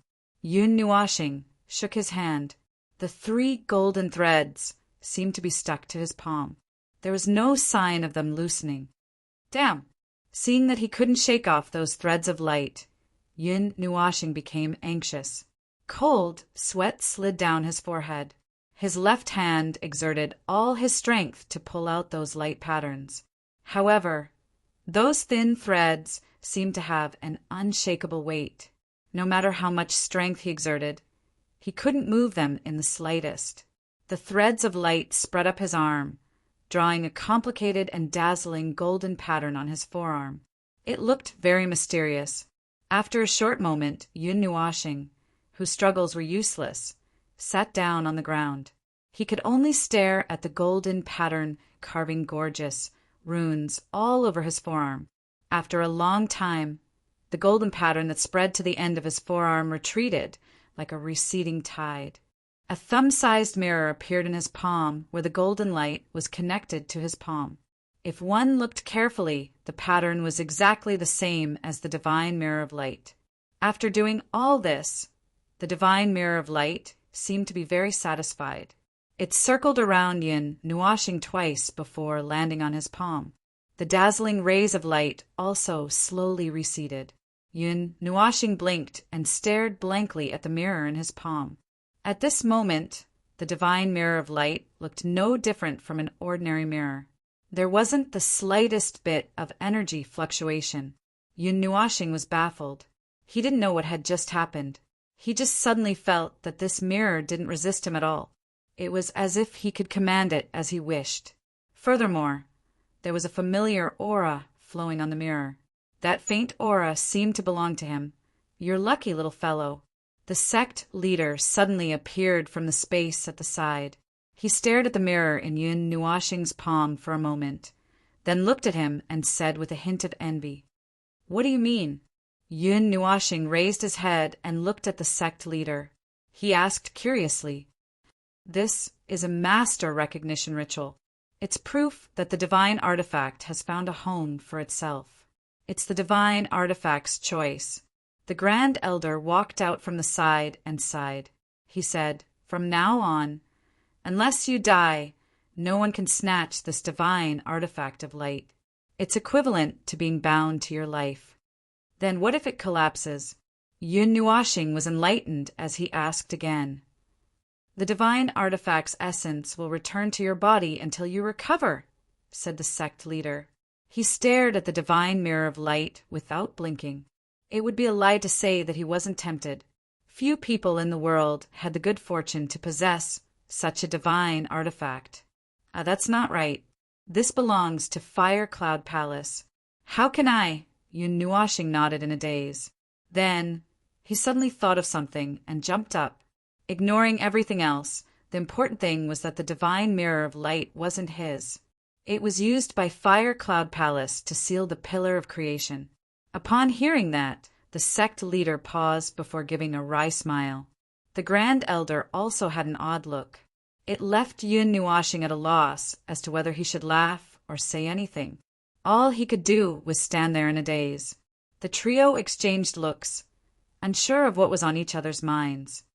"Then I'll give it to you." Moments later, the sect leader shook his head with a smile and said, "Treat it as your reward for helping seal the pillar of creation. We didn't need this item in the first place. Without the light elements, it can't be powered. If you hadn't come, we would have returned it to the Light God Temple." "Returned it?" Yun Nuashing was taken aback. "Yes, it doesn't belong to Fire Cloud Palace. It was something our disciple accidentally found while traveling. We also ordered people to retrieve it," said the Grand Elder. The Great Elder said, "Originally, if there were no accidents, we planned to return it to the Light Shrine when the 9 Divine Majesties meet again. Since you've taken a liking to him, we'll give it to you. However, if you meet anyone from the Light God Temple in the future, let them take a look at this mirror." "This mirror seems to have something to do with them," said the sect leader. "Don't worry, they won't take it back. They aren't unreasonable people." Upon seeing the slight change in Yun Nuashing's handsome face, the sect leader could not help but add with a smile. Yun Nuashing heaved a sigh of relief when he heard this. He was truly afraid that the members of the Radiant God Hall would find out that their divine artifact was in his possession and send someone to take it back. Moreover, it was actually very simple to take back a divine artifact that had recognized its master. All he needed to do was wipe that person away. After feeling relieved, Yun Nuashing carefully sized up the mirror. After some thought, he directed it with his mind. The divine mirror of light slowly dimmed before transforming into a point of light that shrunk into the mark in his palm. With a thought, he summoned the divine mirror again. Yun Nuashing cocked his head as he stared at the divine mirror that floated half a foot above his palm. The divine mirror moved according to his will as it slowly floated into midair. With his middle finger and thumb together, he snapped his fingers. The divine mirror of light suddenly emitted a resplendent beam of light, causing everyone beneath to narrow their eyes. A golden energy beam that was hundreds of feet long suddenly shot out from the divine mirror. The golden energy beam tore through space, and the boundless energy left the sect leader perturbed. It was unknown how far it shot out before it slowly dissipated. Good stuff. Yun Nuashing's eyes lit up as he stared unblinkingly at the divine mirror of light that had returned to his palm. The corners of his mouth curled up into an extreme arc. Speaking of which, I don't think I saw the pillar of creation when I was outside. Yun Nuashing scratched his head. Such a massive pagoda would be an extremely eye-catching existence, no matter where it was placed. However, he had never seen such a massive object outside. Furthermore, he did not know that this was a world of its own. This is a world that Fire Cloud Palace and the Fire God Temple have reinforced for generations. It's a world created by the Fire God Temple's ancestor. The outside world naturally cannot see it, explained the sect leader with a smile. What grade is this mirror? Asked Yun Nuashing again. Upon hearing that, the sect leader was taken aback as he rubbed his temples. Moments later, he said, a conservative estimate is that it should be a high-grade divine artifact. High-grade. Yun Nuashing's eyes lit up when he heard that. Yu Yin could not help but draw a cold gasp. A high-grade divine artifact was an artifact that could only be forged by a high-grade god. If it was sold, there would definitely be countless people fighting over it. You punk. Upon seeing Yun Nuashing's excited look, the sect leader scolded jokingly. You're no longer a young girl. Yun Nuashing pricked up his brows and looked at the sect leader with a strange smile. I still have matters to attend to. I'll be leaving first. Don't call me if there's nothing. The sect leader was taken aback for a moment as embarrassment suffused his delicate face. He hurriedly said something and instantly vanished from his spot. Not even his shadow could be seen. Everyone. Chapter 17.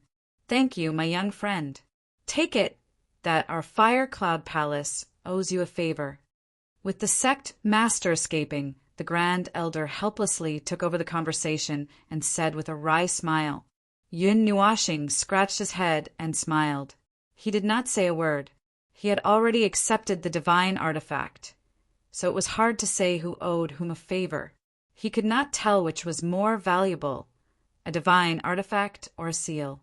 Grand Elder, I wish to go out for a walk, said Yu Yin as she took a step forward. Then, you don't want the spot as a core disciple. The Great Elder frowned. Previously, he had taken a fancy to Yu Yin's talent, but because this girl was too playful during the assessment, she did not participate. This caused a group of elders to be so anxious that they almost turned the main hall upside down. This time they finally had a chance, so why? Grand Elder, don't worry. I won't go crazy this time, said Yu Yin as she covered her mouth and laughed. After some thought, she recounted the matter to the Grand Elder. It's a good thing for you to go out for training. The Grand Elder nodded when he heard that. His knitted brows slowly relaxed as he thought for a moment and said, Then do you plan on the spot? Let me think. Yu Yin scratched her hair and said with a smile, I'll give it to Shinran. Uft. Just as her voice faded, the group of elders behind the Grand Elder spat out a mouthful of water. As for the Grand Elder, he staggered as his fiery red brows trembled. His wrinkled face looked like a bitter gourd. If we let that little she-devil enter the core cultivation area, she'll turn the world upside down. Grand Elder, think carefully. Never, never let that demoness in. She will overturn that place sooner or later. Grand Elder, think carefully. Fire Cloud Palace has been overturned countless times. At the very least, leave a piece of peaceful land for those disciples. Grand Elder.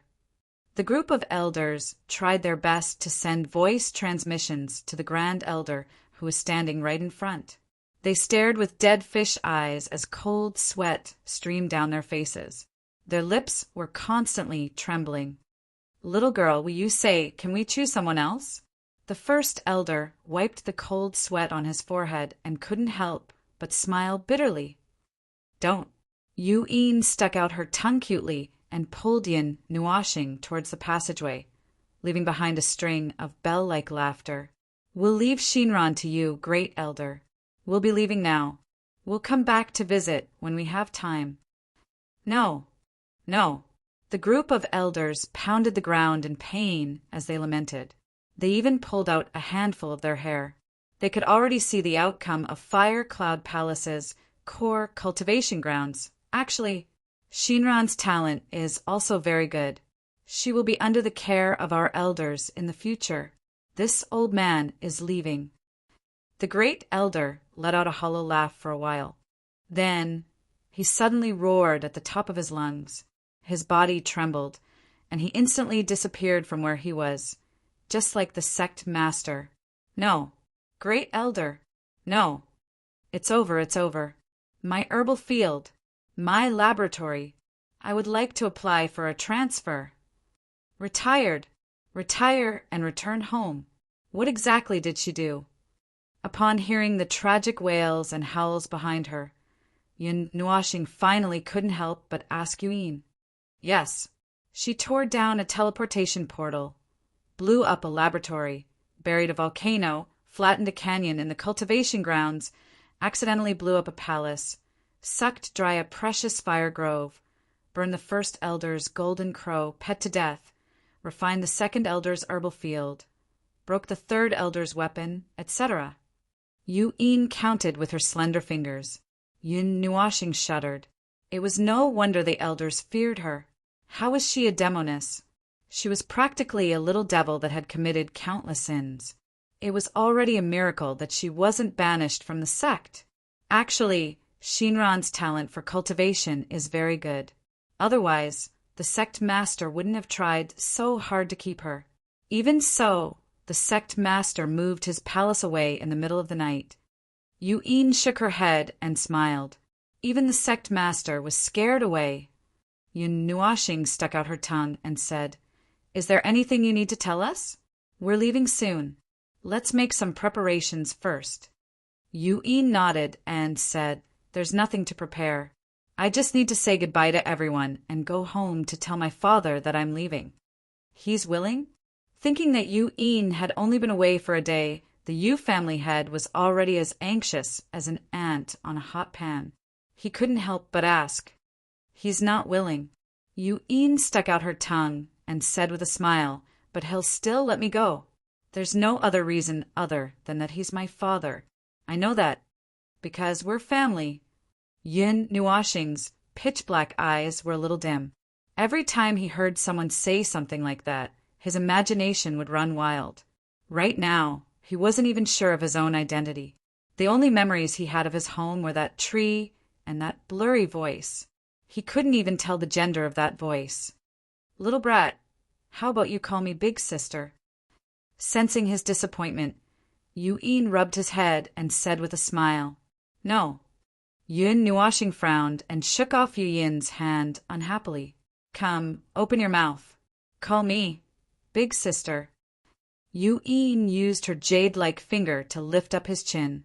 Her rosy little mouth lightly opened as she spoke with a hint of teasing. Big sister. Yin Nuashing's handsome face turned red, and he muttered in a voice as soft as a mosquito. Hey, hey, hey. What? Little brat, what did you just say? I didn't hear it. Say it again. This time, It was Yu Yin's turn to be stunned. When she came back to her senses, she shouted excitedly and shook his shoulder with her jade-like hands.